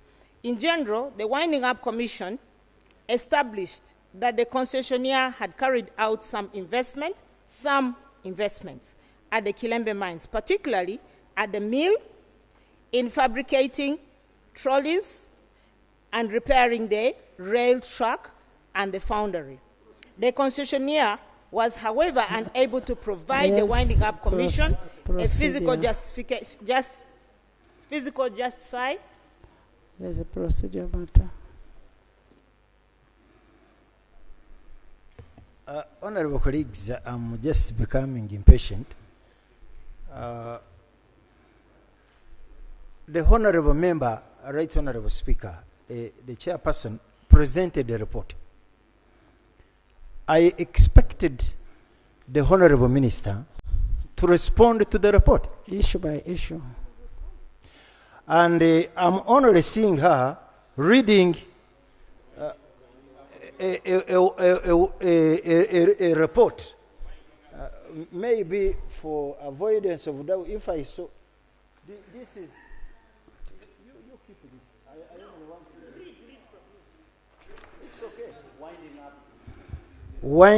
The report on the Kilembe Mines Winding Up Commission of October 2017. 2017, a member is has just presented a live report of today. And you are reading for us things that were done in 2017. And for us, you have space to waste all our time when issues are just too many for you to respond to. Is that procedure right, Honorable Speaker, for the Honorable Minister? Another procedure. Father, I'll rule on Madam all Speaker, of them. basing on the procedure matter submitted by Honorable Tika Simire. But Madam Speaker, really would like you to call, I would like to call my sister to be calm. Let me use that language from Sia border. To be calm. I know, Madam Speaker, always, my brother has a problem with the English language. But my sister, I want you to be calm. And I want you to make our time here very useful. Because truly speaking, the chairman of the committee read the report, and the report had issues. You make much of Busia to look a fool if you begin reading a report of a long time ago, not basing on the submission of the chairperson. The fact, I'm one of the people who are confused whether you are doing it whether you are doing the right thing at the right time. I therefore request you, my sister, that why don't you strictly stick to the report of the committee to make us follow well so that we find a solution to this matter. Secondly, Madam Speaker, I request diagram from the minister, because the way you are submitting, you look as if you're on tension, you look as if they are chasing you, you look as if you have fear, you look as if you had conflict of interest, and this lady of Noop supports you. When I talk, honorable members, don't talk. Honorable Madam members, Speaker, this lady should stop intimidating me. She's on That is domestic violence to a man like me. He's no, on stop procedure. harassing me. He's stop, on procedure. Stop to harass me. Listen. Whenever I'm submitting, the lady is harassing me. Who Excuse me. Who is attacking him? The honorable member should stop harassing me. Let me tell you people, I don't know. put your personal feelings into this. Sure, report. this is a very important matter. You really. get it, eh? Huh? We are the same people who are saying we want investors in the country, And if there is a mistake that has been made, we correct it. If it is the investors who have made a mistake, then they should be obliged to correct it. Let's look at all this with the merit. Yes, let me hear from council. Let me hear from council. Madam Speaker, I'm raising on a point of procedure once again. A senior counsel. And I don't know whether it is right senior for me to... counsel. There is a senior one here. Okay. Thank you very much, Right Honorable Speaker. The Honorable Stephen Baker had forgotten that I graduated from law school 33 years ago. Right Honorable Speaker, there's a threshold question that ought to be answered before we proceed. And you had started addressing your mind to this fundamental threshold question. The threshold question is, did the Honorable Minister of State for Investment seek and get the opinion of the Attorney General before revoking the concession agreement? That is a constitutional question. Before we consider anything, we ought to see evidence that the Attorney General issued an opinion in writing. Why am I saying that, Right Honorable Speaker? Right Honorable Speaker, wait. Right Honorable Speaker, I have addressed my mind to Article 119(5) of the Constitution. And if you permit me, I will read it verbatim. Subject to the provisions of the Constitution, no agreement, contract, treaty, convention, or document by whatever name called, or document by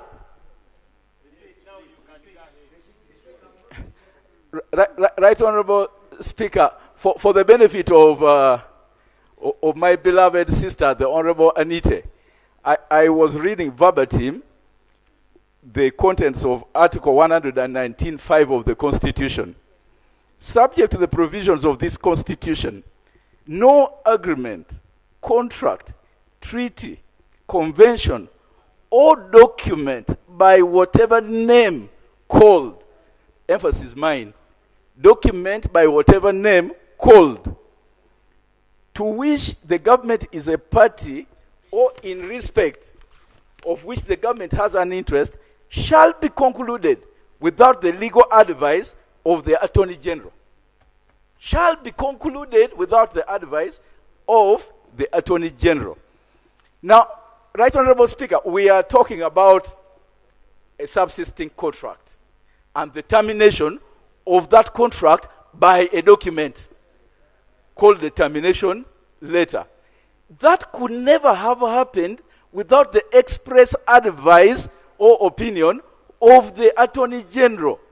So before we consider any other matter, we need to be convinced by way of evidence that the Honorable Minister procured the opinion of the Attorney General, and she only proceeded in conformity with the opinion of the Attorney General.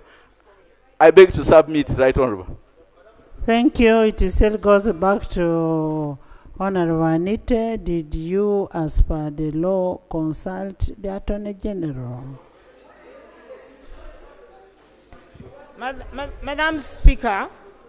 Why don't you listen? Madam Speaker, the agreement the concession agreement that we're talking about was written by the Attorney General, and the powers for terminating the concession were enshrined in the termination agreement. And I just mentioned that I followed the procedure which is spelled out or laid out in the concession agreement. And Honorable Tinka Kasimire is drafting the agreement it's not drafting. The same as seeking for a legal opinion? No. If the law is in your hands, the agreement is spelled out. How you enter into the concession and how you terminate the concession. The proceedings are all written down. And I followed the procedures. And, Right Honorable Speaker, I will also come back to the House with the report and the names of nominees from the Attorney General to show to you that I actually consulted them and the Attorney General was fully involved in the winding up of Tibet Hima. And I will bring that to the House. Thank you, Madam There's a Speaker. procedure matter. Yeah, thank you, Madam Speaker. Madam Speaker, I want to refer you to page 26. The committee says they held a meeting with the Attorney General on the 31st of October 2024. The Attorney General provided a written response indicating the termination of the concession agreement was in accordance with the terms of the concession. Doesn't that imply that he was in agreement with the process? Procedure, Madam Speaker. Yes. Thank you, Madam Speaker. Yes.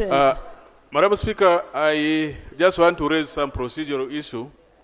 You had made a valid observation that we need investors, but also we don't need the quack investors.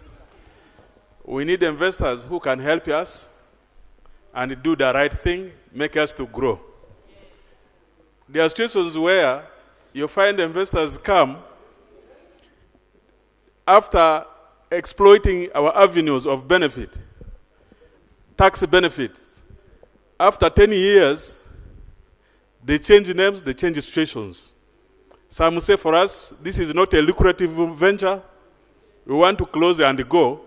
And actually, the same people also come back in different names. Now, when you look at the report being presented by the committee and the issues they have raised, some of them are issues which touch on the minister. And the way I look at the whole things, there are a number of documents which are supposed to be presented as evidence. So my consultation, my view is, we want it to be procedure right, that we give this minister time, reads these documents, and back her submission with that documentary evidence that she has talked about, so that we have a balanced debate based on response, which is also backed by what? By evidence. Because as we look at the whole thing now, if we rush and debate, and yet she says some of these documents are still left behind, I don't think we might be fair in our debate and a balanced debate. So I was just seeking your opinion. Thank you, Madam Speaker. Thank you. Honorable Anita, you think we should proceed or we give you have evidence? You have evidence that you want to lay on table? Madam Speaker, I can just bring additional information because my conscience is very clear that what I did was for the good of my country, and I stand with it. I can debate this anytime, any day, and therefore, if you give me the chance to respond to, to the report, recommendation by recommendation, even now, I'm ready. Go ahead. No, let's get a recommendation. Let's get responses. Let's get responses. No. Let's get responses from the minister.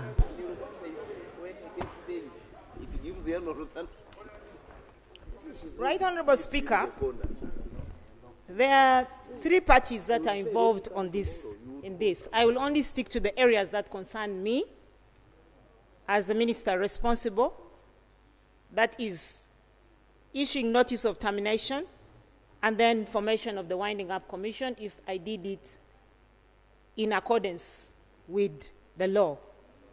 The honorable colleague there my honorable colleague, Honorable Enos, has actually made reference to the committee's admission of the fact that the Attorney General said I did consult, and that therefore rests that particular point.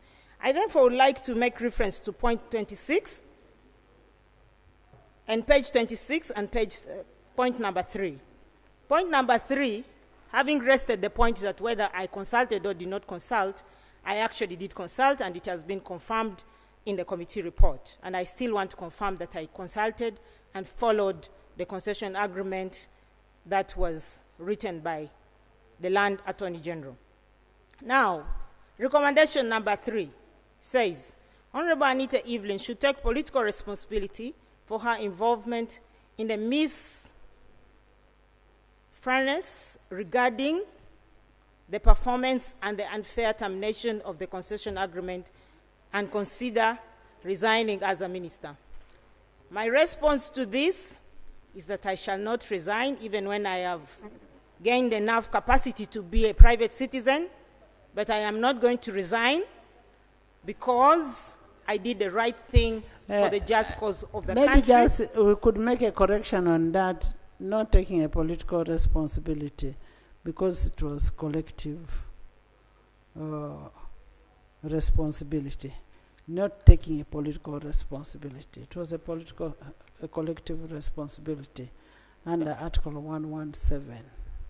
Thank you, Right Honorable Speaker. Right Honorable Speaker, just to back and justify why I am the most competent minister for that ministry, is that... That one has been sorted. Thank you. I just wanted to bring out this point, that Tibet Hima, Right Honorable Speaker, I speak as a citizen, and it really touched me so much and to the level of actually angering me. The fact that Tibet Hima, in the Winding Up Commission, no, it's not to do with this, I'm bringing another point, that our point of departure with Tibet Hima as government of Uganda and is the fact that they wanted 30,000, and they put this in writing, 30,000, and it's here in this report, 30,000 metric tons of copper concentrates, which combine of gold, copper, 30,000 tons. Right Honorable Speaker, you're a businesswoman. You know how much 1 ton only weighs. 1 ton. But these guys, as a competent businesswoman that I know, you will understand what these people were trying to do. Fleece the government of Uganda and the people of Uganda of their natural resources. I actually expected to be given a medal by the committee for saving government of Uganda and the citizens of this country from robbery of 30,000 minerals of the people of Uganda. This is the future of our citizens. I came at a point... There's a clarification somebody wants. I came at a point... Thank you, Right Honorable Speaker. In the same spirit, Madam Minister, now that you require a medal for saving Uganda, the report of the committee said, after rejecting the 30,000 they had requested, you didn't respond whether you were giving them 1 or 10 or 5. So we wanted to know from your office, which kilograms were you ready to give, and why didn't you give them the one you felt could be sufficient for them to do the testing? Right Honorable Speaker. Right Honorable Speaker, the Minister in charge of Energy and Minerals will tell you under our Mineral or Mining Act how much quantity is required to be taken out of the country as samples. And she would surely come to this house and respond. But the truth is, even because I don't want to do her job, she will respond and tell us the quantities. But to just answer him directly, Right Honorable Speaker, the committee make reference of the meetings and the intervention of General Salim Saleh. All these were meetings that we had in the office. And I held these meetings together with the President in State House, and the rejection and telling them that they cannot take 30,000 tons was done by not myself, but by the President of the Republic of Uganda, President Yoweri Kaguta Museveni, in my presence and in the presence of the investors. So they cannot say we did not give them a feedback of whether they can take the 30,000 metric tons. Right Honorable Speaker, 30,000. Right Honorable Speaker, I've gone through the entire report. There were only 2 issues that concerned me. One is whether I actually acted in accordance with the law, and I thank you for responding to that. The other is that if I didn't act according to the law, I should take a political or whatever responsibility. I have answered it. I am a very proud and happy citizen that I did my job and terminated the concession of Kilembe mines. Thank you.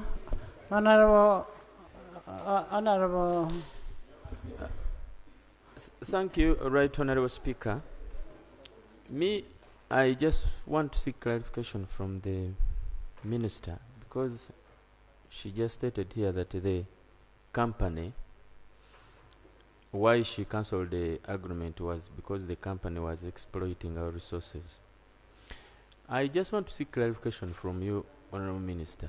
When you are asking money from these people, $6 million, didn't you didn't know that these people were going to exploit our resources?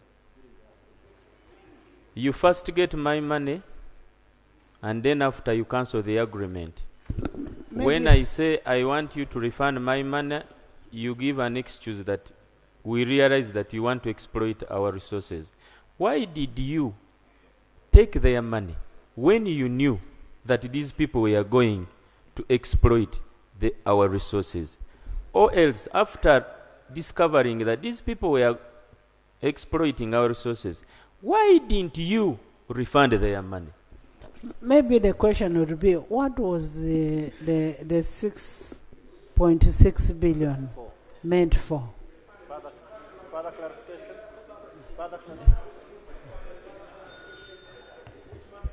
Right, Honourable Speaker,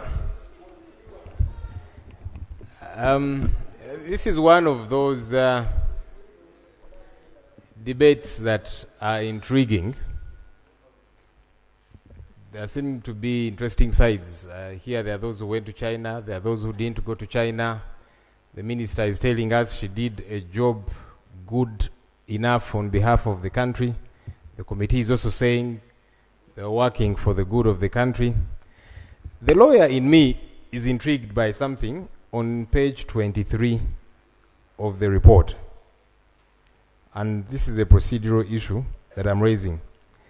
There's a civil suit number 116 of 2018, Tibet Hima versus Attorney General and Kilembe Mines. So Tibet Hima went to court challenging the termination of its concession. This, and I'm actually quoting the committee report. The petition by Tibet Hima was dismissed by court because they were challenging the termination of their concession, so it was dismissed on grounds that it should first be referred to arbitration. Procedurally, I'm interested. I'm really concerned about the legal matter, yeah? Aside from who saved what and that kind of thing, that all can be conjecture.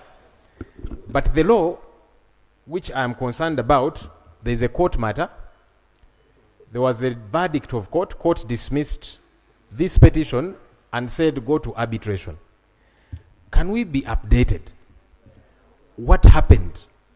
How far, if at all, did the arbitration go? Because we might be here, have pettifogging over this and the other and so on. I'm very interested in this legal matter because it might help us with many things. There was a court petition. Tibet went to court challenging its termination, the termination of its concession. Court dismissed their petition and said go for arbitration. So court paved a way that should have been followed. Was that followed? If not, why? Because it will help us and probably avoid even the back and forth that we are having.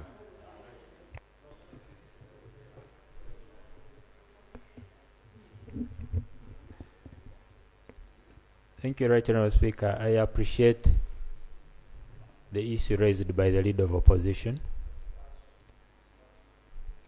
It is true, Tibet Hima went to court,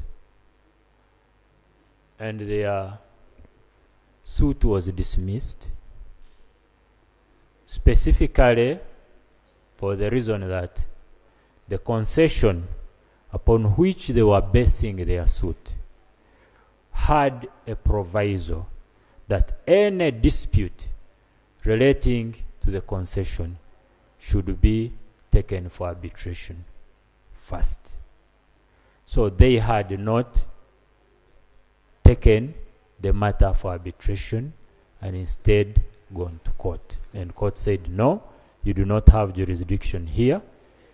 Your first instance should be arbitration. as long as the concession is the one on which you are basing your suit. That's the reason as to why it was dismissed. Thank you. Thank you.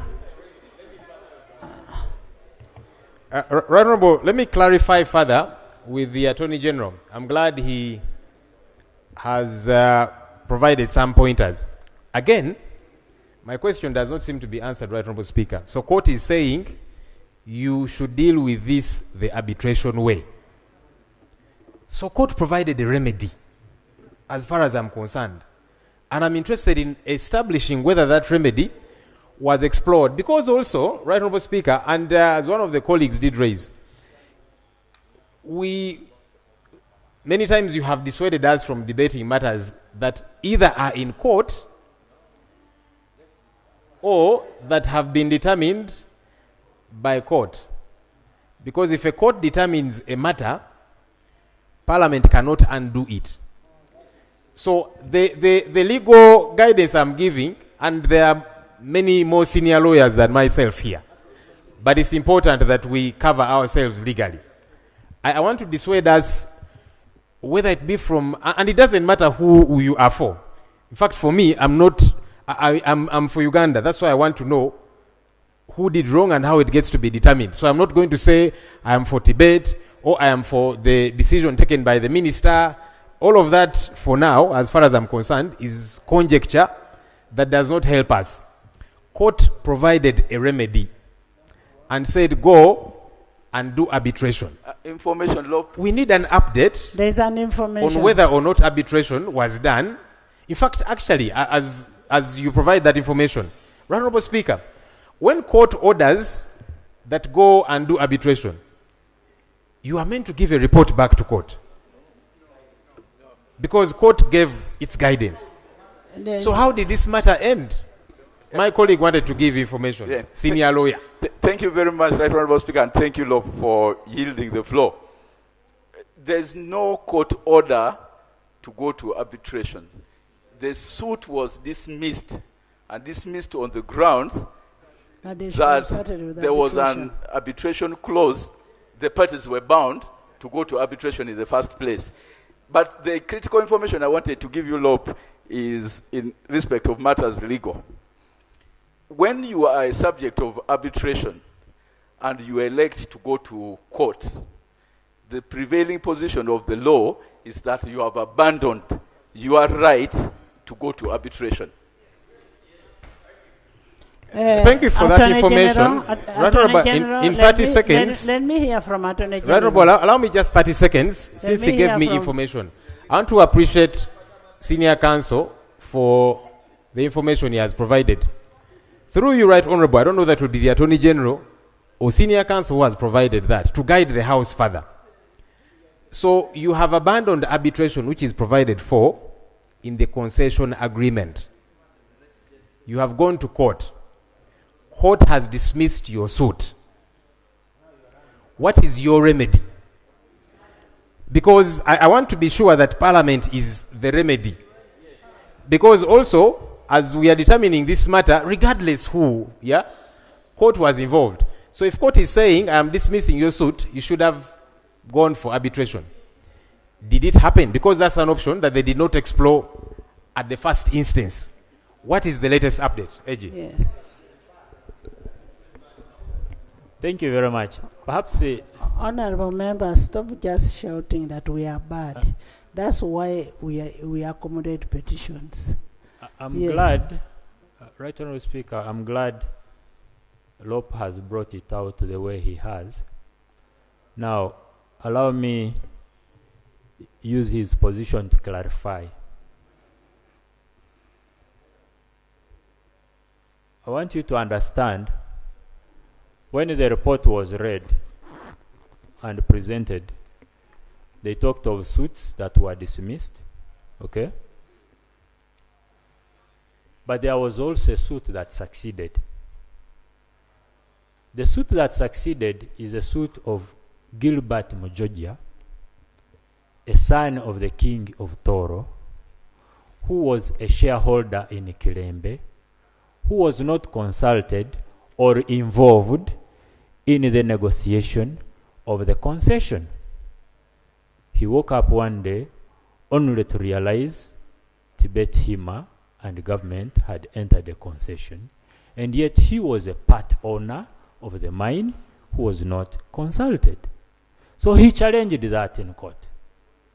And on the basis of his challenge, court nullified. That's on page 28. Yes, court nullified the concession. Meaning that whether they had gone for arbitration, whether Anita had cancelled or not, the concession was a nullity ab initio, in as far as it did not involve the shareholder. Yes. So that's what informs the decision of Tibet to go for a petition. Okay? Yes. Because there is no concession on which they can base. Honourable members, listen. There is no concession on which they can found an action. So the last resort is a petition. That's why they are here. If you are not clear, let me explain again. The government of Uganda, let me start afresh. Right, Honourable Speaker. The government of Uganda advertised for an international bidder to come and run Kilembe. Okay? The presumption is that the government of Uganda has done all due diligence and involved each and every person who is required. And Tibet and others willing put in their bids. Tibet won the bid and signed a concession. Along the way, the concession was cancelled for one reason or another.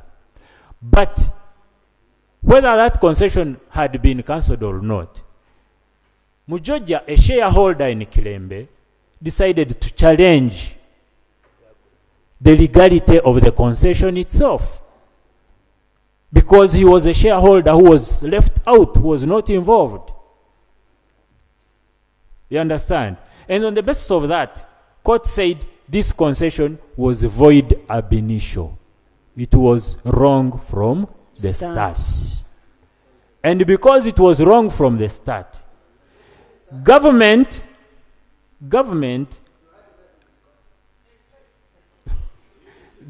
is the one that invited Kilembe and gave them a concession, which later turned out to be non-existent. Remember, they had already paid and committed their finances, resources, time and money. So they choose to come here with a petition. You make a decision as parliament. As whether they should be given a compensation. A compensation? Yes. Whether they should be returned their money. Just a minute. Yes. The petitioners have come here because you cancelled the concession. And they are saying, you cannot cancel the concession and again take away the money. That is what the petitioners have come to say here. So we have to decide as a country, should we defraud The court decided already. the investors? Is that what we are trying to do? Thank you, Right Honourable Speaker. The AG allowed for me to clarify one simple issue. Right Honourable Speaker, and the reason I have tried to insist on this matter is because we must, all of us, cover ourselves legally. That's very important. Honourable Speaker, severally you have told us that whether it be motions, whether it be reports that we adopt, and you are right, legally, in this House, are only advisory to government. So, whenever it is a motion that we pass, if it is a report, or whatever the case might be. A report to the bill. Come again? A report to the bill. To the bill? Yes. Yeah, even a report to a bill is advisory. It is a bill once it has been passed, that's a different matter. But all of these reports, petitions, and eventually, when we pass it, for as long as it is not law, it is only advisory to government. It's true. And for me, I am thinking we must find a legal remedy so that government, even if we eventually pass whatever we pass here, tomorrow they say, well, it was just advisory, they choose to do something else. And that's where, I don't know where the AG has gone, so that I've seen him. So that that's the clarification I'm seeking for from the AG to see how he guides government and ourselves for something proper legally. What? That's the further clarification. This is for lawyers, Honorable Sirwanyi. Senior counsel, the Attorney General. Let me finish my clarification to senior counsel. Calm down. It's okay when I say you're not a lawyer. It's okay. Even me, I'm not a doctor. I'm not an engineer. I'm a lawyer. It's not an offense. Honorable Solomon, but you did a history. Yeah, it's okay. Be proud of what you studied, Honorable Sirwanyi. If somebody says, Senyon, you're not a doctor, I'll not take offense. But as I finish up, right, Honorable Speaker, to the Attorney General. Attorney General, please do guide us. What gets to be the ultimate remedy? Because my worry is, whatever we pass here in Parliament will be taken as advisory, and government can choose to follow it or not to follow it. So if somebody was defrauded, as you're saying, right, Honorable Speaker, and then Parliament cannot help them because it will be advisory, how do we cover ourselves as a country so that tomorrow investors don't say, we shall not come, you're defrauding us? Yes. Also, how do we make sure an investor does not defraud us? So that's the legal direction that I'm hoping the Attorney General helps us with. Otherwise, we don't want afterwards, it was just advisory, we abandon it and move and do whatever we want to do. Honorable Attorney General. It is interesting. It is interesting. Lope thinks because Sirwanyi is a gynecologist, he shouldn't contribute to the debate.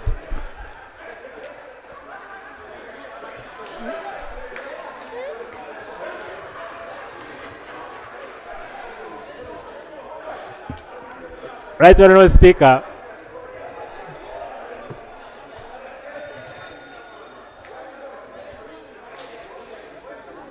Right, Honorable Speaker.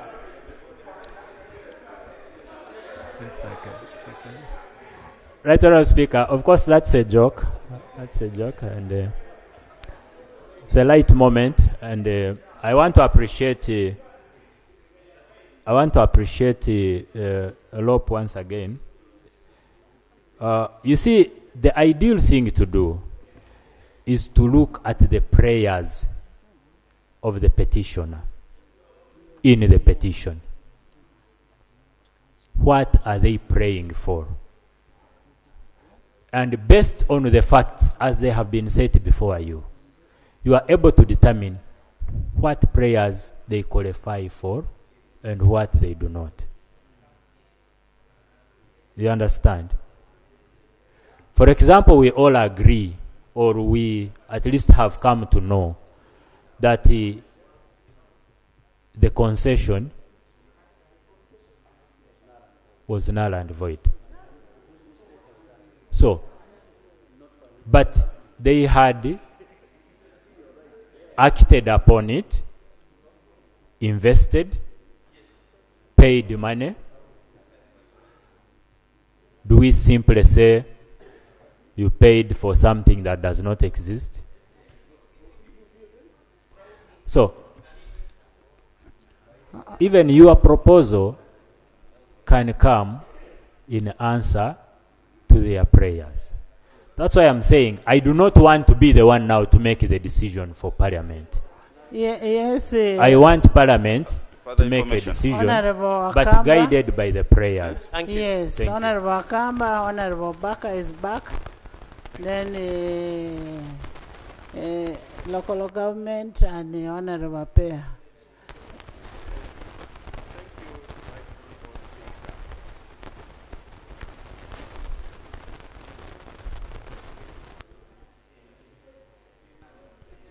Thank you, Right Honorable Speaker.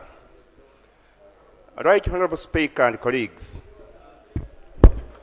in a situation where court dismissed a matter that had been filed by Tibet against the Attorney General on the account of not first exploring the remedy under the concession, it left debate with the two options. One, to choose whether actually to go for arbitration, or debate had also a right to approach the other party, which is government, and say, government, here is the situation. We entered into a concession that has been determined by court to be null and void, but I've put in money. What should I do? And Tibet chose not to go for arbitration and opted for petition. This parliament is the third arm of government. In a situation where the country is always on the lookout for investors, and this particular investor had come, it didn't have knowledge, to my thinking, that Kirembe Mines had not consulted or had not sought the consent of the other shareholder in Kirembe Mines. It would be far-fetched for us to think that Tibet should just walk away without a remedy. So for me, I think that this parliament is well vested with the authority to look into the petition by Tibet, and then, since our resolution is advisory to government, it will be upon government to look into the resolution of this parliament, whether to renegotiate with Tibet or not. Otherwise, to me, I think that the petition is properly before this parliament. Yes. Thank you, Council, for your submission. The issue brought by the petitioner here is to seek remedy for government actions. You are aware, before those people came here, they went to court and exercised their right. And court told them that they could not seek remedy in court. The best thing they should have done is to go to arbitration. I'm not sure if they exercised that or not. That matter was, just let me finish. That matter was already determined by court by asking Parliament to deliberate on this matter. Don't you think Parliament will be moving in the direction? Let me raise my clarification. I'm going to clarify on your issue. You here and you allowed me to. No. Let me raise the clarification issue, and then you clarify. You've already sought clarification, and I'm ready to give You cannot clarify what you have not heard. I have heard. Let me clarify. I've not finished. Let me clarify. You sought for You don't clarify what I've not raised. You don't clarify what I've not raised. You only listen. In this matter, as rightly observed, their interests for this country and their interests for investors, for whatever reasons, those are all good interests. But what we want is a fair deal. Now my clarification is, since those matters were already decided by the court, do you think by allowing Parliament to go and make recommendations that one was already decided upon? Let's go to the next item. Yes, Honorable Anita. Thank you, Right Honorable Speaker. Perhaps before we go to the next item, I just wanted to bring it to the attention of the House that whereas Tibet Hima paid part of the concession fee in that concession agreement, which was a nullity, they also benefited from government through sale of electricity, which the UETCL, Uganda Electricity Transmission Company Limited, for power supply for Mobuku 1 hydro project. So even in that nullity, they still were collecting money from government. So I would like to ask the August House that that I want to ask the August House that we pass the report with the amendment, because I have no responsibility. Yes. That we go and reconcile against the money that they made, and then we come back and report to this House. Or you pay them, or whichever, they pay because us. they also took money from us in this illegality. They equally also made money. What the amendment we are making is removing from political responsibility to collective responsibility. Are we together? Are we together? Honorable members, I put a question that the motion for the resolution of Parliament to strengthen accountability mechanism and no, that's the wrong one.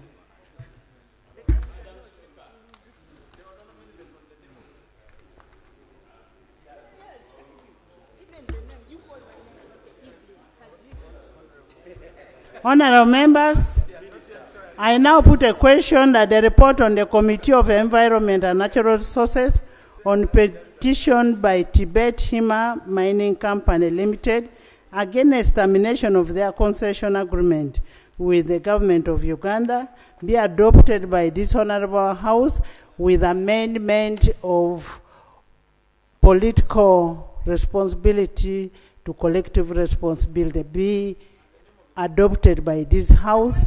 Those in favor say and the contrary nay. The ayes have it. House adjourned tomorrow at 2.